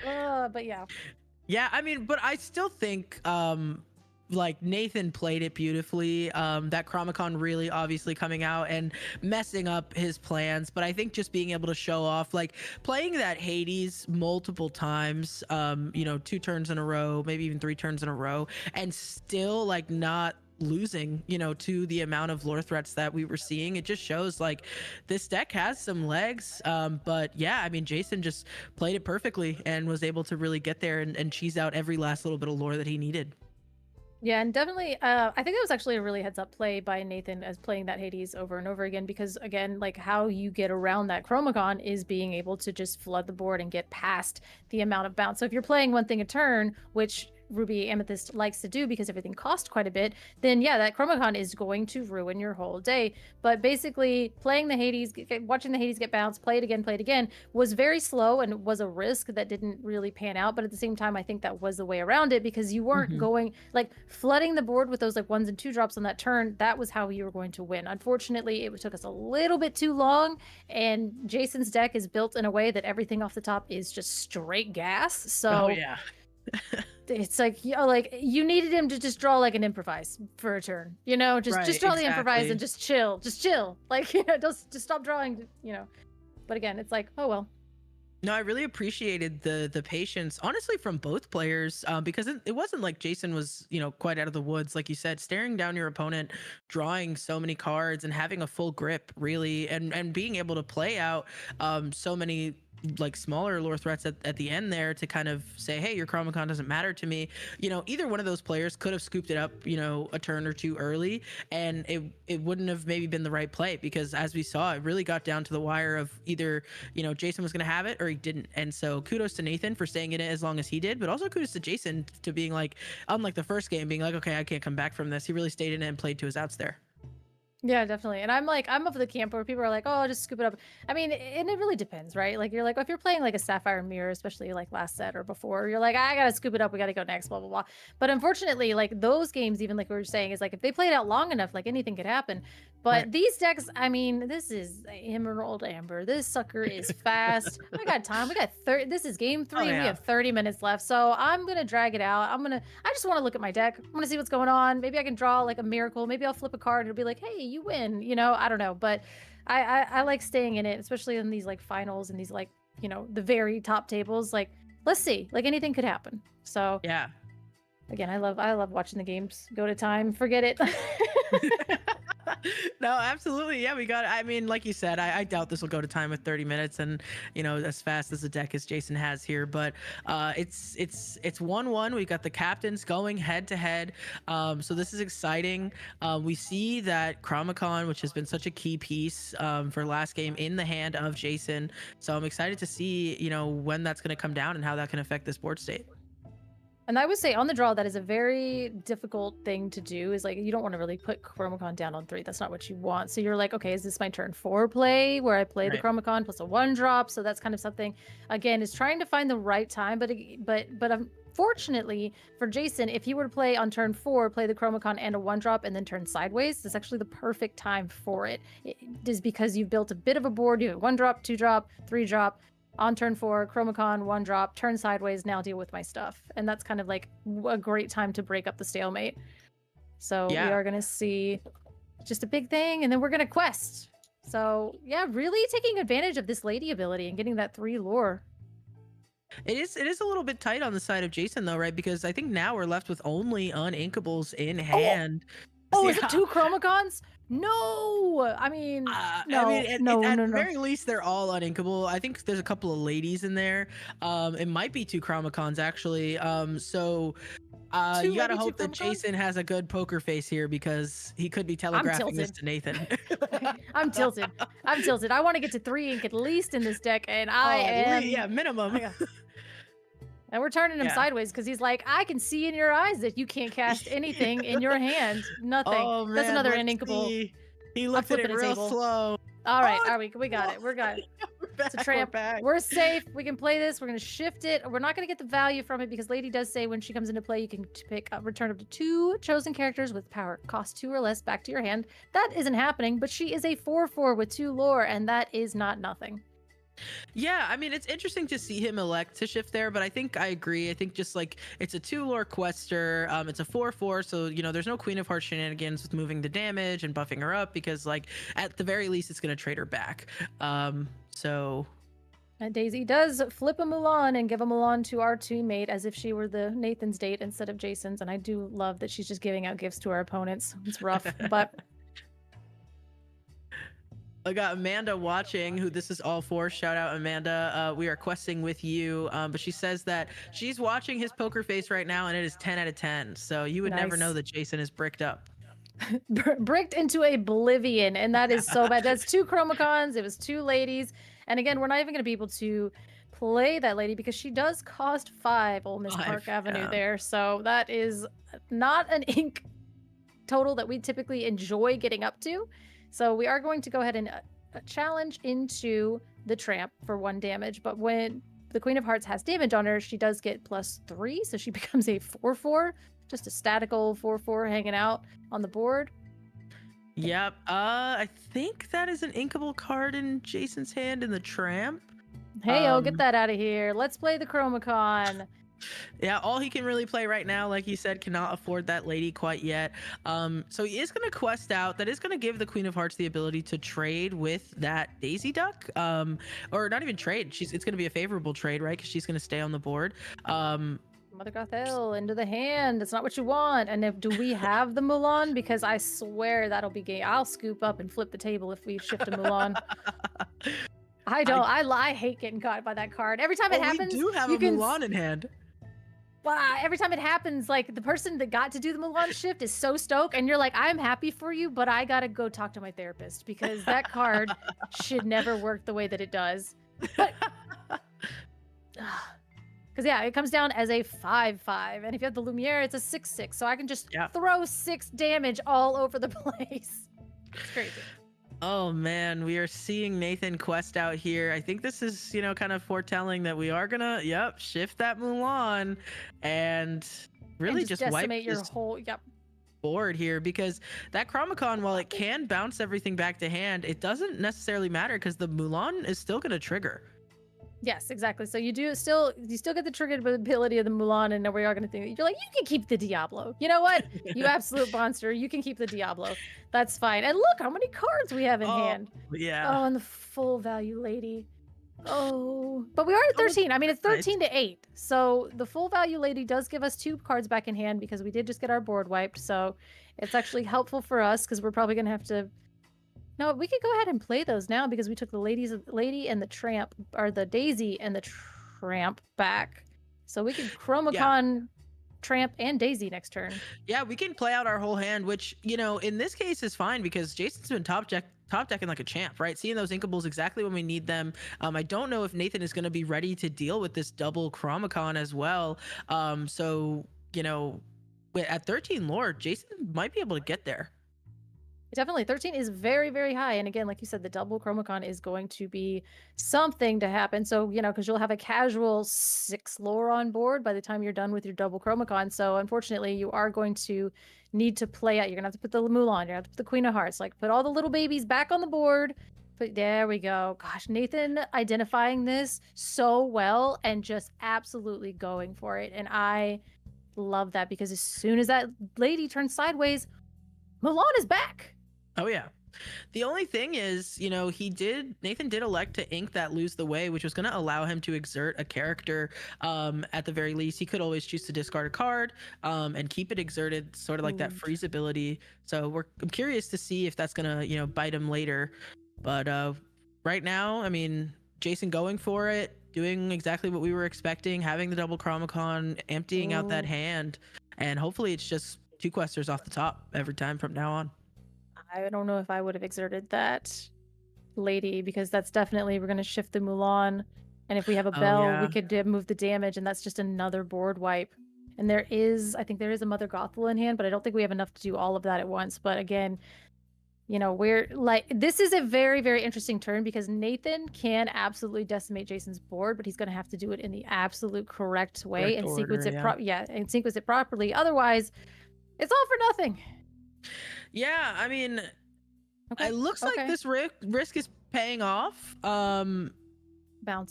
Not getting punished with that Mulan, because it would have been a board clear, and that I do think would have really slowed Jason down. I mean, obviously, this is still pretty good for Nathan getting rid of the Daisy, and then obviously being able to get rid of the lady as well. We could have gone to 19 if he just kind of held fast in his play, but I don't know. Maybe he knew the exert effects and stuff like that were coming, so maybe this was the right call. Yes, we're gonna go ahead and exert that. I mean, and again, it's like, do I want to put that Mother Gothel back in hand? Not really. Do I want to put the Lemire back in hand? Potentially, I guess. The Diablos literally don't matter. I mean, Madame Medusa. So yeah, I guess, yeah, again, we're gonna get rid of that shift line. But again, we could just replay them because it's still our turn and we have the ink to do that. So just throw them back on board as this threat of like, yeah, if you turn sideways, I'm gonna continuously wipe whatever you have coming off the top of your deck. You got to put them on the Yeah. board. And now with 13 to 15, Jason is not looking as good as he once did. Knowing that Nathan has 2 questers in hand, things like that genie, you know, so we could see a bell or something like that come off the top. I mean, Ink in the Maui Shark. It just shows like I really don't need that, right? Like I'm just ready to I go. can't with play my cards one in hand. character. Yeah, I can't. Well, and that's the thing. Yeah, I can't just play one character. And again, we did see the Sisu, so the Sisu is a clean answer to something immediately as it comes in. We're looking at Daisy, Go-Go in hand. So again, we are probably going to just absolutely death grip that Go-Go because we know if we start stacking damage, boy, that's how I'm winning. Because otherwise, like some crazy stuff is going to happen. And I think Nathan, that's something he has to watch out for. Is those Go-Go's are there? They're there, and you're a damage deck. You could just give them the win. Yeah, but it's hard because, you know, on the side of Nathan, he's going up significantly in lore to where he can kind of just quest for game if nothing is done in 2 turns. So yeah, we do see that Tramp have to exert and get rid of one of those Diablos, which of course is going to put a card back in hand. It's not as clean as Jason would like. Yeah, and I don't know if Maui Shark is actually like the card even for this matchup. Because what are we getting back? What are we doing here? Nothing. So yeah, we're gonna go ahead and get rid of that. And so we do opt to just leave the Tramp because I think like having damage is gonna be a pain in the butt.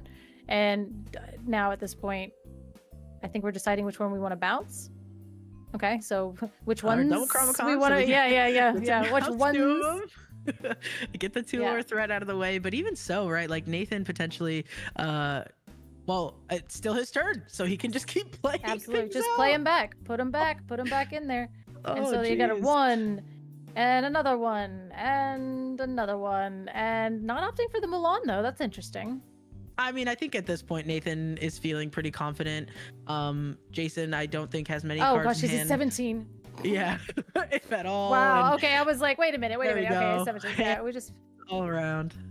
huge heads up for Nathan not putting damage on things, knowing that that's probably Go-Go in the last part of the hand. That was incredible because these decks are very, very intricate. What we were saying, moving damage, doing this, the Chromacon, this, Go-Go's there. There are a lot of elements and strategy to this matchup, and I think both players identified that equally and played to their outs, and that was very, very fun to watch. That was fun to watch. That was really a treat. I think both of these players showing why they are their team's captains in this way. And I mean, really just style points all around. It's cool to see it go to a game 3. I mean, and I think, you know, you wonder if that Chromacon could have been the game changer, but then he has 2, right? And so it wins him the second game, but then on the third, just like not having the gas in hand, having that many uninkables.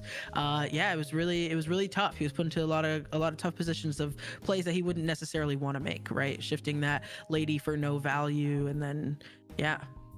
Just trying to get that out there, and unfortunately like giving them the space by being like, hey, I'm just gonna play a Chromacon and pass, and you're like, oh no, like 1 is good, 2 is a lot, and no inkables is awful. Like you said, fortunately being able to ink off of the top of their deck every single time, which is great. Now I get to play the game, but which is horrible because now I have to make horrible decisions and lines that I just like are not suboptimal. So again, like shout out to like navigating that and even being 15 to 20 at that point. And again, a shout out to Nathan for identifying exactly how to get around that Chromacon shenanigans. Yeah, that was a treat. We still have 20 minutes left in this round, so I'm sure there are still other teammates finishing up their matches. We will get an update to you all as soon as we know, you know, which teams for this round have come out on top. Paul's in the chat. He's saying, what an interesting matchup. Those Chromacons make you use too much brain power. It's true. You really got to think about what you're bouncing back there. So yeah, absolutely. You have to really pay attention to that. And again, like, okay, now and it's whenever something is banished on your opponent's turn. So like you said, flinging damage and this, that, and the other thing, it's going to trigger that Chromacon. And when there's 2 of them, you're like, okay, well, how many do I put this down? Do I put that down? And this deck has a lot of 1-drops as we saw, but you have to have them in hand. You couldn't have been inking them early to get rid of them because these cards are trash. So you had to like accumulate that. And we definitely saw that in game 2. being able to have a ability to draw those cards and draw into them, and then really valuing them in game 3. Yeah, absolutely. So we're waiting on production right now just to get an answer on whether or not that was the finals, or just the finals of the round robin, and if we're getting to a top cut or not. So as soon as we know, we will let you know. But this is a good time while we have some time left in this round and we're getting all the answers to these questions. Just to remind everybody that this stream is, of course, for charity. We are questing with Amanda. So if you haven't done so, please take the time to scan that QR code. Go to the GoFundMe and show your support to a fellow Illumineer who is battling cancer. So shout out to you, Amanda. Thank you for allowing us to put on this event for you. And thank you to everyone watching at home. So we'll get those answers for you soon on what's coming up next, and what we're doing for the rest of the stream. Yeah, link is also in description. So you also check out the GoFundMe link there. And I think they said they did see that was the finals, which is, that was the finals. And then I think they are going to let the community play on stream a little bit. So we're going to see exactly what that looks like. But I think that was the finals. So Nathan is on which team? I didn't even get to see that. That's a great question. There was a winner, folks. This 3v3 team game had a winner, and we're going to find out soon. Well, going into this, Uninkables was undefeated apparently. Oh wow. Okay. Even though we saw Charlie lose on stream, I guess the team took the win in that round. Okay, awesome. Uninkables was 3-0, and then Delinquents was 2-1. 2-1. Okay, right. So Team Uninkables winning their whole event. Call that rigged. Yeah, I was like, yeah, Rigged. absolutely rigged. Yeah, we're gonna put on an event and then we're gonna win it, and that's all fine. It's all fine. Yeah. They're playing with their playmat. I believe the word is collusion. There we go. Whatever. If you're gonna put up a tournament, you might as well win it, I guess. So. Bill, if I can turn your camera back on for you. Oh, there you go. Transition. Woo! We're all up here. Ooh. So if the community is going to play some games, are we done with the structured portion of the stream? We're just having some fun. Are we hanging out? That would be a great question if someone can let us know. Happy to do whatever we're asked. All right. That was a fun game. That was awesome to watch. Yeah. Yeah, definitely. It was really neat to watch when players in real time, like especially when you see you're like, oh, this is a really great player, when they identify the problem mid-game and adjust their strategy immediately. They're like, oh, wait a minute, this is how I beat this deck. And like I know that there's a lot of tournaments that we go to and you're like, oh, having the least like a off meta call is almost an advantage, because you can kind of like a gotcha for your opponent, because your opponent's like, what does that card do, or like, what's this, or what, and that's a strategy in itself. But seeing really good players play that's why, I mean, I'm not gonna harp on it because we all know, but like that's why the best of 3 is my favorite, because I want to be able to see your deck. I want to play against it. I lose game 1, you're not gonna get me games 2 and 3. But like best of 2, you're like, oh, I've never seen this deck before, I lost. Oh, I beat you a second time. Have a nice life.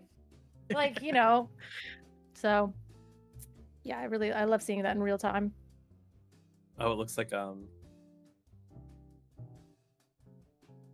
what is that? So it looks like we're gonna have AJ from Team TFM go up against Mason from Team Smash. Those are both younger players on the team. I don't recall exactly how old AJ is, but I think they're both like 12, 13, maybe that sort of range. So it looks like we're gonna have a little kiddos matchup to kind of show off some of the team spirit there, which is fun. That's really great, getting the kids involved.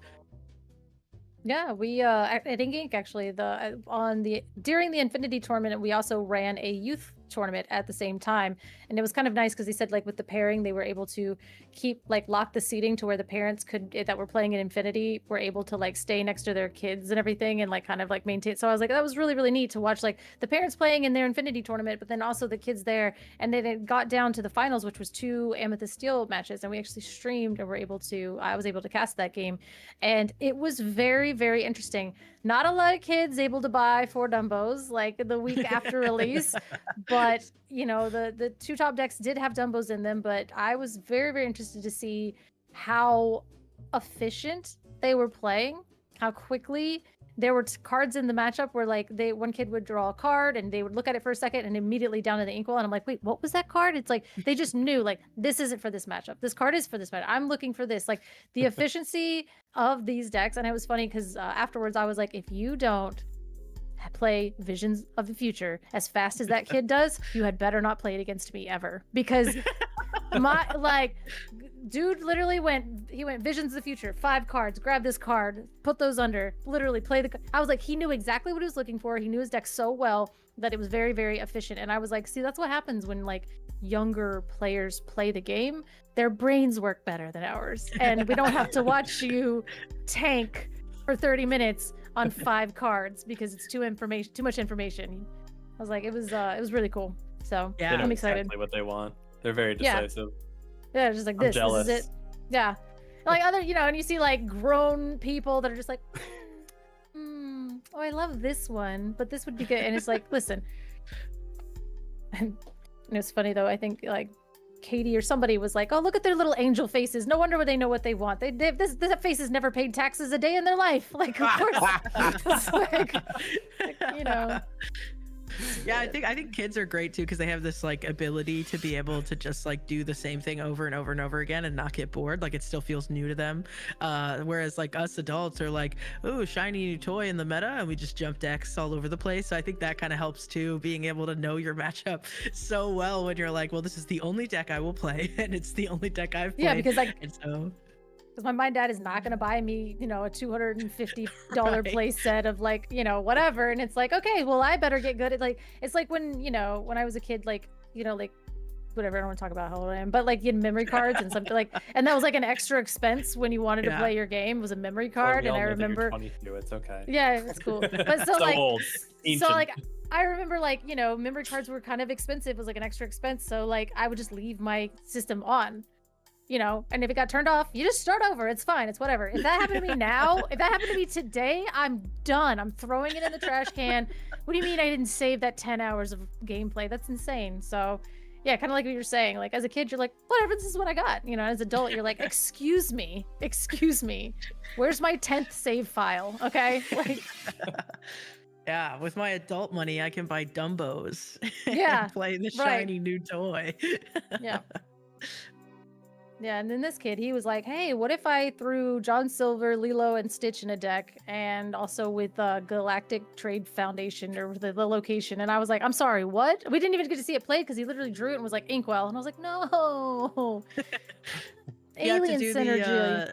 you got to do the DKP strategy with the kids and tell them to just flash the camera of their hand for their We Metafy were- guide every.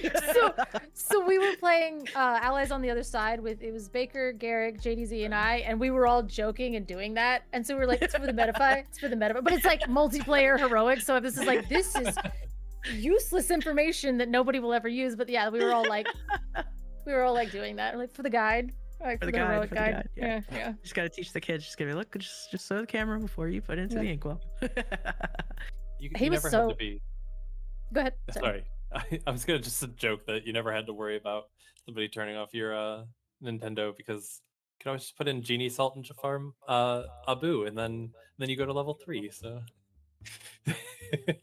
Oh, I had a Sega Genesis. for Aladdin. All right, listen.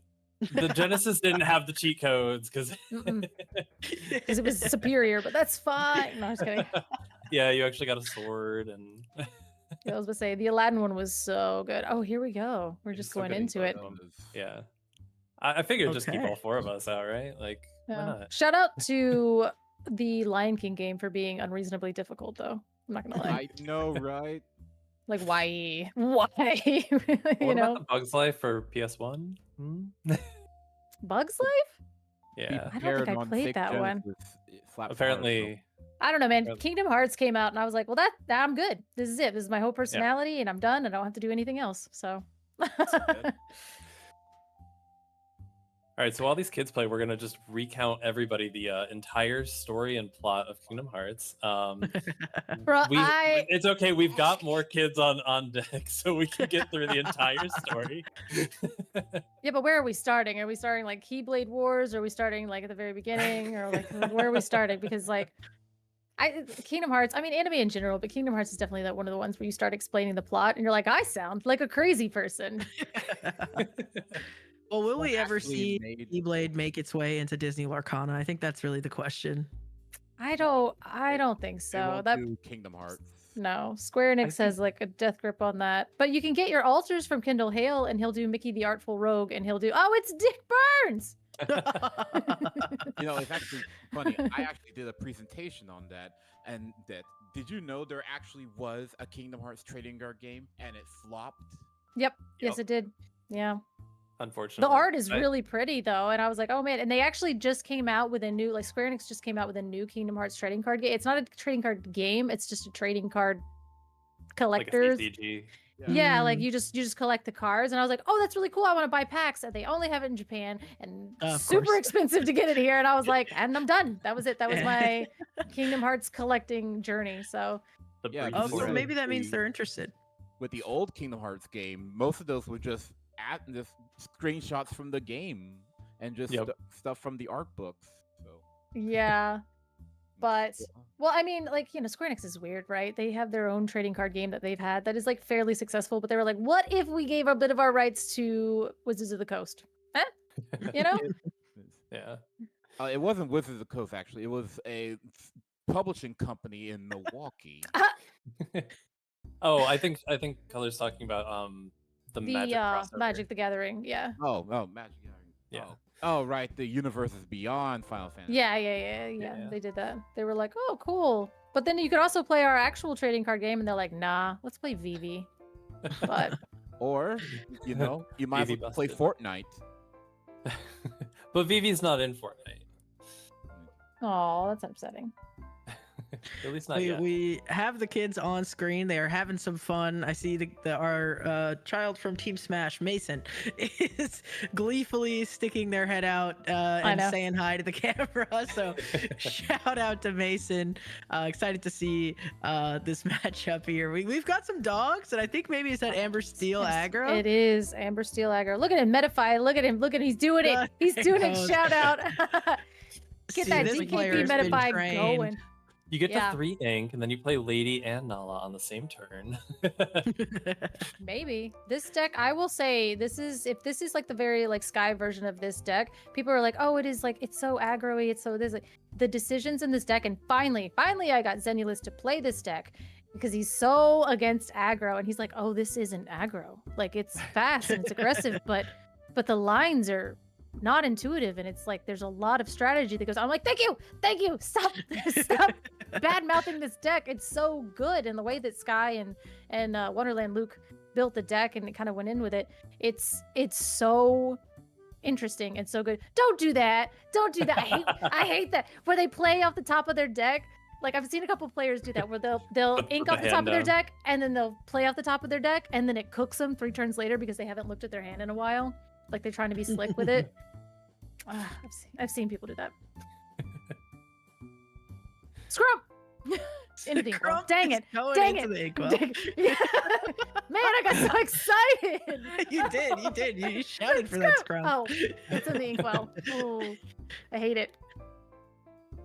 Oh gosh, where is Scrump? Says a bunch of different stuff, but Oh, Alright.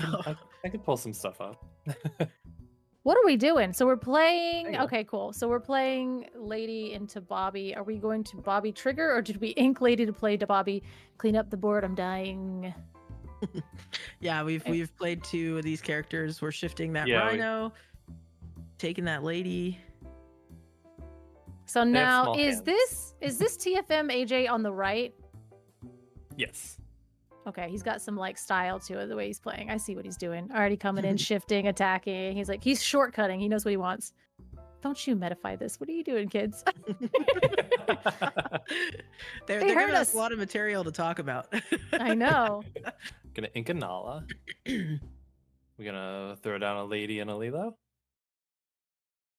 Yeah, Lady Lilo, and then hopefully we draw another 1 or 2 drop next turn and get that value This- from that. Oh, and it's another that- tramp. Okay. That's a tramp. Oh, so that's actually fine. Yep. Yeah, you gotta pass that, right? That way you can play your tramp for 3 ink next turn. Mm-hmm. Yeah, you're not going to get too many cards off of the tramp just by lowering your hand so much, but still nice to You'll have get that big body on the one board. good one, right? Oh, we had to ink the strength. No, hopefully we have another strength in hand. That would be a lot better. But unfortunately, inking the strength is painful. I'm greedy. I think I would have just inked the lady and then played the Nala and lost the game. We're not questing with Rhino? Rhino? Yeah, it Hmm. looks like he thought about it, but put it right back up. Interesting. I'm not sure. Not sure. I think that would have been potentially a free quest. But again, there is the 2-cost tramp that comes down and says whenever you play this character, give chosen character +1 strength for the amount of characters you have in play. And because Team Smash over there has 1 billion characters in play, he could have played the tramp, buffed up the Bobby, and just smashed the Rhino into the banished pile. We inked before playing the tramp. So we were not able to take a card. Oh no! So we just throw all that in the discard. Circle of Yeah. Life? Anyone? Anyone? We could see it. We could see it. Oh, we're gonna I'm not fire the familiar. cannons What on. does Circle of Life do? It's Monster Reborn. Cool. So yeah, 8 costs sing together. Whenever you play the card, you can play something from your discard for free. It's my favorite card ever. Nala off the top. Why not? Let's get Yeah. it down. And yeah, this is unfortunate. I mean, I feel like unfortunately we're gonna, I guess, just forced to go sideways because Nala has 0 questing power, so I guess that's okay. Lady, it's like, if you want to throw Lady in, then that's fine. And Tiana's not throwing hands, not for any reason whatsoever. But the Rhino is a problem, and I think at this point we're in top deck mode. We don't have any direct removal. The Chromacon is not here. I think we're just forced into like, Bodyguard as well. Okay. yeah. Overkill, but Yeah, I mean, the Rhino That's what it is a problem because it can clean up, the whole board. For free. But I think the problem is that it can only hit one thing a turn, so we are still gonna have to use our other characters to start getting rid of some things. But once we do that, then we can kind of just quest freely, and with this Tiana being sideways, there's really not much that we can do for the side of Team Smash here. Yeah, and Pluto is going to kind of really lock that in because, again, Bobby's 1 strength, 2 strength, 0. So you got a total of 3 characters and 3 strength. And now 4 characters and 3 strength. So we're not getting through that Pluto anytime soon. And we're racing. And unfortunately, with that Nala, her having 3, we're not going to outrace a Nala. But we are at 12. I mean, we're 12 to 5. Most things can't outrace a lion. Most things. Yeah, we're at 5 now, but how quickly we go to 15, like it just do you just clean up the board or do you just race at this point? I think you just Well, raced. I clean up a little bit just because we do have the Rhino, so you can I'm err on the side of caution, so I'd probably take maybe one of the Nalas or something like that, clean up some stuff. I don't know if I'd use the Pluto, but at the same time, you're not getting through Take the no damage Pluto, back. so yeah, Oh, you did. Yeah, with the Tiana, yeah, you're not yeah. getting Oh, to it the had Pluto to. anyways. yeah, you're not really getting through that. So it's like I'd clean it up just for like the morality of it, just to kind of make my opponent lose the will to. Oh, we can gain. Oh no, we can just play it. Oh no, we don't have 4 ink. Oh, it hurts.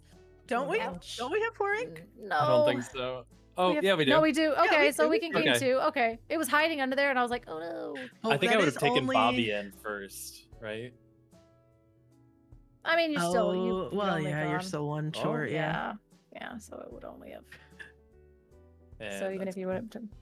Oh, you don't have to do this. You can just quest. You can just quest. Yeah, you It's can That's okay. bad manners. Bad manners. Dick, get in there and help this kid. No. You know Dick's Jock listening me. right now, just I laughing know. at you. I know. Get in there and show him. Just win the game. 25. I can't. Oh I no. actually think that's the most Dick Burns thing AJ could have done is to just Just play it on the dog. Yeah. I'm just gonna take my turn. I'm just gonna take it. I'm just gonna take my turn. I'm still learning. Shuffling up. Yeah, Still guys, learning. I just want to learn the lines. So, yeah, go my for God. it. It's just practice, you know. I was playing in a pre-release and I said something, and kind of like my dot comment earlier, I said something to that effect, and the guy goes, "It's okay, don't worry about it." And I was like, "Oh yeah, I missed it." And he's like, "It's okay, we're all still learning." And I was like, I've been playing this game every single day for 2 years. And I was like, yeah, we are all still learning. It is we're learning. Yeah, I was just like, yeah, because he was a brand new player, but I was like, How'd that Still one learning. phrase go? A true master is an eternal student. there you go. That's what it Ooh, is. I love yeah. that. Yeah. He was like, you must be new too. And I was like, yeah, with the dumb thing I just said, I absolutely. But yeah, it's like, whoa. Yeah. But he was really sweet. Again, shout out to the Lorcana community, just literally being like full of the best humans on the world, because, you know, other games, they would have been like, but yeah, no. So all still learning. Always a student, never a master. I like it. I'm going for that. Sounds regal. Supposed to learn Alright. one new thing every day for like mental enrichment. I feel like sometimes I relearn things. Like I learned something one day and then I forgot about it, and then I get to relearn it the next day. Shout out to having a short-term memory loss, but yeah. I was gonna say, I think that I counts. actually think I'm going negative. I think Yeah. I'm forgetting more things than I'm learning every know, day. So, All right, we've got the to Daisy. Rhino. Yeah, to the Rhino opener. We do have that 80s Rhino shift on the side of Prodigy player as well, so that's going to be coming out soon. And we do have 86 Go-Go's in hand for Team Smash, give or take. Oh.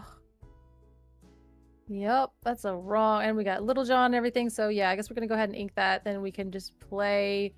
Oh no, not our full. I guess Two we could get an Go-Go's. evasive. Yeah, so I guess we put a full value Go-Go out there, because the next time we could Lady Tramp and then buff up something. Potentially we could take out the Rhino if you want to get like a cheeky challenge in there. But Rhino is going to eat that Daisy. That's a If you lady sure. to hand off the Daisy. Oh, and it's in the inkwell. Because we are going to go ahead and shift that. Showing a little bit of tilt as we slap that Daisy into the discard. Full agree. I feel you, man. Yeah, I mean, what the Go-Go does have going for it is that it's evasive. Obviously, it's And not it's the quickest lore threat, but I think also just having that Rhino on board, having the strength in hand, you know, evasive threats don't really matter right now because they're just going to get dealt with. So we can go ahead and play that Tramp. So that Tramp is going to give the Go-Go +2. So I'm throwing that into the Rhino. Get that off the board and get rid of it. So that actually really worked out pretty. That only takes 2. Yeah, Go-Go's- that's resist too. It goes 2-2. But You don't But like to next hear. turn, but next turn. I forget that card gets better every time I read it. Oh my gosh. It takes two. It having 4 is like not enough. That's crazy. Oh my gosh. Yeah, you have to have 5 to get there. Oh. Still sweet play. Oh, and insult to injury. We're just Oh. gonna go ahead, use that strength to take out. Daisy. Or lady. Yeah, and notably though, Rhino no longer has resist. Yeah. Thoughts? Thoughts? Just Another run that strength tramp in right hand.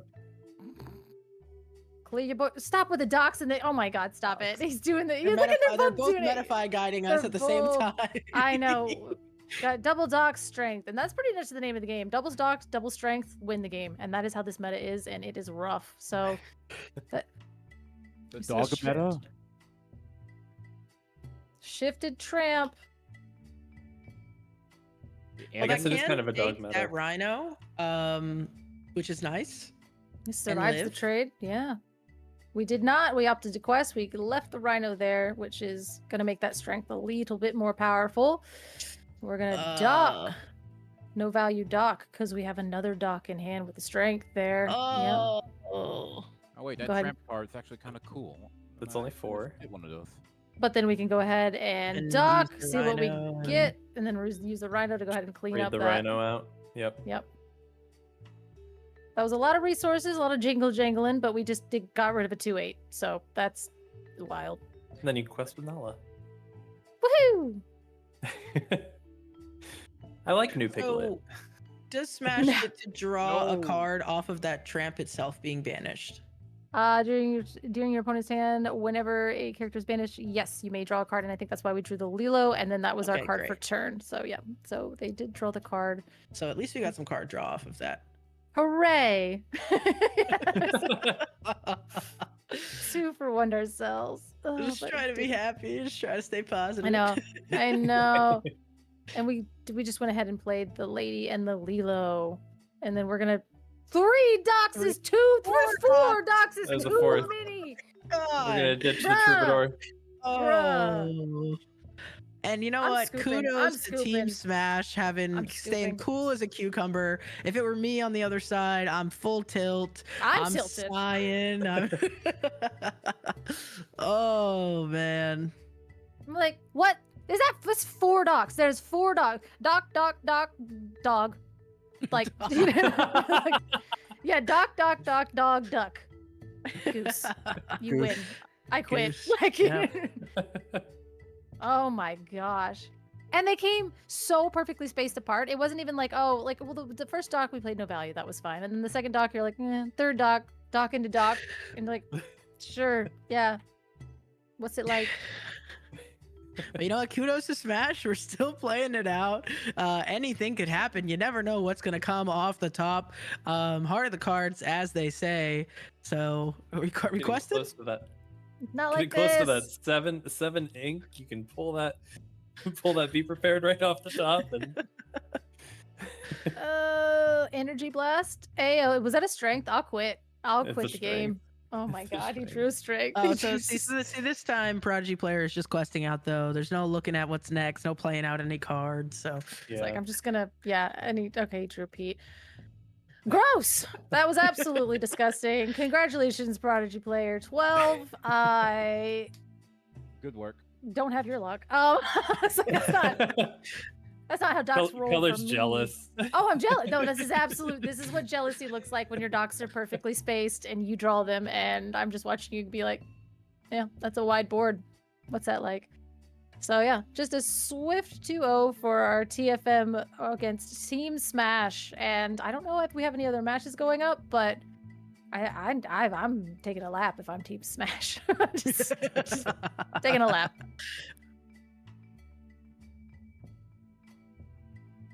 Let's see. Are they gonna switch decks? That's demoralizing.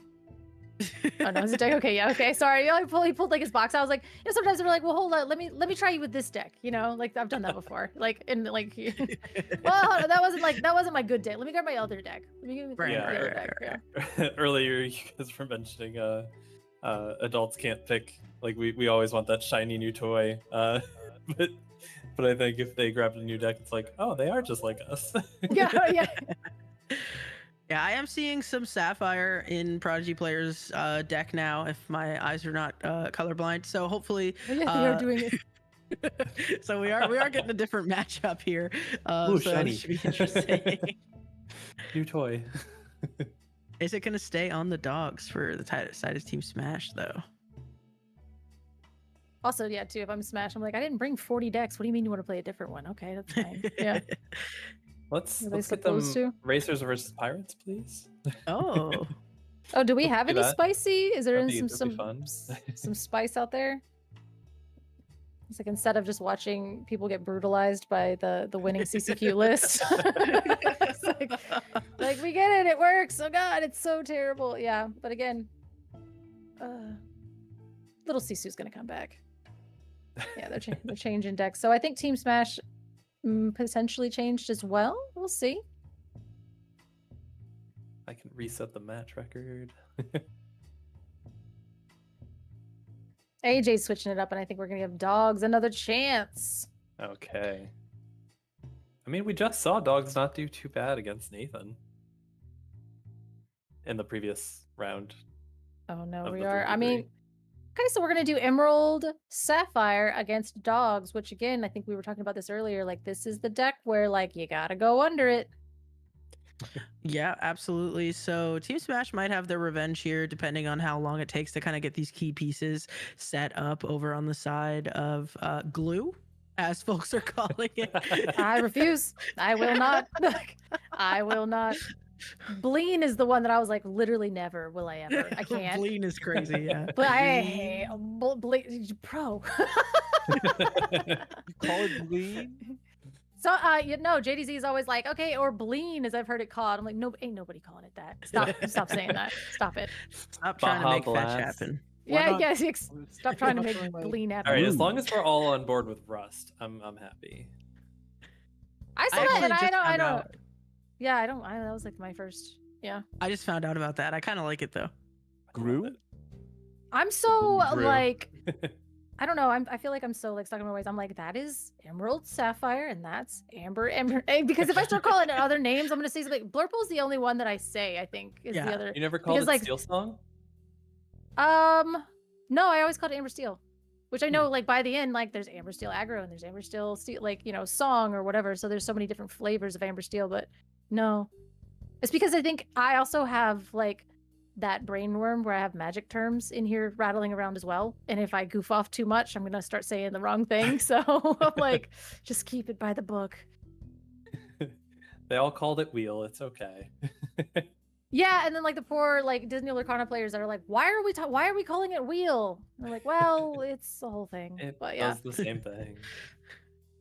Listen, I literally just called Circle of Life Monster Reborn, so I heard that. I did. it's I all know, I about was like- it's all about the shorthand. Like No. Circle of Life, but then so they write it out and it's like COL. I'm like, that looks like a abbreviation for something different, but again, not a super popular card. He's That's gross. absolutely unhinged in multiplayer, though. I have done some unholy things with Circle of Life, and anytime you get a chance to play Circle of Life in like a slower, more open format, oh god, it's so good. I was getting back like Perditas and then like getting Doc with Perdita. Like, so I would play sing Circle of Life and then get back Perdita and then grab Doc and then immediately play it and then pull a couple more things out with that. And so anything that was just like, put this thing on the board that also puts a thing. So like Wreck-It Ralph was giving me back Mulan. So then I could like gain 2 lore and then play Mulan and then filter through again with the Mulan after like, it was good stuff. And then all of a sudden you have so much. You have so much. And like These are being all- able. Yeah. And then, looks like and then another you're like, vocal is actually gonna come in. Sorry. oh, okay. Oh no, I think. So AJ was switching it up. AJ was gonna play again. I wonder Got what was him gonna outta be in here. what was gonna be in his Baja Spice. I was ready to see it. I was ready to see it work.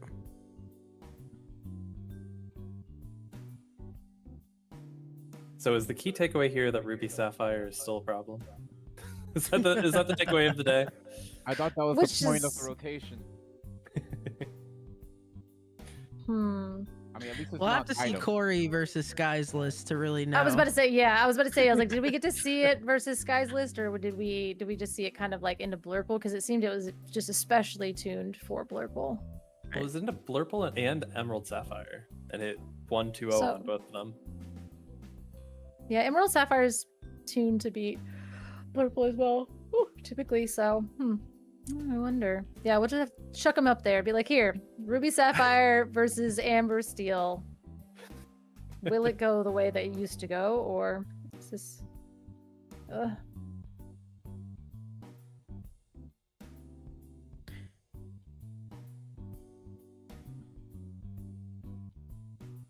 a Trove tournament. Ooh. Are they just firing off another event? I know that they were doing like open 1v1s as well. Mason gracing us with his presence there on stream. Honestly, shout out to the apps, like the camera setup, because that kid is rolling all over the table and that camera shook not one time. Oh yeah, it's not moving. No. I'm like, can you send me a photo of the setup out there? Because that looks legit. Yeah. I think the key today was I don't think they put them on wooden blocks. Well, even though sometimes you'll just have the table, and if you just touch the table, the camera like just kind of jingles too much. So he's Yeah. doing a whole number on it, and it's staying strong. So shout out to the production crew on that.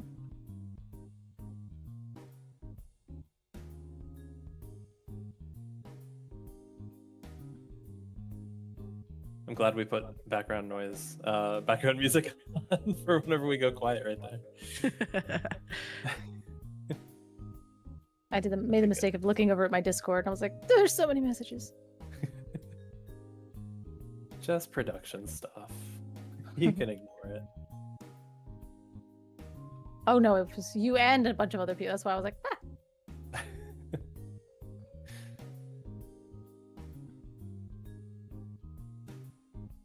So curious what's gonna pop up on screen.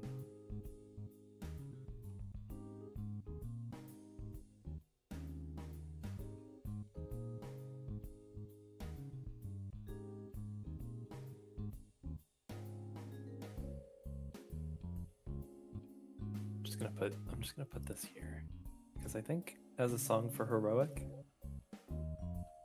I think you're missing out. What is it? Huh? What did I miss? He's a tramp. Oh no, I have that. No, believe me, it's in there. It's in there. It's the one cost song. On your storyboard? No, not on my storyboard. Just because I like having things like in here because I'll have muses as my ally, and so it's like anything just like enables muses is disgusting. Trials and Tribulations is actually a card that I absolutely adore having on my storyboard with muses. That's fair. Yeah, it's a good one. Cause it's a low cost song, so you can. I do too. That's why I was like, oh, maybe I can put her in Infinity, and I do have an Infinity deck that is an absolute control monster. But it's not even like, oh, it folds in half to Ruby. My cards disintegrate as soon as it sees Ruby on the other side of the table. It's a non-game, and it's unfortunate because Infinity has large Sisu, which I was like, oh, maybe turn 5. If they shift Sisu, then the game's over. No, it's literally over from the beginning. Like it's just over from the beginning, because again, like small Sisu is a card, so you're like, well, there went my singers, and my deck just folded it into half, and so super fun. I do like the new emphasis on Ruby being in core, at least, being much more challenge specific. Yeah, I think that's a good identity for that ink. I think that they've tried to do that for so long. There's a lot of cards that are printed that are basically saying like damage matters, challenge matters, Queen of Hearts, medallion weights, like all of these cards. It draws cards when you're doing a thing. Even that silly location, Snuggly Duckling, it wants you to be like cracking into things. Mushu, of course, that's Ruby Steel. But again, I think that's what they want their identity to be, is potentially single target removal like Bee King or Energy Blast or God, that help us all. We're all most, oh my God, most are mad here or something like that. The way that card is worded is so unfortunate. It's most everyone's mad here. It's basically, yeah, you deal damage to like you gain lore and also do damage based on the damage on another card. I don't know. The card is absolutely unhinged. It's super uninkable, but it's a single target removal thing. Everybody's got a weakness as well. Like you get to remove one thing at a time if you have damage on things. And it's like, I feel like that's like Ruby's identity is daring, I think is the word that they used for Ruby. So hitting things and leaving damage is daring, I guess. So it looks like we're about to get into the action. We have now transitioned over into a Trove tournament. So these players are going to be battling to see who can take home a Trove. It doesn't look like the names and deck lists are quite correct. They might be swapped, if anything. So I believe Prodigy player is actually where Colton's name should be, and vice versa. But it does seem like we're going to have a blue, green, glue, bleen, whatever you want to call it, versus Blurple matchup, which is, historically going to go to the side of blue-green. So I'm excited to see how these players navigate this and see what, Prodigy player can kind of make happen. Yeah, I'm definitely kind of waiting to see that. I was trying to find out. We were calling everything really unhinged things last set. And I was trying to like we had Glurple and people were like, what? And I was like, we were just doing it in our Discord just to like make everybody want to die. And I can't, like, I think they archived it because I was trying to find all of the different things. So like last set, everything's rotating. We just called everything horrible. Reset. Reset. Where did it go? All right, I'll let that die. I can't find it. Boo. Glurple's great. I was like, don't do that. Oh, set 8. Here we go. Here we go. Gurple for green and for purple. Yeah, Actually, yeah. We had the emerald. R actually makes it nicer. It softens Gurple. it somehow. Yeah, and we had emerald. Amber was yin. Yellow green. Purple steel was steeple. Oh God! All right. We're Yeah. getting back into the action. No, I can't take I much know. more of this. I know. It was awful. Red I mean, was obviously lead. it's just Yeah. purple. Like, No. Yeah. So we had a Tipo into the ink over Horrible. Fiki, played for turn 1. Then we saw a Donald Duck into a Develop Your Brain. So Prodigy player already trying to find those key pieces. Actually, I love seeing develop on 1. There's a hot debate of the math of being like, if you have develop in your hand and you have no sale, no turn to ramp, do you ship back the develop or do you keep it? And it actually turns out that it's like a fraction of a percent that it really matters, but ship it back because that's an extra chance of seeing it. Like develop could be anything. Like you're looking for a sale, but it could, like develop, like a sale is a sale, but develop could be anything. It could even be a sale. You know what I mean? And like, so that was like our kind of like joke that we had. It's like, just chuck it back, try to find your turn 2 ramp. But if you have it, it's still an excellent turn 1 play to shape your hand and get you where you need to be. And ramp ducks absolutely need to have their hands completely sculpted. I do think it's interesting to see this Iago come down technically on turn 3, but with 4 ink here for Colton, just because we know historically, those blue-green lists do have something like improvise to get rid of those illusion characters, but we didn't see it come down now. Instead, we Pleakley to get our ramp going. Yeah, we definitely see our emerald, sapphire, emerald, I don't know, bleen, I'll say it, it's fine. Anyway, so we see them hard ramping. We saw them sail on 2, we see them develop, they played the Bobby to shape their hand, they also played the Pleakley to get rid of that Bobby, they didn't even care about the lore. So now that's telling me as this Blurple player that you have heat in your hand and you are ramping to get there and you don't even mind. So we did see the Elsa come down, which Elsa on 5 ink is exactly where this deck wants to be. I feel like if you miss turn 5 Elsa, you're doomed in this meta. It's not great.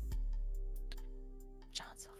Oh, John Silver comes out. We don't see too many cards in hand. I believe it's only 2, maybe 3 cards for Colton, which is kind of where we want to be, considering I do believe the Clarabelle is threatening to come down, but we don't see a shift. So I think it's going to take a while to kind of get there.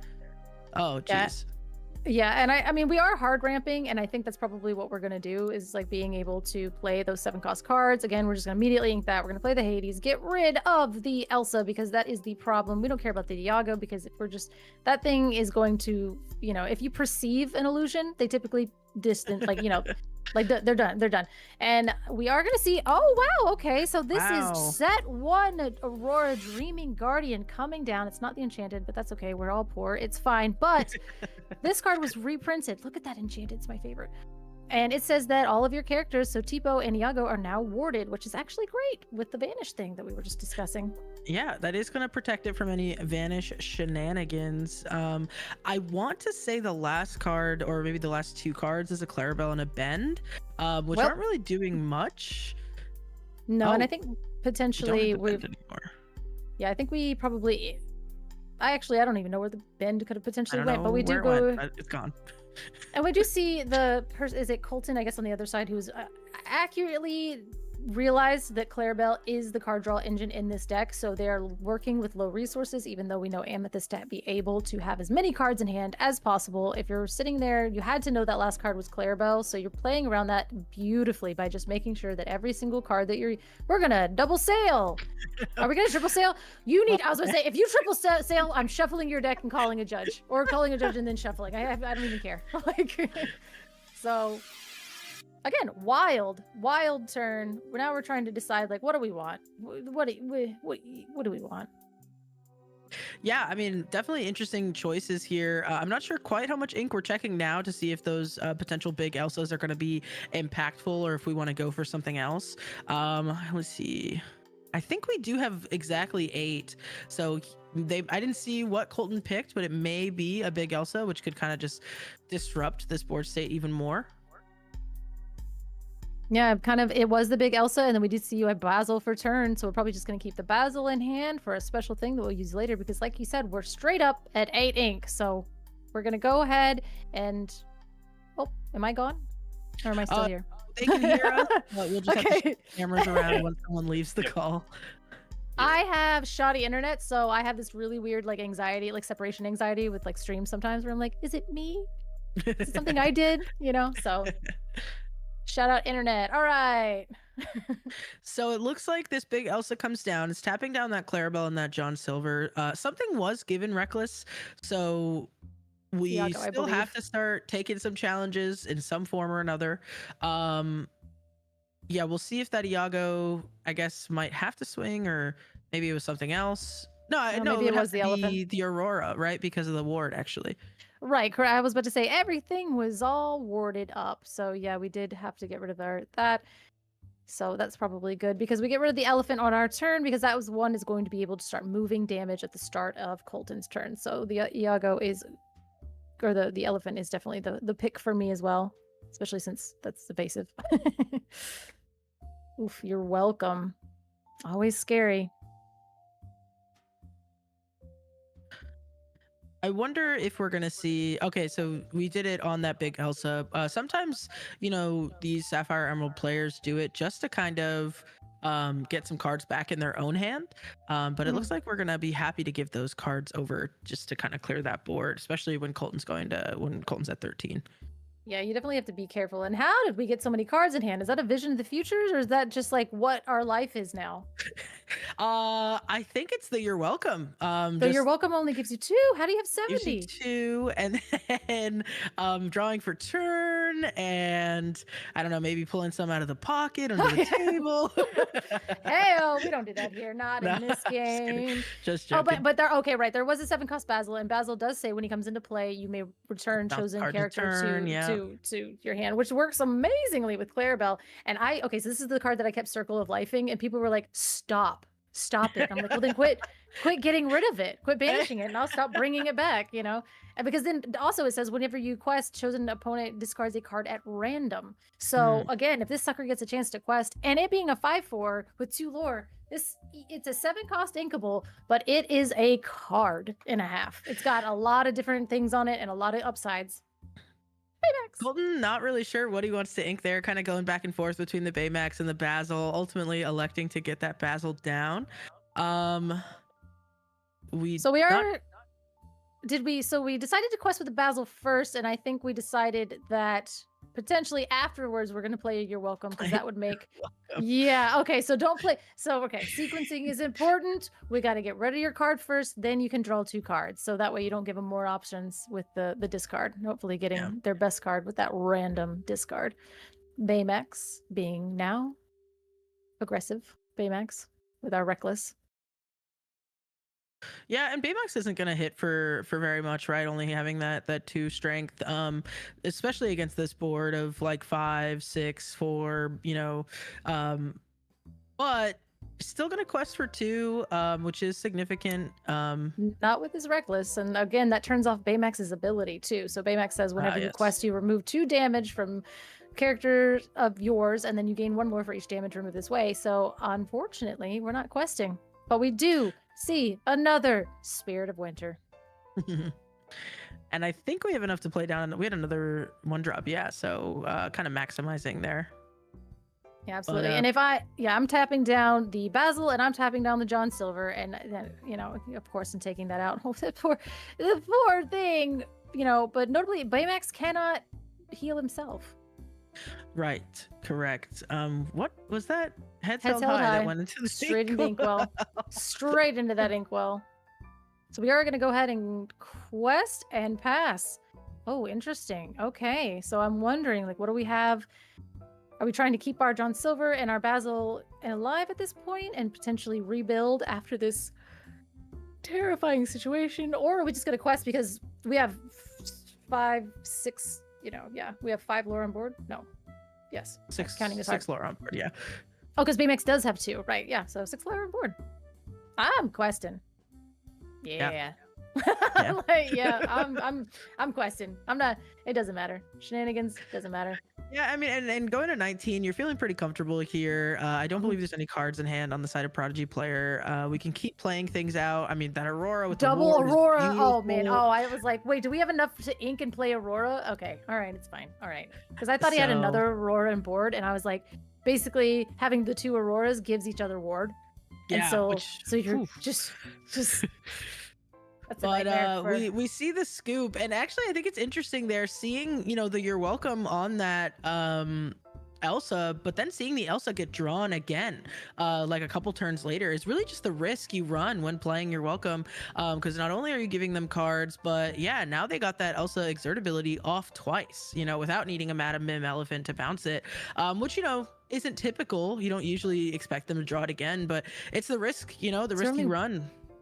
Is there only one in the deck? Because at that point, I don't feel. I don't know. I think there's at least 2 because we saw 2 off the visions. I would be shocked if there's any more. I think running any more than 2 with these high cost uninkable characters kind of is a risk.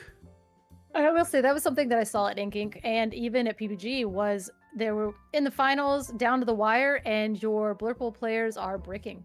Because I think at this point, besides the Amber Steel deck, which can function easily off of 3 ink, the Blurple players have a very, very large concentration of uninkables in their decks, and we aren't in that meta that we were before. We were like, oh, I'm gonna run like 16 uninks is all of them. That's basically all of the uninks. That's all of the uninks that you can afford to play.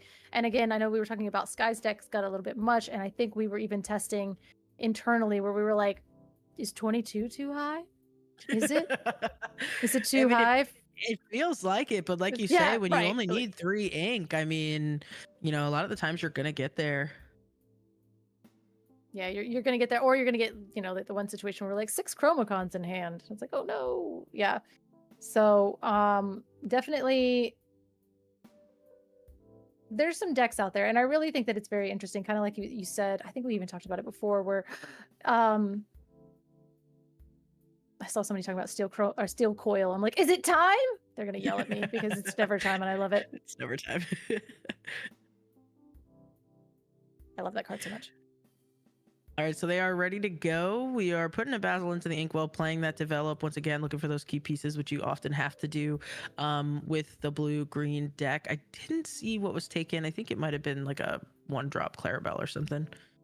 Well, we see the 1-drop Clarabelle go down in the inkwell, and so we sail, and then do we have another develop, or we must have another 1-drop, so we are going to go with the Clarabelle. So we had 86 Clarabelles in hand. We didn't need to play the Bobby. We played the Clarabelle to establish that because we're going to get up to that ink, and being on the play, Clarabelle is a little bit better to get shifted that early. Yeah, I am surprised to see that Tipo go into the inkwell, excuse me, just because that is going to help Colton get his hand down, but I see he has sail, so he can kind of match the pace. But you know, with a deck like this, you know Clarabelle's coming next turn, right? From blue-green when you've got 2 options. Absolutely. And we did see that Prodigy went ahead and put down 2 different flavors of Clarabelle, which now is going to ensure that shift line is going to be ready, up, and active for us in our later turns. And I think that's like a really good, yep, okay, there it is. Wow. See, these younger players, see how efficient they are? They're like, Donald Duck, no, I have Clarabelle. Don't need that. Shifting this, turning this sideways. This doesn't need lore anymore. Passing my turn. Didn't even exert my ink. Anyway. Done. Yeah, there's nothing to think about. No. It's just Clarabelle's gonna shift and sing You're Welcome, and I'm happy to draw and draw and draw. So singing You're Welcome. That is the nuts right there. Like shifting the Clarabelle to sing You're Welcome. I don't want to play this game anymore. You have as many cards that I have, but you have so many more things on the board, and they're all disgusting because now, yeah, you're like, I guess I'll Hypnotic Strike my Rafiki and take out, you know, some stuff. Well, that is actually going to be able to clear that Clarabelle in combination with the Tipo. With the Tipo. Sure. Yeah, my whole board. If we don't have another shift Clarabelle, then we like the play, right? Yeah, but that's the thing is like, once you do that, once you shift the Clarabelle to then sing You're Welcome, you have refilled your hand to an extent where I do not care that my Clarabelle just went down and into the banished pile. I already have the next phase of my plan, which is like John Silver. It doesn't matter. Like, what if I gave your what if I gave your Basil? Okay, we are going to shift the Clarabelle because Oh, No, not another. You're welcome. oh, I hate it here. Yeah. Okay. So wow, that's just. This is that's what. the nuts. That's the nut. Yeah. Double Clarabelle. Double. You're welcome. Now I have my whole deck in my hands, and he's like, "Bruh, like how many cards in hand? Don't ask me how many cards I have in my hand. I don't want to tell you. I don't want to tell you. You count them. Count them from here if you can. Like, Yeah, I just. it's definitely painful. I think something that's interesting against playing blue green is like, back when we had Bucky and Discard and Diablo and all that stuff, it felt bad playing with no cards in hand, but now blue green has made it to where it feels bad playing with a full grip of cards in hand because you still can't do anything. Yeah, that's definitely that Clarabelle like punish, and we all kind of know that. And again, this deck has been around. Like, shout out to like Yeah. TJ and Coffin and like a bunch of different people. Like, this deck has been here, and it's trying. And there's different every set it gets another piece and another piece and another piece. And I think finally we are getting to the point where like this is a tier 2 like even up being on tier 1. Because it's like folding less and less to the quicker strategies. Again, it is built to beat Blurple. This is not a fun matchup for Colton. This is, we can see some things happening, and I think the additions of the Auroras and stuff like that is really, really helping. But this is not, this is the point of no return. Yeah, this is the bad times. This is bad times. We have set up, our engine is going, my whole deck is in my hand, and I can't keep it on the board. Yeah, I mean, I think the only thing with that Colton can hope for. Oh, he's just played Bend of My Will. Oh. Well, I was gonna say the only thing Colton can hope for is a second Aurora off the top. But I think me personally, I see that bent to my will, I'm scooping. I don't have the mental fortitude to not get tilted. Ask Dick Burns what happens to me when I get bent to my will. Ask. Just ask. See if I handle it well, because I don't. I said where scooping it up after that one. Can't blame him. What Colton does get to do though is, you gotta keep cooler heads prevail, and that's because he is gonna get to go first this time, as we saw in game 1.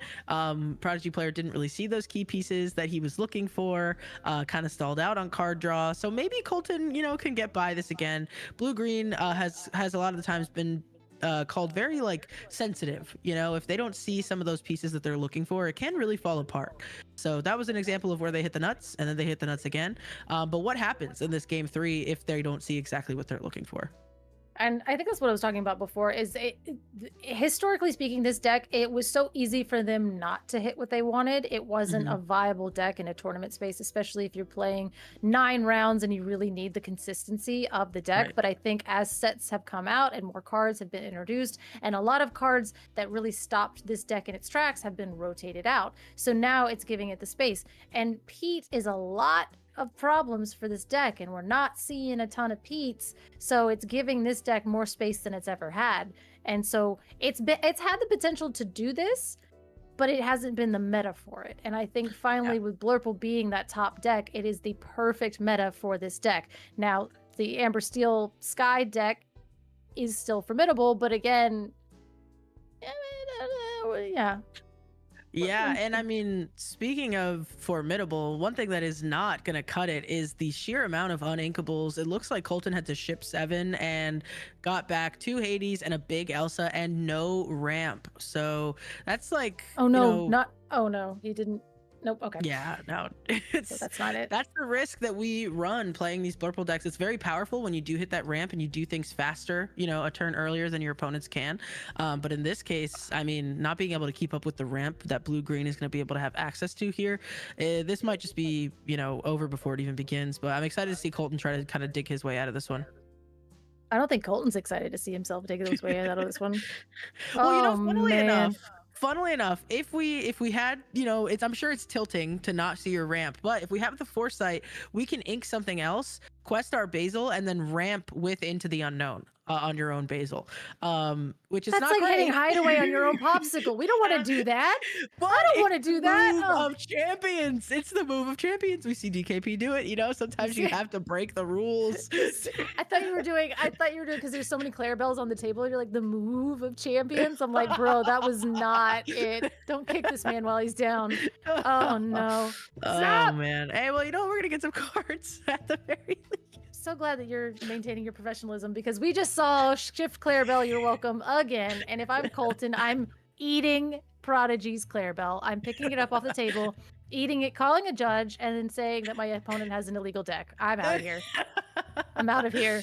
Don't do this Jeremy to me. in the chat saying that Mole 7 was rough, didn't see the ramp. Yeah, I mean I that's know, the that's like- risk we take with these decks, and that's why a lot of people have been playing one jump ahead again to kind of mitigate Yep. things like that. God, seeing that 10 cost uninkable second star at a moment like this is not what you want to be drawing into. So Oh, yeah. Shout out Dick Burns for on stream bricking with second star, and then game 2 basically he played Tipo, he inked second star with Tipo, but he actually showed the camera and slammed it down, and I was like, salute to you, buddy. Let us know that you are like bricked on second star, because that card is a savior in the mirror, but it is so bad in other situations. And it's like, sure, Yeah. draw 5 cards. we see this vision come down, but I think one thing I'm noticing is like all of those characters were big 5-cost characters, which means that we have still seen no ramp. So all of those are going to be top decks later on in the game. You know what I mean? It's a chance to just see Tipo with Tipo. Oh gosh. Wait, he's like, I quit. He's like, you got it, man. I quit. It doesn't matter. You can under the sea until, yeah, we're good. We're good. Somebody stop that match. This man has a family. Yeah, yeah. Buddy. That's Jeremy. awful. Yeah, I know hear it's the ya. same. He's got a family. No. And that is how that goes. Like Blurple missing turn 2 ramp is game. And unfortunately, kind of like what you were saying, like that's why we're adding 1 jumps in the head. That's why we're having all these conversations about, is develop your brain really good? We threw that back in there. We're going to throw that in at 4. Some people have just develop your brain over visions or just like a number of here and there to make sure, because again, visions is really good. And like we love that because it can get us what we want later game. But if we don't get our early game in place, we lose. So Yeah. that's why it's like, okay, is it better to just throw in one, like a 5th and have 1 jump ahead and have that like our 9th piece of ramp with the develop to make sure that we can get there? And again, if you look at your opening hand and you have a develop and no sale, do you keep the develop or do you you ship all 7? Like it's kind of like this weird mathematical debate on like probability of like you making sure you hit that turn 2 ramp or you losing, just watching you yourself know what? lose. I stand by Colton. If you're listening, friends of Colton, if you're listening, have him take a look at the VOD. What would have happened if he ramped that Tipo with the into or the Basil with the into the Don't you unknown? dare. Don't you dare. Don't you dare. He would have been at 5. He would have been 1 in closer. Technically, yeah, sometimes you got to get your way back in. And if you're just going to sit there with cards in hands that are basically just giving your opponent Clarabelle value, then it's like, fine. Into Gets the the- unknownness. Yeah. Gets the hand smaller for the Clarabelle value and gets you 1 step closer to playing out those big cards that are kind of bricked up in your hand. But Jeremy in the chat saying no one really wins when the ramp decks miss ramp. Tough break, Colton, hang in there. Yeah, I mean, it's all for fun. 1 loss early on is not usually make or break. We can always rally back for the win. Many great players have before. So I think Colton's going to be just fine. Looks like we've already got 2 new players sitting down in front of us here. If this is accurate, it's going to be Josh on Amethyst Steel and James on some more blue green. Yeah, that deck is really. That was actually something that was funny that happened in Denver at PPG. Like we had our Friday tournament and everybody was like blurple this and blurple that, and like Thiago was there and he was on Amethyst Steel doing really well, and then all of a sudden this kid comes out like this just like Sapphire Emerald from the top rope from this 13-year-old kid that just blatantly 2-0s Thiago. Oh, And wow. everybody was like, wait, what? And then they met again in the finals, just 2-0s Thiago again. And so then the next day on Saturday, the concentration of Emerald Sapphire was high. Like it's like everybody had the deck in their bag, but they were like, should I or shouldn't I? And then this kid just comes through and just dominates. He was undefeated all day. Wow. The kid did not drop a game.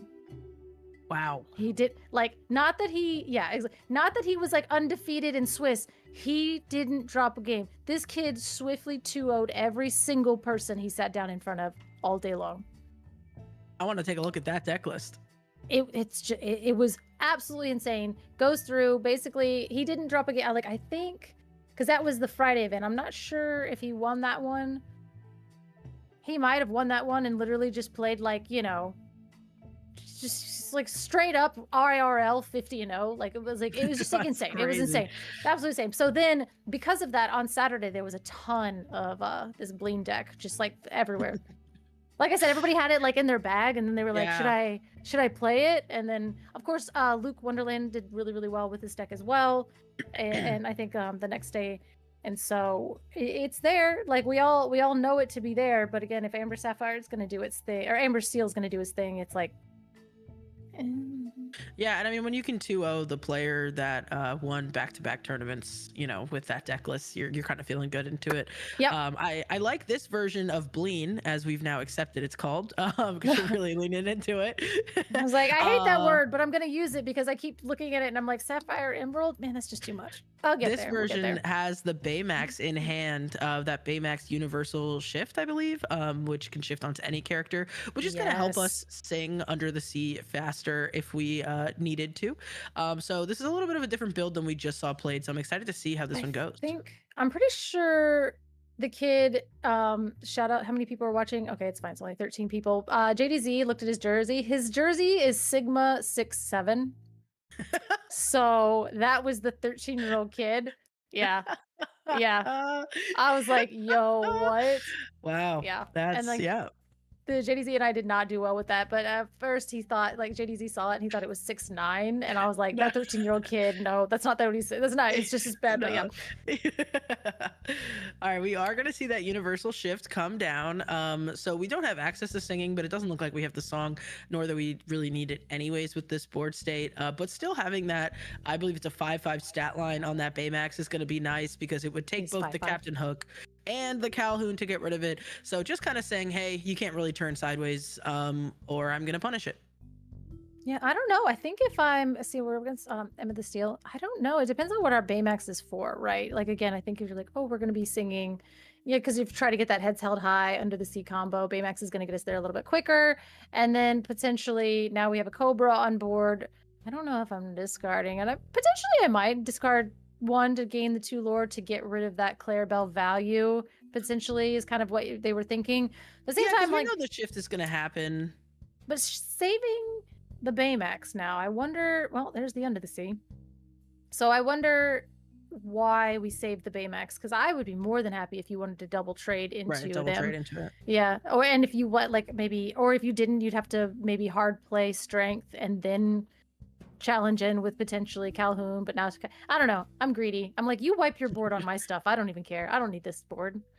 Right. So we'll see. Yeah, I mean, I guess we don't want to have just a Clarabelle on board. But I mean, that Clarabelle can't really sing anything anyways. Did we just draw and pass, or is it still? Yeah, I think we did. We did draw. I saw that we drew an Under the Sea for turn, unfortunately, which means that I think we're pretty bricked up, and that might be what's happening here, because we did sink strength.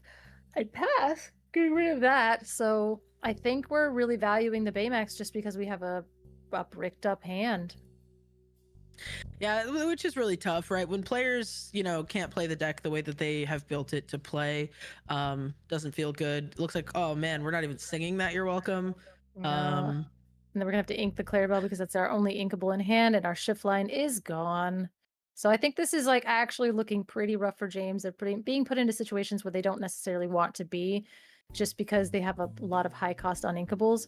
But now we're at 5, and 7 is the magic number these days. So yeah, I'm curious to see what can kind of be made of this, especially with that You're Welcome. Obviously, we are able to get that 2-quester off the board, or that threatening body off the board.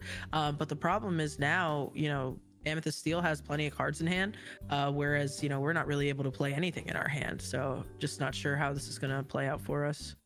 And we're trying to ink off the top, and apparently we do have another Dumbo. Even though you're welcomed yours into your deck, you still have another one. And again, we don't have any other evasive characters on the board other than that lone little Dumbo, but pay 1, gain 1, draw 1 is not that bad. Yeah, It is- especially considering James can't really do anything to interact with that right now. Not right now, no. And again, that's like a heads held high under the sea situation, but we are pretty far away from that. Again, Basil down in the inkwell, so we'll go ahead and take the captain hook because we have to start doing something and then potentially forcing that Cobra trade, which wouldn't be the worst thing in the world. Man, it's just tough. Never mind. We see a Lilo come down, giving Challenger +2 to everything. That Lilo is sneaky, and I love her. Man, the ink and pass also like 2 turns in a row for James is pretty tough. Yep, and 8 ink is so far away, and it only hits the Lilo. So, I mean, I guess. So we're just gonna Hades over to the Dumbo. I guess that makes sense to us. We know that there's not a lot of aliens in the deck, so I don't think there's gonna be an alien coming down to challenge our ready characters on quest with the Lilo. So I don't think we have to worry too much about that. Is that happy? That is a happy. It's not a dock, so we're okay.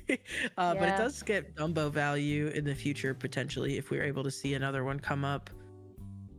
Yeah, we do see a happy, so we are going to go ahead and sing our other strength, doing 3 damage to our Hades, and then drawing. Nope, never mind. Okay, so there's the dock. There's the other dwarf. There he is. Yeah, Happy's just a good little card now. Happy's not usually one that we were like, oh yay, or we saw him in the mines deck when he was going to the 7 dwarf mines, but. And then an Elsa to just go ahead and tap that down because why not? Oh boy. Yep. So I think it was a little manageable when it was just Lilo and Cobra against the Hades, but now that we've kind of filled our board back up, got some extra cards in hand. So we're going Under the Sea. That's a Yeah, I knew we had the Under the Sea that was kind of in there, which is actually really, really good because we did see them take their entire turn. They sang the strength, got rid of the strength. Then they used the Cobra. So it was quite a few cards just to, get rid of that Hades. And we did finally build up and get to our Under the Sea, which hit everything except for Cobra. And now we have our 5/5 Scrooge McDuck staring down our damaged little Cobra. But Pete came down and shut off the rest of our deck. So. Yeah, I mean, I would be shocked if we drew something that we could play here off the top, just considering how many cards are actions in this deck. Yeah. But it does look like, wow, okay, it was a John Silver. Okay, now we're just gonna draw heat. Both players are almost top decking. Like James is purely top decking. Well, now of course we have the Dumbo for Josh to just truly and another refill. strength. I'm done with you, my man. Wow. I need you to Josh stop. is seeing everything he needs right now. Absolutely. And sometimes it's your day and sometimes it's not. And so the top of our deck is something playable, hopefully, because we are not under the threat of that Pete's Games referee. And it's a Donald Duck, so now we draw cards. And John Silver has given the Reckless to the Pete. Well, I guess, because the Dumbo can get around it with its ability because it doesn't say quest, it doesn't exert itself. So I do see, oh gosh. And oh, wow. we need him. Wow. Oh, goodness. So that's going to make that Pete a little bit spicier, but we are going to gain 1, pay 1, draw 1. And then we'll take the silver, taking 4 damage because of our little skater Mim. Into a genie. God, that was a bananas turn. So both players are going to get to draw at the start of James's turn thanks to this Donald Duck. Is James drawing again, though? Okay, yes, there he goes. So, yes. Yeah, I was going to say, yeah, so... but he remembered. At the start of your turn, you may draw a card, and your opponent may as well, and then you get to draw for turn. So it works out decently well if you have... bend to my will in your deck if you're giving your opponent tons and tons of cards. But unfortunately, when your opponent's cards draw cards and you're giving them cards, it's like they can really overrun you pretty easily. And again, like this Donald Duck is for certain matchups. And unfortunately, we were so far behind that I think we just had to play it to see if we could get ourselves to where we needed to be. But giving Amethyst cards is... I'm curious. I do think that James is going to take... I thought it was a Basil, which would make sense because I believe he has enough. Oh, wow. It takes the Baymax. That's crazy. That's actually kind of interesting because if you were to shift the Baymax onto the Donald, it turns the Donald's ability off and you stop giving your opponent cards and now you have a 5/5. So, or, okay, it was the Basil. So we go ahead and play the Basil. Okay.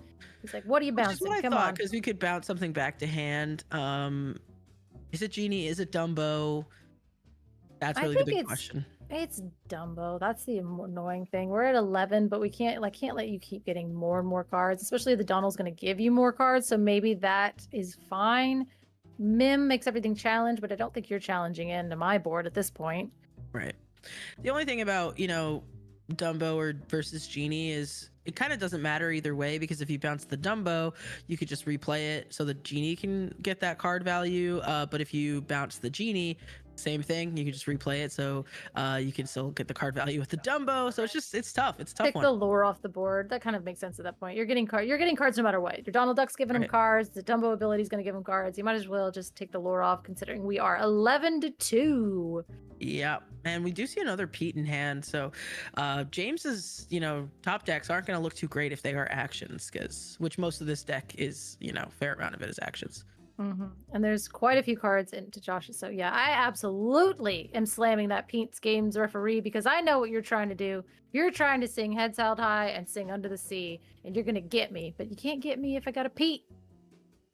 Oof, 12. Oh man, yeah. This is looking rough. One card off the top. Can we have magic? No, we're not going to be able to get after that Dumbo, and unfortunately, that is game on board on Josh's side. Is it game, or are we 19? Are we at 19? So 12, I think we're at 19, but either way, 18, 19. Oh, well. either way, without being able to play any actions, I think I saw an improvise and something else in hand. So Just 2 actions, potentially. You're like, yeah, "Woohoo!" probably just 2 actions. I guess. Oh, there's a Okay, head held high improvise and and an the head uprising. held high. So what we do is we do nothing and pass and Well, top deck the Under the Sea. I know. Well, I think we can't quest with our John Silver, which would give Genie Reckless, so that does take 2 lure off the board and buy us 1 extra turn. We could quest with the Basil, which will make you discard a card at random, so that is also another effect. Unfortunately, we have too many cards in hand to where that would really hurt us. But hey, it's at random, so it could really get you. Yeah, I think it's just such a tough spot, because through exerting these characters, if you do happen to, see that God top deck off the top, now these characters are, being able to be challenged, get rid of. You can no longer wipe the board. But maybe Josh doesn't even want to take out this threat. I Well, think he when does. he's got 4 damage, yeah, might as well. But it's not looking great for James right now.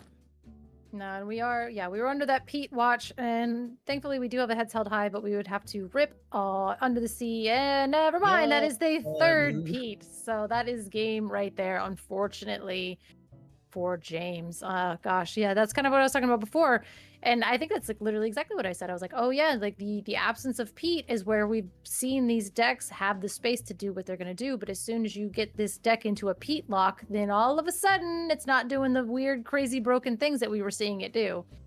And so Pete is definitely the check and the balance for this deck. Yeah, absolutely. I mean, credit to James for not just scooping it all up right here and allowing our opponent to just kind of have some fun over on his side of the board. He's like, what you doing? You're just making big...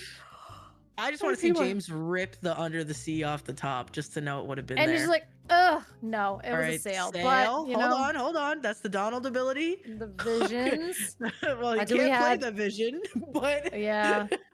if we could have, maybe we could Yeah, have we found could have. it. Nope, if you're under Well, a he Pete. doesn't know. He doesn't know that he's under Yeah, a Pete. Yep. Yep.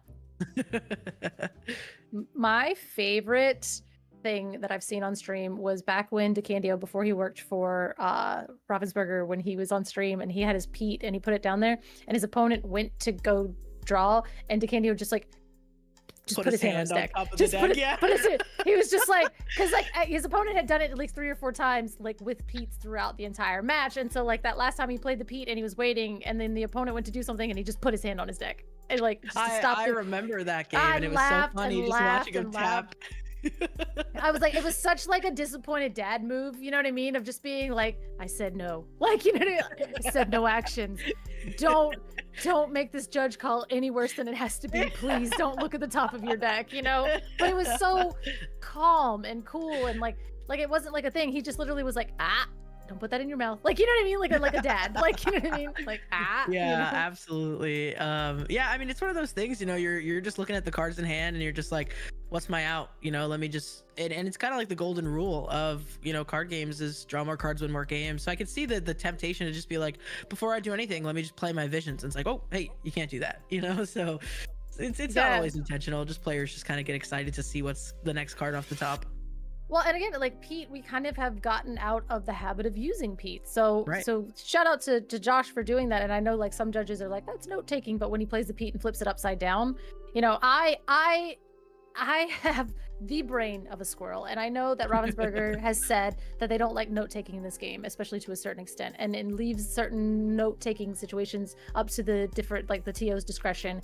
And thankfully, for most people, flipping a Pete upside down is not note-taking, because I swear to God, I will forget it every time. Like, I was like making fun of that player in Decano being like, don't draw, but like, I am that person. But if I'm looking at your board constantly, and I look and I see Pete's upside down, I'm like, oh yeah, I'm under a Pete watch, But like, other than that, like sometimes I don't remember everything all the time. So like just like the tournament organizers that allow Pete to be turned upside down without like a fuss, I'm always like, thank you. You are my people. Thank you. Like, yeah, I mean, and I know you have to announce that trigger, right? Because technically Pete is yes, like you do. Yes, a trigger. So it's just, you can think of it as just another way of announcing that and being like, hey, I'm just letting them know, and it's just all in an effort to keep the game state fair and balanced. So that's all we're ever trying to do.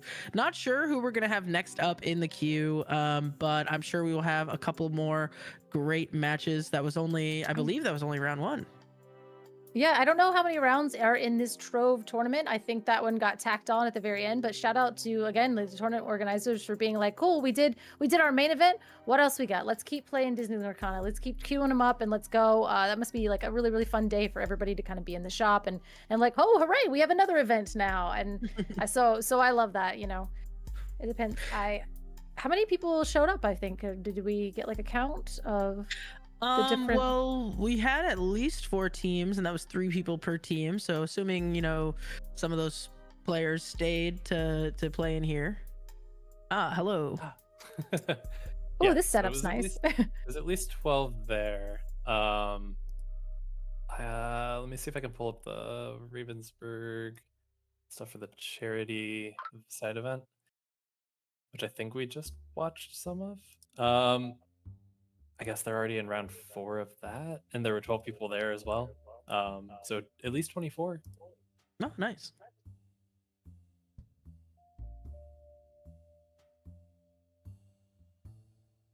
Well, some fun games were just had. A well-fought battle for both players. Unfortunate to see some of the draws on James' side in the end, but that's variance. That's the way she goes sometimes. And like you said, we're trying to get as consistent as possible with this deck, and I do think it's like in a very consistent place, more consistent than it's ever been. However, you can't account for everything, right? So sometimes you're just not going to see what you need to see. Yeah, you can't account for everything, and you can't play your action-based deck with a Pete on the other side of the board. And again, I think that was like round after round. Yeah, and that's the thing is like some people are like, oh well, all you have to do is play Pete, and you're like, well, yeah. They're like, but you have to play Pete like 3 turns in a row. I'm like, well, sometimes they absolutely do that, and yep. And again, like it's not like it was before where you're like, play Snake, bounce Pete, replay Pete, cry, but it's still like, hey, they could have 2 Petes in a row, and that's really the space that you need in this meta because it is so low resource when you're trying to yes, we can do broken things there. Yes, there are ways to get our whole deck into our hands. They're not as easy as it used to be, and it's not as intuitive as it used to be. And if you mess up a line here or there, you could end up in a really rough spot, so where your game plan is not functioning as needed. It's not as forgivable as like say those other metas with all of those other like Hiram and this and that and the other thing. Like I've got 80 cards in hand and I inked the wrong one. Doesn't matter. This is like if you Pete 2 turns in a row, that might be it. That's it. That's all you get. Because I needed you to Pete once and I had a plan for that, but you did it 2 times in a row and now my game is off and you've already gone and there's no way to come back because the catch-up mechanics in this meta are very low. And a lot of people don't add on the draw catch-up mechanics to their decks as much as we used to. Because they're not as fun. But still, it happens. You just gotta play Hey Hey. Goodness. Yeah. Just Just a little emerald hey go a long way. I say actually, Dick Burns did play that hey as his ally in heroic. So, yep. Yes. And then he played the hey, got value off of it once. It got challenged. It put it in the discard, and then he Great Stone Dragoned it and never played it again. And I was like, so that's how good hey was in heroic. So that's 2 ink. yeah, I know. Yeah, hey got 2 ink. So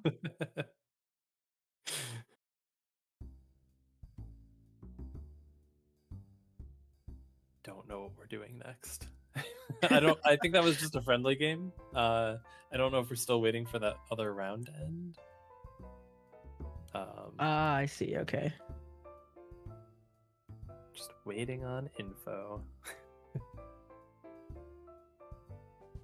Well, I think it's great that they're so willing to just kind of keep the action going. Whoever wants to join in, whoever wants to play, why not? We'll do a trove event. We'll do this. We'll do that. Top Table Traders in Winterville. Yes, North Carolina, run by Dick Burns himself and James. So I know they're always there for the community and always happy to keep it going. So good to see the spirit of that alive and well today. Yeah. Let's see, nothing to read in chat. Do we have any where other? is Winterville? Is that like east, west? East of Raleigh? That doesnt exist. I'm kidding, everybody. I'm from Western North Carolina, so I'm like, east of Raleigh? That's a whole different planet. What do you mean? There's like New Bern, Emerald Isle. All I can think is stuff that's actually on the coast. Oh yeah, I was about to say that sounds like coast stuff. Yeah, it's like yeah. Again, growing up, it was 8 hours to the North Carolina coast, and it was 8 hours to a Florida coast. So it was like, it's still a drive. So, but only like 2 hours from the zoo. It was 2 hours from everything. Are you kidding me? It was 2 hours to Atlanta, 2 hours to Knoxville, 2 hours to this, to like anywhere you wanted to go. Shout out growing up in the mountains. Woo. I got married in those mountains. I love it. Oh yeah, really pretty pictures. Shout out to John for his donation to the fundraiser. Shout out I think- John. yes. I think you're Yeah, the biggest amazing. donation. You guys rock. Trying to pull it up here. 25% of our way to the goal. Wow, that's awesome. That's grown from before. Yeah. I know that Nice. $5 of the entry fees today and next weekend will all be going to it as well. So it's great. Wow. Yeah, that's very, very cool. Shout out John. Nathan as well. Thank you.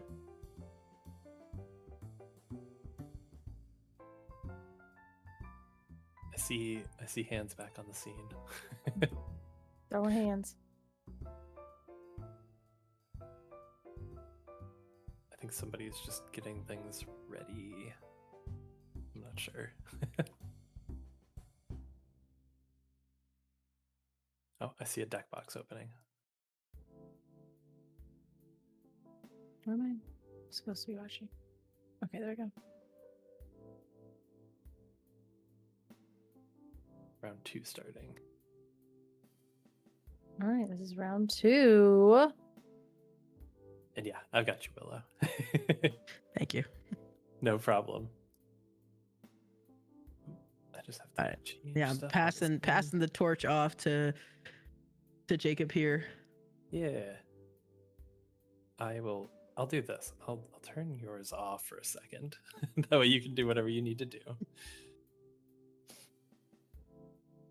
And then I will move some stuff around and figure out where my bubble is on this. Upper left. Okay.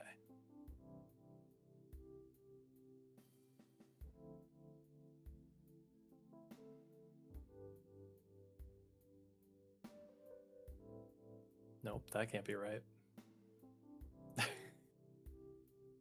Technology. Super fun stuff. We always love technology. And now we are seeing presenting our deck. So we shuffled that, and those are I think they're the Dragon Shield Van Gogh Black Lotus sleeves. I always love the different ones where they have the art that has like but it's inspired by a different card game. So they have like the lady with the dragon and stuff instead of just like the lady with the So I love those sleeves. Not typically the best. Sometimes you have to end up, is this Sapphire Steel? There I am. And then again, we're going to go Sapphire Steel, but we're going to go against the same Emerald Sapphire deck. I am excited. Let's see Sapphire Steel. I'm not like a Sapphire Steel stan. Like I'm not like one of the ones where like, from set one. Like I think I played it a little in set one. I was like, this deck is trash. And then like I played it again. And like every time I come back to it and I'm like, oh, okay. Like I like what it's doing. I'm not a diehard by any means. You cannot, but I will say in set 8, I started playing that Allies deck with Jasmine. And It's so again, fun. I love that deck. And then again, this set, as soon as it did, I was like, okay, the reason it worked in the format that I was playing it in set 8 is because it was like, it was, we had budget decks. So you couldn't play all the really premium Ruby removal. And there wasn't a ton of Ruby decks to begin with. So that Jasmine deck was bananas when it got to pop off, especially because it's like they didn't really see it coming. And then this set, being able to do Hades and add in all this stuff. And like, so for a second there, and even with the Alice and the support, for a second there, this deck was absolutely popping off. I had an Alice Growing Girl Enchanted, and she went from like $80 to like $220, and I immediately traded that. I was like, goodbye. But like, Good call. I don't know. I don't know how great that Jasmine ally strategy is now that the meta is starting to settle a little bit. But I will say that is one of the most fun decks I have played in Disney Lorcana, is that ally synergy, because then you can like Pleakley your Jasmine on turn 3, and now I've ramped to 5, and now I can start playing Hades when I shouldn't be able to play Hades, and I got the card off of Jasmine, so who cares? Like, but the deck falls apart if you don't find Jasmine on 2. It's not the same deck, it's not the same experience, and it is soul crushing. So, but any flavor of Sapphire Steel, again, shout out to the diehard Sapphire Steel players. You guys are some of the most loyal and crazed group of people I have ever met. And I admire all of you. Let me turn off my camera for just 1 second. I'm going to run and feed my dog because it's almost 5 Oh, o'clock. okay. I'm still here. I'm still able to talk because I'm wireless. But Oh, that's good. You're like, I'm just going to go do chores really quick. And I'm like, okay, Yeah, well, I'll just sit here and talk about Sapphire Steel, which is like a deck I don't know anything about really. But well, I'm really hoping that we get to actually see the Jasmine shift on 2, and then Pleakley on 3. I have loved that move. So you still get the draw off of it.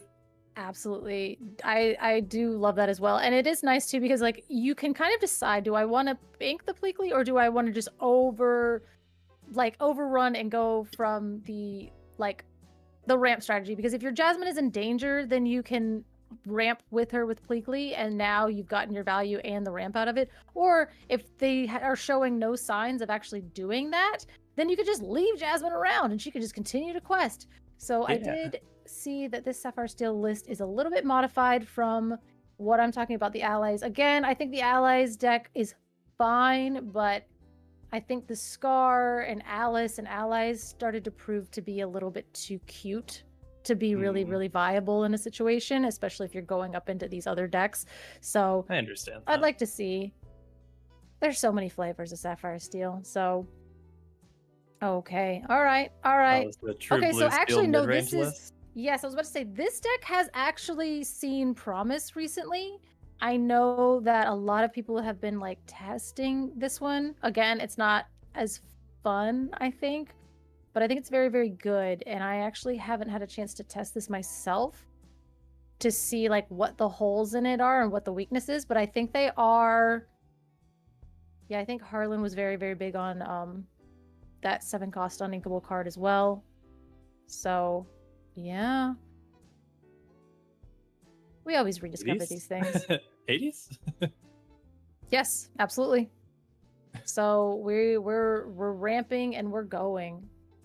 We're playing. This is definitely closer to a traditional Sapphire Steel list than we've been in a very, very long time, where we are ramping and playing haymakers towards the very end. Yeah. So I'm excited to see it again. I think this Beyond the Horizon card is something that we have seen as a liability, and we haven't been like super into it, but it has some really high potentials here if we don't break ourselves into oblivion. That's so crazy. Yeah, Harlan has been talking about this deck actually today, and so we're getting to see it nice. immediately. I love that. So we've got a Captain Hook. I know nothing about this deck. It seems like you're very familiar with it, but well, I test with Harlan all the time. I don't test with Harlan all the time. I literally just like sit and watch him and Fumbles play all the time. That's literally how I start my mornings. Is like I get online and see a Discord, and I see Fumbles and Harlan are playing, and I jump in there and I'm like, Adam, what are you doing? You know what I mean? And so I get a chance to pick his brain, and he's such a lovely person to ask questions. He's very good at answering them. And again, like all of his guides, all of his videos, I really love him as a player. And also Jack Shadows as well, and like Bad Vegas, some really great Sapphire Steel players that I get to just like stalk and like be like, hey, what do you think about this? And they're like so patient, so kind. So shout out to them. But again, I think and win all your set champs talking to all of these impressive people.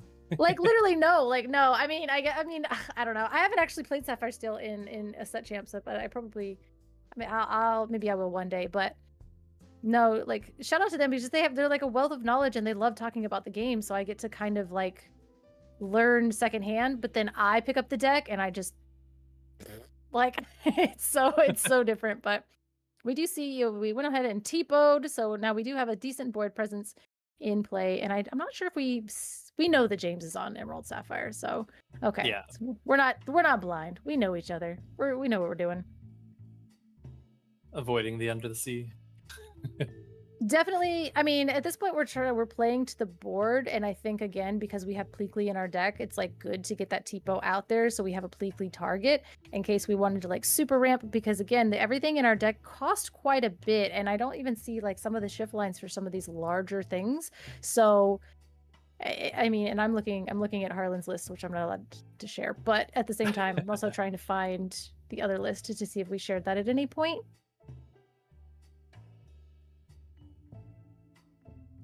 Anyway, all right. So interested on what this next turn's going to be for Sean.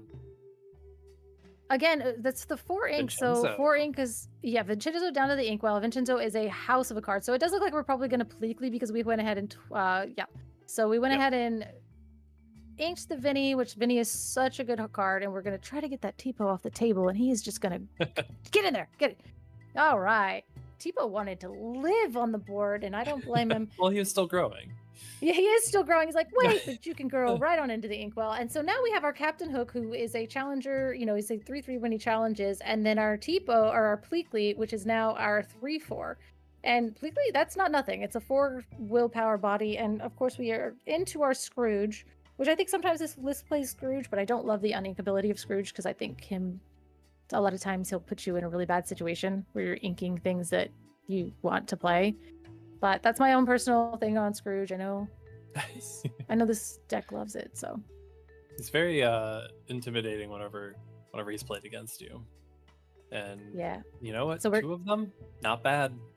Yeah, so we sailed double ink into another Scrooge. So we're staring down a total of 10 strength on the other side, and like our Pleakley and our Hook are looking a little puny. But now we're going into our 5 ink turn.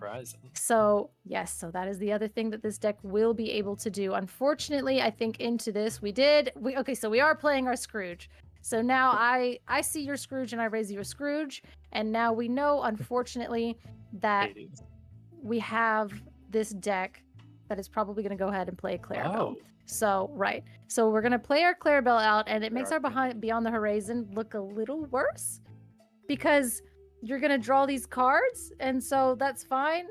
Oh no. And so I mean, I guess you want to play out your hand and then sing Beyond the Horizon. That's what we want to do. And if we can play out our hand, sing Beyond the Horizon, you have to discard your 3, which that's fine. But we're utilizing ours before you can utilize yours, so it doesn't really bother us too much. I think you choose both players then, just to get rid of what's in your opponent's hand. Yes. So if they had more cards, I'm absolutely choosing the opponent because it is you can choose any number of players. So you can either choose. I can choose me, I can choose you, I can choose just myself, I can just choose you, which is always hilarious. Multiplayer, this card makes me laugh every time. but are we gonna hard cast it or hard play it? I don't want to do, but we do have a Hades in hand. I do think we have a Hades in hand, so that's actually something that we could do. Hades, your Clarabelle, and then potentially wait till next turn. Does he have the ink for that? Wait, did we just pass?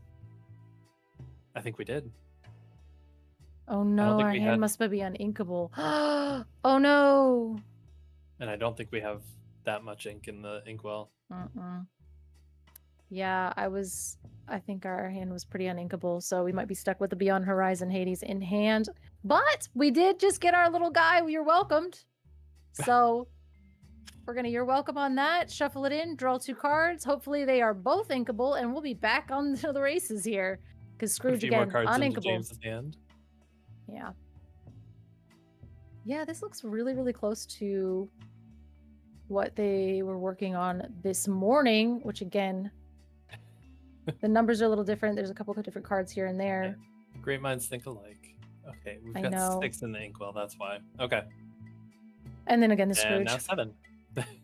Hey, actually, thank you for this. But again, I mean, if we're going wide, there are a lot of cards in this deck that help us come back on the draw. So I kind of, unfortunately, yeah, we're going to draw. Now I'm ripping off that. I don't care. I'm going to hard play that Beyond the Horizon. How dare you draw cards off of me? I'm petty now at this point. But let's see. We have a lot of cards in hand. We had the You're Welcome. We had things get bounced back. We can go ahead. We can ink that Mulan for turn. We've got 8 ink to work with. I think we are just 7 gonna for beyond. Hades. I think we're going to Hades. Yeah. Yeah, I would think that would be better Well. because then we can sing next turn. Mhm. Yeah. Get rid of that. Get rid of that Clarabelle. Put her into the inkwell. Turn off that card draw engine. We do see that's a Bobby. Okay, I was like, no, it's an Emerald card. We're fine. And then what do we have in hand? I think that's a Dock as well.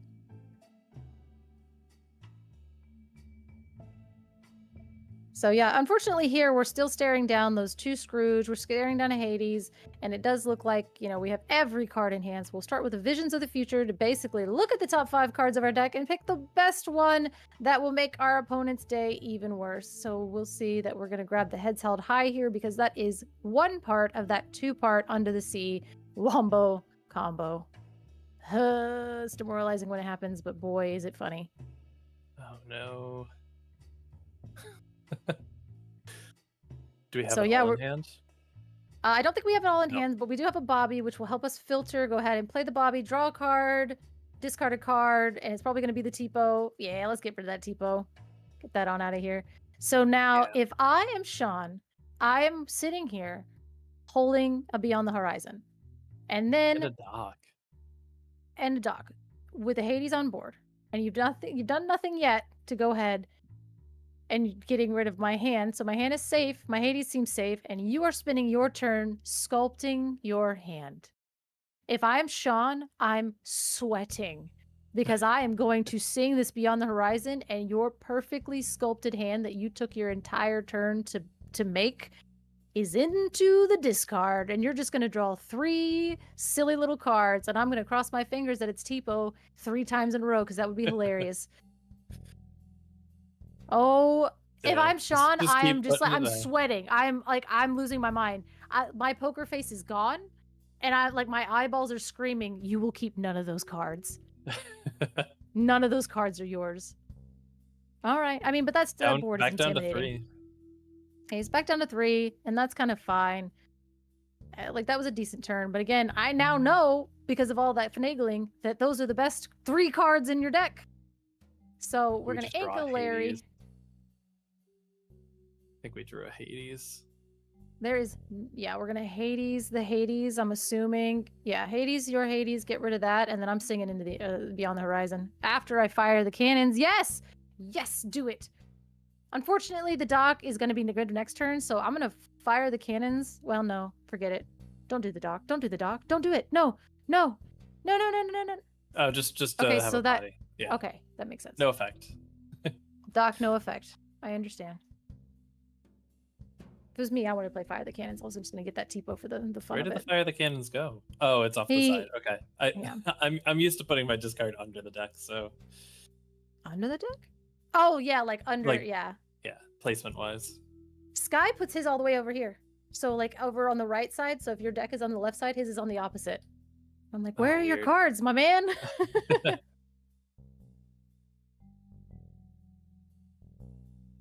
So Oh, we've let's got the Under the see. Sea. We've got them both. Heads held How did we high get both and- of them? We made him Oh, discard that's it. right. We just got. rid I of was that. like, yo, wait a minute. We just played saying Beyond the Horizon. So we did see like a couple Baymaxes and Heads Held High come out. And that's actually really, really great because he was going to shift the Baymaxes on the. time out. Oh, okay. So we were going to shift the Baymaxes onto like the Bobby and the Tipo. And then we're going to sing Heads Held High and Under the Sea. That's what we were setting up for. But we did get Beyond the Horizon. So that stuff did go into the discard. But you can definitely see that like little nasty line of play that James was setting up there. So. Why did we have a timeout? I don't know, we're taking a little time out trying to figure out exactly what was going on. Maybe like one too many cards were drawn. Who knows at this point? But yeah, I can see what James was setting up, and that was going to be disgusting. Because you pay 8, shift the Baymaxes, one Baymax, and Scrooge can sing The Heads Held High, and the other Baymax and the other Scrooge can now sing Under the Sea. And now you have 4 5/5s on the board. That's nasty. Oh, Oh, his daughter Kinda had to go fun. potty. oh Okay. okay. Yeah, Excellent. my daughter does that. She'll be like, "Mommy, I have to potty. Will you come help me?" Like, really? You know where it is. You live here too. She just wants me to be in the bathroom with her. I'm like, "Do you want me to wipe or whatever?" And she's like, "No." I'm like, "Well, then why am I here?" Moral support. Yeah. She wants me to open the potty for her because I'll put the lid down. So she wants me to open the potty because she doesn't want to touch the potty. I'm like, you still have to wash your hands though. I don't know. Kids are weird. Oh, 5-year-olds. I assume that that's like a like I had one bad experience. Something was sticky, and then I was grossed out by it. And now I don't want to do it again. Well, for a she's long convinced time. she's convinced if I help her, if I assist her through the entire bathroom process, she doesn't have to wash her hands, which is untrue and never been true. Yeah, so I have no idea what her deal is, but we do see a Clarabelle come down, and now, unfortunately, that kind of like fun line of play that we had set up with our double shift Baymaxes, Heads Held High, Under the Sea isn't going to happen, but still, 5/5s are going to go ahead, team up, and Oh, look at us sing go. Under the Sea. We're going to hit the dock, and we're going to hit the Captain Hook. That poor Hook never really got to do too much this game. No, I think because we correctly identified on James's side that, the Hook is going to be able to trade with his Tipo, so we're not going to get any cheeky quests off there. But unfortunately, we're going to have to do some stuff and things to get us to where we need to be. I do see a strength. I think I see the new Jasmine come into play, which she acts pretty similar to the no, she does not. She's actually evasive, and she says, choose and discard a card. This character gains +3 challenger this turn. So that's a really, really good card to combat those evasive threats and everything, but she doesn't do anything on play. But we do have the 3-drop Jafar is what the card that I was thinking of. When it comes into play, you get challenger 2 this turn, which kind of like a little Lilo. And I do see like some decks are like, oh, Lilo's better, or oh, Jafar is better, oh, Jasmine's better. Why not all of them? Throw them all in there. Let's just make a bunch of challenging math and a bunch of problems for everybody. But again, this Jasmine is a card that Thiago was really high on, I think, especially that first week. And I'm not sure if they're in there still, but again, I'm just really happy we got 2 back-to-back Enchanted Jasmines, like set to set. We got one in Rain Jafar, and we got one in the set. The Rain Jafar one I really, really liked a lot. This one is really cool too, but the Rain Jafar one I liked a lot. And unfortunately, we're gonna get a playmat. I was so excited when I saw that playmat. I was like, oh, I love when they come out with art in this game that like stops, like it gives me like an audible response where I'm like, I just love that. I feel like the Bell did that. And the Ariel, this set did that. The Circle of Life, I finally saw that in person. I was like, it was literally like, oh, like I feel things now, like looking at this art. And I think they really, really knocked it out of the park, this set. The It's like- enchanted set are so good. That's what I'm saying. Like, just, okay, we are going to go ahead and you're welcome onto that Jasmine because she is like a little bit of a problem. Just sitting there evasively can be pumped as large as possible, which is, Challenger +3 is insane. I just discard a card and she's a 6/7. Yep. And then you discard another one. That's And just it's a egregious. 9/7. Like, why do you need to be able to take out a manor by yourself? You know what I mean? Like, that's not, we don't Got even rid of have manor manors. and now. Bro, and he's now playing we have the another way to one? do- Wait, what's happening now? Did he play another one? I think he did. That, five is it in his third turn? Well, he just got his card, you're welcomed, so he's supposed to shuffle back into his deck and draw 2. And the Or did he change his over there in the mind? discard. Did he change his mind and say, no, put the Hades back, you can keep the Jasmine? That might have been what happened, is he changed his mind. So we did hit your welcome on Jasmine, change our No, we mind, just- and go for Hades. Okay. Did he have 2 Hades down? Yes, he did. So he had 2 Hades Okay. down. So That is now what we're going to play the Basil, and we're going to play a John Silver, and I think this is really going to just kind of nail it in for us as the Sapphire Emerald player. This is a little much, unless we're going to see a Tinkerbell Bob song situation. I don't know what we're going to be able to do here, because this Clarabelle, Mob song. Hey. Mob song would go hard. yeah, 80 Clarabelles is too many. It's too many.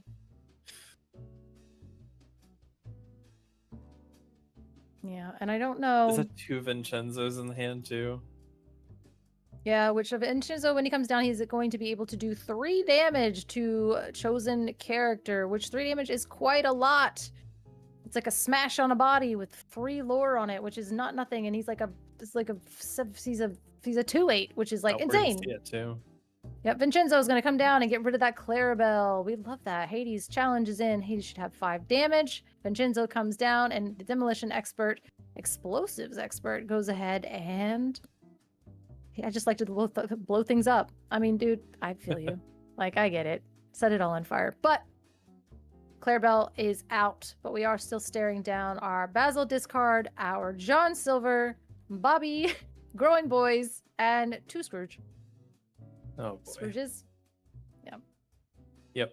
Looks like we scooped. Yeah, I mean, it's not. I think we were pretty bricked in the beginning. We weren't really drawing what we wanted. We were kind of like looking and making some choices. We were like, what's happening? But, we had a few turns where we inked and passed, which is just gonna be it for that. Again, like, I think in an older meta, we had some space for things like that. And this newer meta, we do not have time to ink and pass.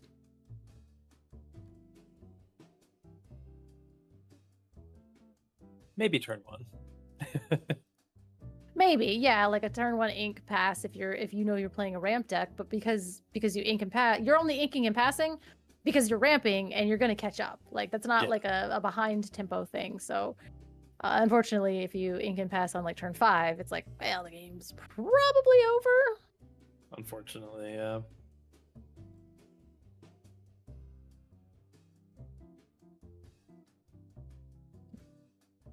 Just making sure those everything's sleeves not as on well. fire. What is it now? I am liking those sleeves. The longer they're on stream. The Starry Night, Black Lotus. They're cool. Yeah, I like it. It kind of, for some reason, you made a Black Lotus fit into Starry Night and like seamlessly in a way that you're like, did Van Gogh actually paint the Black Lotus? No, wait, no, that's good.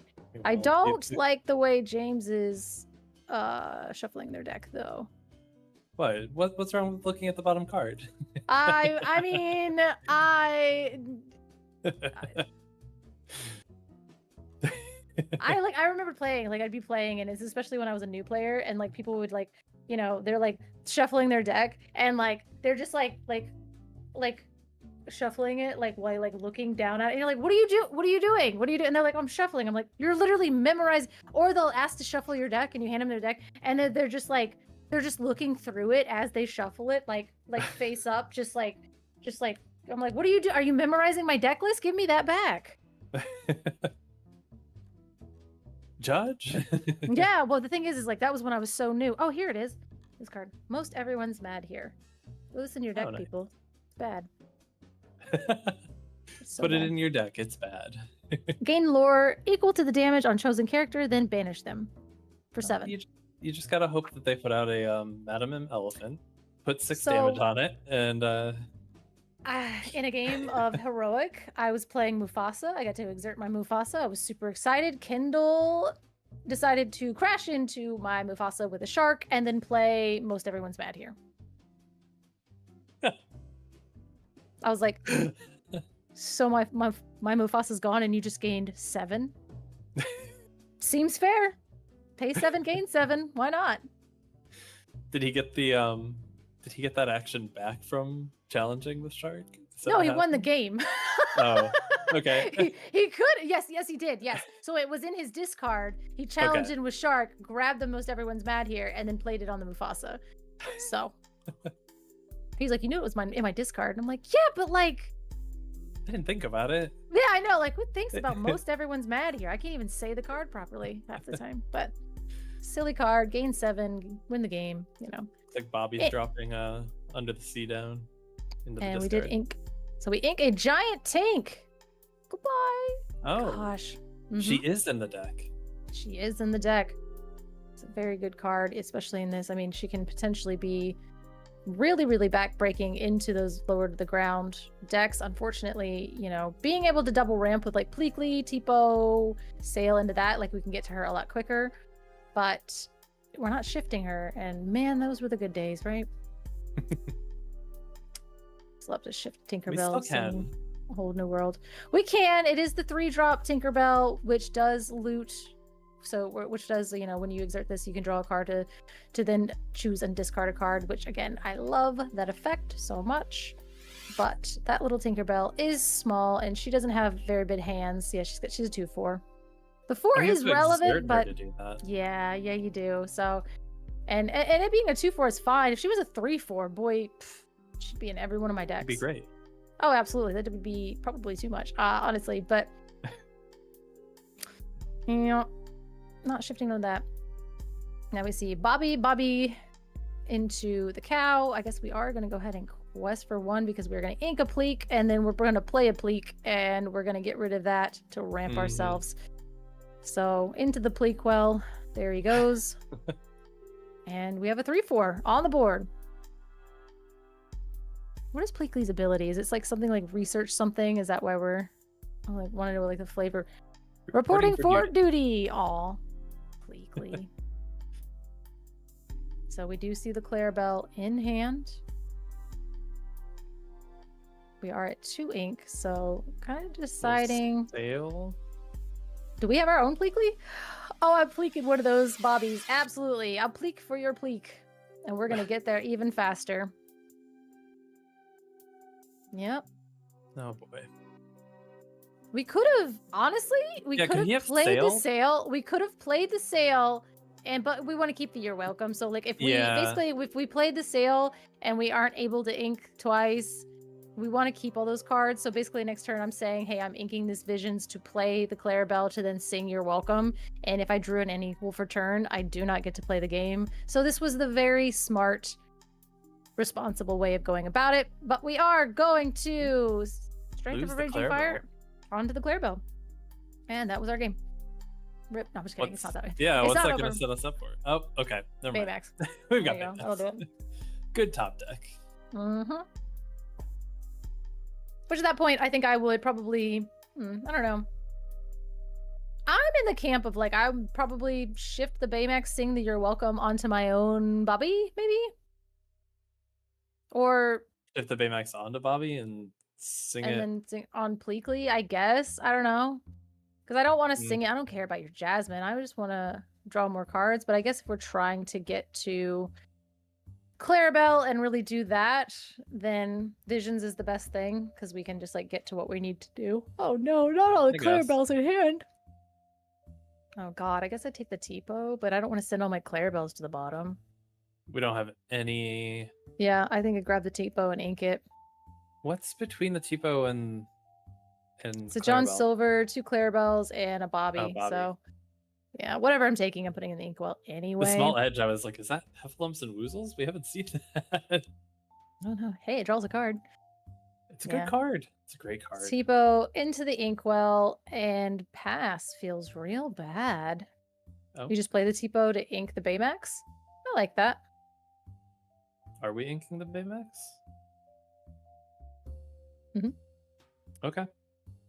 The Clarabelle You're Welcome is pretty good, but we are going to ink the You're Welcome, so it doesn't matter. We're just going to hard play Clarabelle next turn. And we hope for An inkable off the top. Hope for inkable off the top.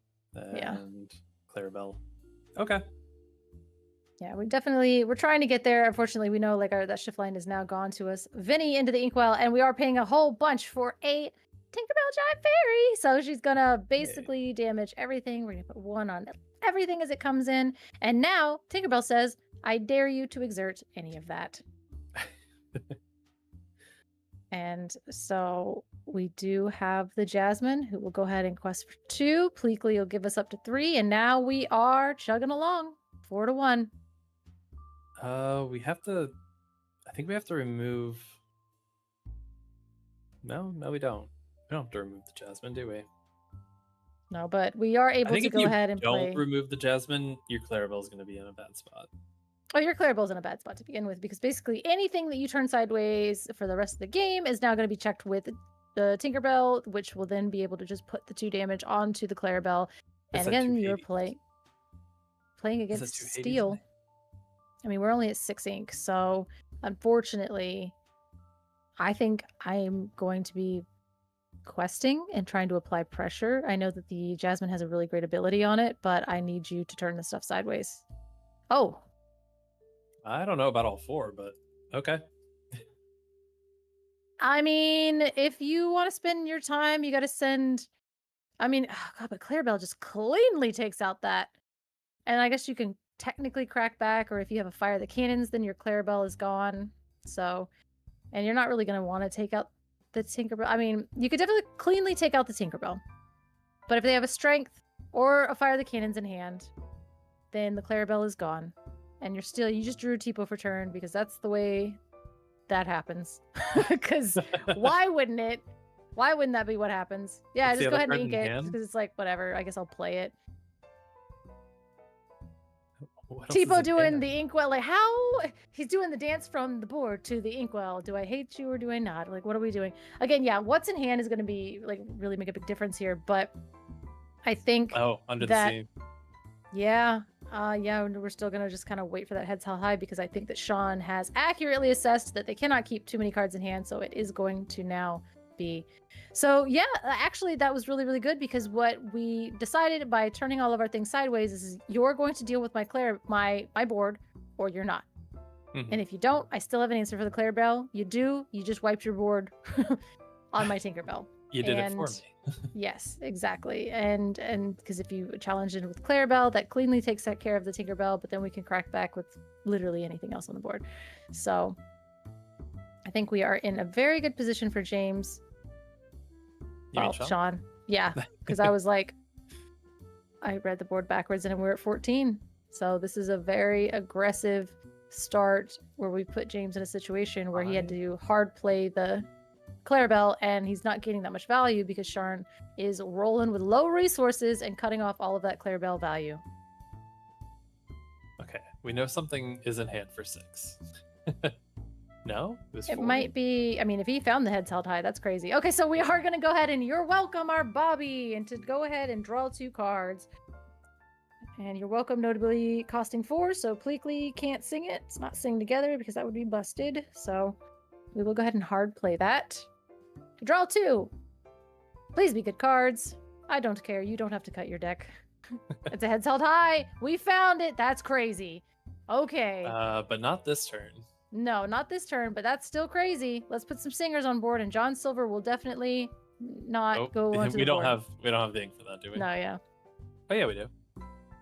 2. Oh no, we have to ink. We have to ink first. Yeah, we'd have to ink first to be able to play the John Silver, which actually might put us in a bit of a bind. Oh, are we going to scoop it up? Yeah, okay, we're going to scoop it up because I was about to say, yeah, because I think if we had enough ink to put the John Silver, then we would have been able to sing the heads high, held high, and also do Under the Sea next turn. And Sean was sitting on low resources, but unfortunately, that's not the way that it worked out.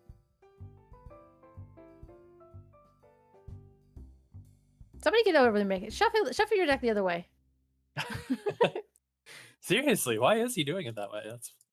Isn't that? Hmm.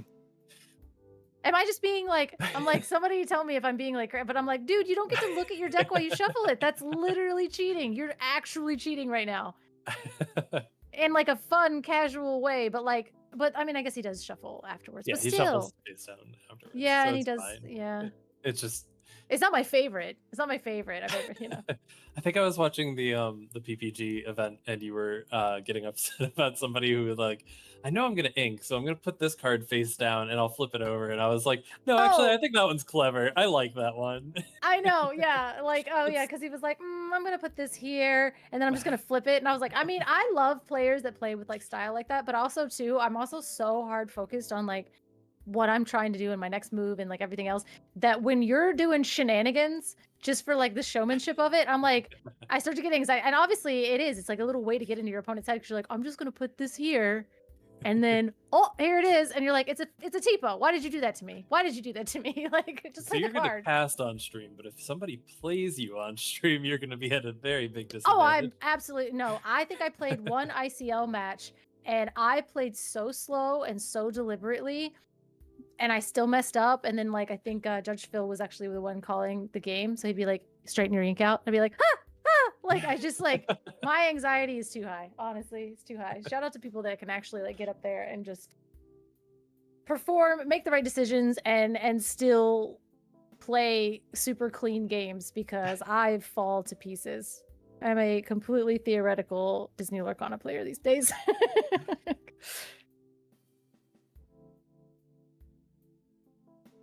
I think 90% of the time I'm just going through my lines, and I'm like, I mean, either I've got it or I don't. It's just the matchup.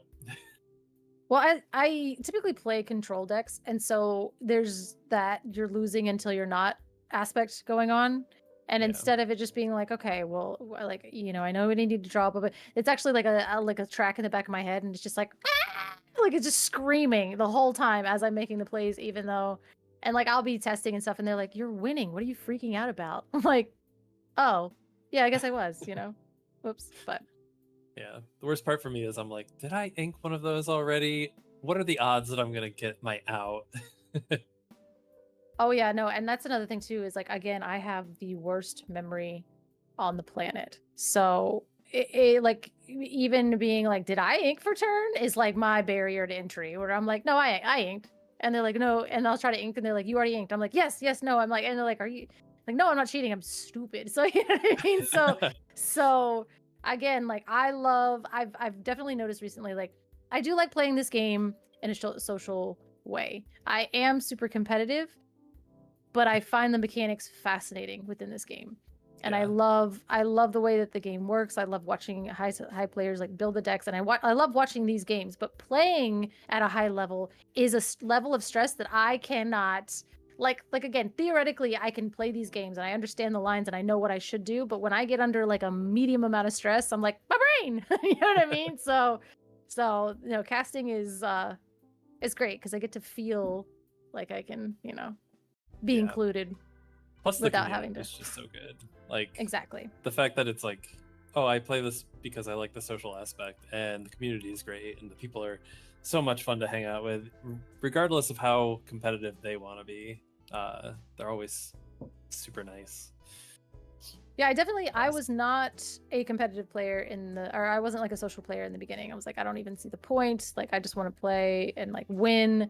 And then after a while, I was like, I mean, I like playing and I like winning, but like there's some really cool things. And again, like I think analyzing the game design in itself is really, really cool. And when you're only playing competitively and grinding over and over again, you're missing out on all of these really cool mechanics that you just don't get to see very often. And if you play just take like a night off and play a casual game, you can really see some cool mechanics that you just don't get to play with, and you start to realize that this is just like a very well designed game.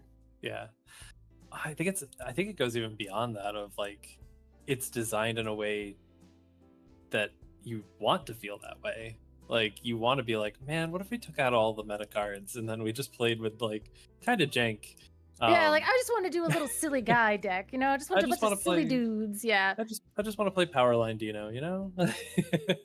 yeah, exactly. Like I just want to do a thing, and again, like, but that's another thing too. Is like, you know, we're the turn 2 Tipo, turn 3 Scrooge McDuck into like staring down another Tipo with a Basil into the Inkwell into our another Scrooge McDuck. So we literally are mirroring each other on the other side of the board. And for me, I'm like, stop copying me, don't do this. But like again, this is like, there are players that enjoy this high level competitive aspect to where now this is like, I'm like, are you having fun? And they're like, yeah, I won. And I'm like, how are you having fun? Like I'm stressed out of my mind, but there's something for everybody in this game, and I do love this. You know, and the Jasmine comes down, and it's just like another evasive threat, which 3/7 is bananas. It's bananas because it could be a 6/7 at the drop of a Is she dime. evasive? And yes, she is. How have I missed that? She's evasive and it's wild, and we are going to trade Scrooge for Scrooge, leaving a Scrooge. Wait, Oh, during what? your turn. She's evasive. We during didn't- your turn. Yes, during your turn, but at the same time, she's evasive when it matters, right? So we didn't trade our Scrooges. We opted against the Scrooge trade and just played another Scrooge.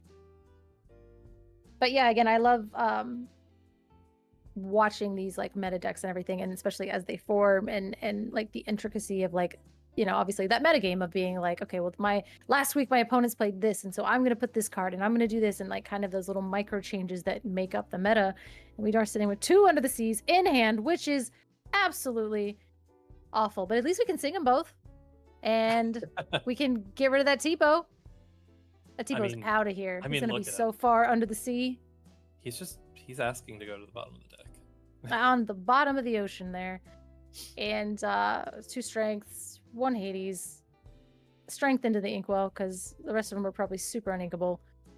Go ahead and play that Hades onto the 1, 2, 3, 4, 5, 6. So we're 6. Too. No, that is. It's a Beyond the Horizon. So I think we're trying to probably decide: do we want to rip off this Beyond the Horizon? Do we want to play out our Hades and then sing strength? I think that's probably what I want to do. But then again, that doesn't really do anything either, because our math is a little bit off, because that would be Hades onto 1 Scrooge, singing strength onto the other Scrooge doesn't really help us out here. But these are really strong cards in the deck, and I want to keep them all. So yeah, I think we're just gonna opt to pass because we can't do anything. Uh-oh. What do we got? So that's... Oh, is it an Improvise. improvise? Improvise? I mean, improvise doesn't help us with that Jasmine, because she is a 3/7, so we Well- are going to have to throw... You could put it onto the Tipo and then Tipo. Yeah, you'd have to throw it. it. You'd have to 2 for 3 for 1, because you're using the improvise onto the Tipo, drawing a No, you get card, one. and then You're really only yeah, losing the Tipo and taking some damage to the Scrooge. which is like, we're sort of fine with that. Tipo, what else is he doing? And another improvise. Well, hey-oh, wait a minute. Hold up. Another improvise. Make that the biggest Tipo on the planet. Now we're kind of bummed we didn't improvise the Scrooge, but like, hey, you know, you can't win them all. So Now we largest, have the Scrooge. yeah, To be like, I regret not doing this. yeah. Draw a 3rd improvise, and we are gaming. Okay, that is a Clarabelle, which is kind Still of not bad. fine. No. Because we go ahead and play the Clarabelle just in case we get a shift target at any point in time. That would be nice. And again, that does give us... Because Scrooge itself... I was about to say, yeah, it's the 1 drop, but the Scrooge does give us 8 singing power. So now we have 9, if we so choose. We want to start singing so many things together. Sean at 6 or 5 ink? I see. I see He's 6 at there. 6. Okay. Yeah. He was a 6. So he has the Hades in hand, which was stuck in hand from the last turn. We do go ahead and get rid of that We can Tipo, ink have some that damage on there. Strength. We can ink the We're gonna tank. ink the Vincenzo over there, unfortunately. I guess we could ink the Beyond the Tinkerbell. Horizon. So I thought it was. I think there's we're gonna ink the Tinkerbell, probably play the Vincenzo or the Hades. Hades. Vincenzo. Okay. Vincenzo, 3 damage, which will pop the Clarabelle? No? Okay. And then we're gonna strength Scrooge. Okay, so we Vincenzo strength the Scrooge, and then we can go ahead and Huh. Interesting. Quest with Depot? I don't. I mean, I don't know. Okay. Because the Scrooge could definitely eat it for free. And we already inked the Tinkerbell. That. Alright, so that was an interesting line of play. Now we're getting into a situation where I'm not really wanting to be on the horizon, my opponent.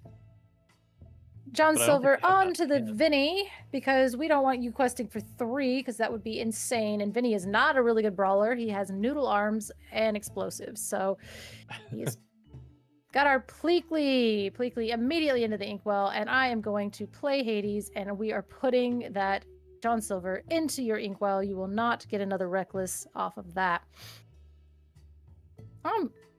But I'm Quest for 3. questing. Yeah, I was like, Yeah. get that Tipo sideways. If he's not growing my lore total, then why is he growing in the first place?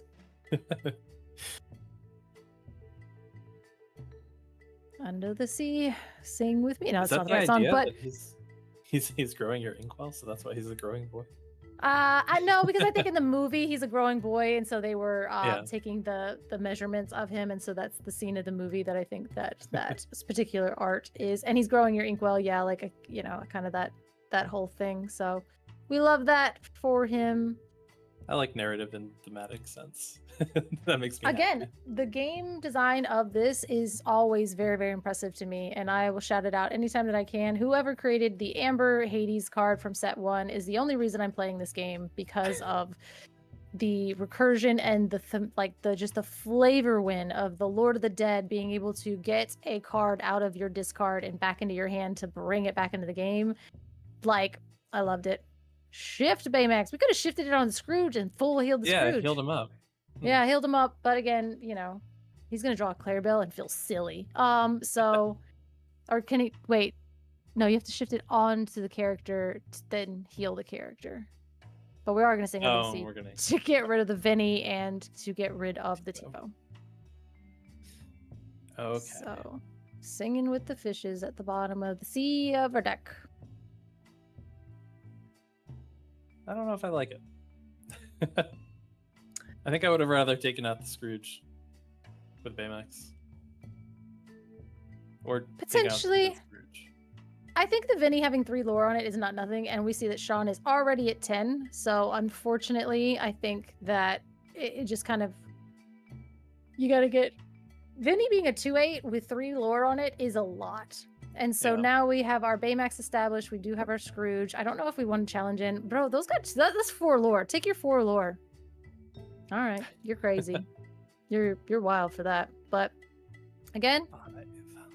I don't know how to play this game because I am doing commentary in this booth, but I am greedy and I would have went to 14. But clearing the board does take away any potential. Oh, am I still here? Or You're still here. I just have to fix up your camera.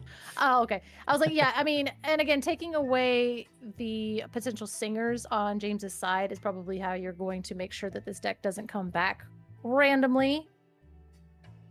Because if you would have ripped Heads Held High and Under the Sea, then it's like, okay, now my board's gone just because I decided to be greedy in Quest. So I agree with that challenge, even though I don't agree with that challenge. Transition. You're back. Hey, I was like, did my internet wonky start to That silly Spectrum internet. I know. They'll be like, your AT&T internet's fiber. out through inclement weather, and I'll look outside and it's literally Just sunny. like sunshine. Yeah. Like, oh, okay. Had some friends at one point. Their internet was down because wasps ate through the fiber cables. I'm sorry, what? Yeah. Wasps ate through fiber cables. Bro, wasps are the worst anyway, and then now they've taken my internet. I cannot stand for it. Absolutely unfortunate. Oh, Cutting okay. out some ink. Pleakley Inking, into inking. the inkwell. Yeah, where he belongs. And we are going to, I think I see another Jasmine in hand. So we go ahead and get her down just because I think that card is bananas when you're allowed to do stuff about it. And we have seen James respecting the crap out of that card. Oh, Vinny, no! All right. No value Vinny down to the, but again, he does have 3 lore, so that's going to help us clear out and win the game. And we do still see that Jasmine in hand, leaving 1 ink up. I think Vincenzo would be much more interesting if it wasn't a May trigger. Little double-edged Oh sword. yeah, like sure you have to like he blows himself up. Again, Flavor Win would be hysterical on that, but we are going to Under the Sea because we had 2 Under the Sea, so no, our Vinny. And I guess maybe potentially we were going to sing our Beyond the Horizon with Hades next turn to potentially refill our hand, but we do have Doc, and so we're starting to see some stuff go sideways here.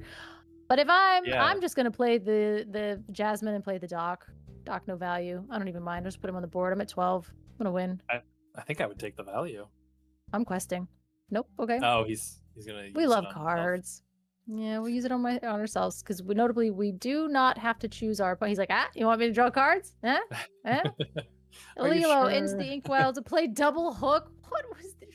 I mean, hey, 12, 13, 14, 15, 16, 17, 18, 19. 19's not nothing unless we Under the Rub it Sea. on the table. Is it a Clarabelle? That's I think funny. it was. Oh, it's No, a it's Donald Duck. Donald. Okay. I was like, oh dear. Well, 19. We already have. Hey. What are these draws? 3 Captain Hooks in a row, and yes, a Guys, you have Under to the shuffle Sea. your decks. You can't just I know. have back-to-back hooks. Yeah, Under the Sea is not going to do it here, unfortunately, because the Jasmine and the Clarabelle. well, yeah, double Clarabelle. There she is. Oh. Oh wow, that was the Clarabelles that he bottomed at the very beginning from that vision. So we got all the way back through the deck. Oh yeah. The filtering power is real. Wow. So that is game 3. No, it's not. That was game 3, and it will That was go game 3. to Sapphire Steel. Sapphire Steel got Nice. it. It's alive and well. Tell your friends. Alive and well. Ramping Pleakley. Meta-defining card Pleakley into just, honestly, Haymaker. Like Hades, Scrooge, like all of these top ends are just really, really powerful. And I can see like Captain Hook and Mulan, they can brawl, they're low to the ground. You have Tipo, we're ramping, Pleakley ramps, Jafar will end up kind of buffing it up. Played bad color. Wait, what does it say? What does it say? Wait, what does it say? Played bad color makes me nervous. What? Why? Because I say mean oh no. I don't think he played bad. Now I'm like, what did I say? Can you hear me? That's not cool. What the hell? He just wanted to impress you. I was like, no, like, do you have the stream like on and they can literally hear what we're saying? Because that is unhinged. Oh my gosh. And They okay, can't hear us, but... okay, that's what I was gonna say. No, because at Ink, when we were playing, we basically had like this little fake wall divider that we just like, it was like a shelf and we put like a thing over it. And then the players were literally on the other side. I'm like, those headphones had better be so noise canceling because if they can hear what we're saying, I'm gonna pass out and die. Like you can't do that to us. Like, that's not fair. Yeah, you have But- to like feed the microphone in, but you also have to put music on. Yeah, like you have to like, because we say stuff and we're like, oh no, if it's gonna be a doc at the top, and like sometimes you could tell that they could hear us because we would be like, oh, and then like you could see them like reacting on the board because we're loud. It was like Baker Yeah. and JDZ, like they're loud, So, oh, that was funny. Oh, I kept rewatching that clip of JDZ with that candy bar. Where he was just He ate the whole. I was like, that. I had one of those candy bars. By the way, shout out Kawa and like Kim because apparently Kim always asks Kawa to get her those German chocolate bar. But I thought it was like, yeah. First of all, it was delicious. Like he let me have one, and I was like, oh my god, thank you for sharing because these were so good. Those were not one bite. There was like nougat in it. There were nuts in it. There was so much substance in this candy bar that it's an actual health risk if you are trying to eat this in one bite. It would be like throwing back an entire Snickers in one bite. No one does that. A Snickers, and then you put like a Three Musketeers on top of it with a Rice Krispie treat in the middle. Like it's not good. Like it was not a one bite thing. the only thing worse that you could possibly do is like a payday where it's just mostly peanuts. Yes, and it's yes, called together yeah, as yeah. well. Because it was like there was like wafer, and then there was nougat, and then there was like another like viscous kind of candy material that you should not be just like throwing back in one bite.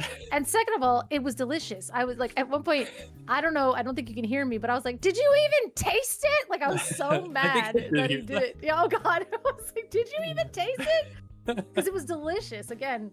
And then Kawa was saying, like, you can only get those in Germany. So, and like it being a snack that Kim always asks him to bring, I know, I was like, I wonder if her heart broke watching him just like throw this back, and she's been waiting months to be able to have this snack, and JDZ just housed one in an entire go. And I think my wife was walking by at that time.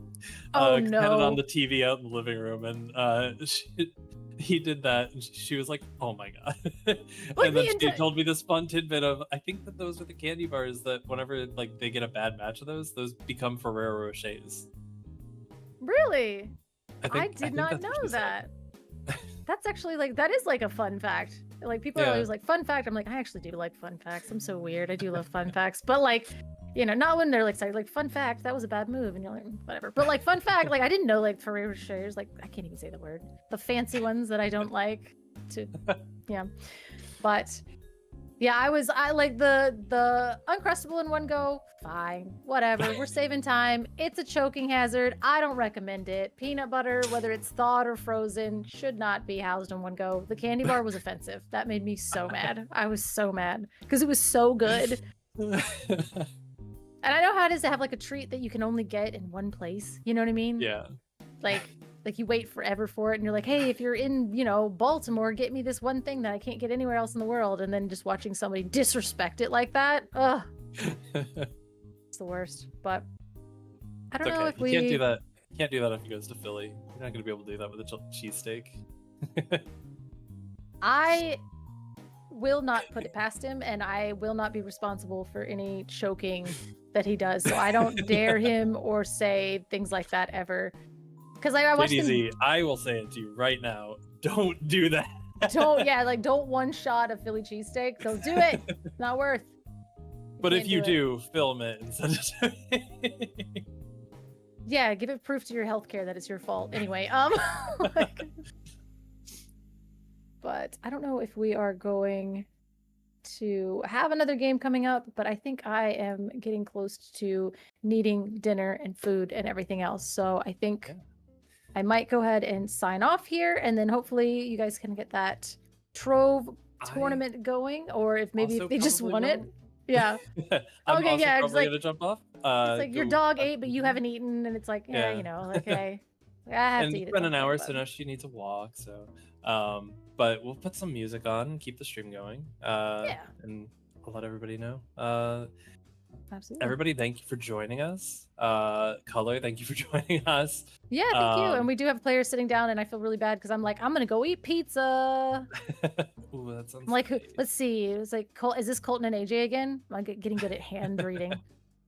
I Alright. don't think so, but it I know might be. that'd be so creepy. If I'm right, don't tell me. I don't ever want to know if I'm right or not. But yeah, I learned everybody in North Carolina based off of their hands. Oh well, That's- Sean's there pile shuffling. We know those sleeves.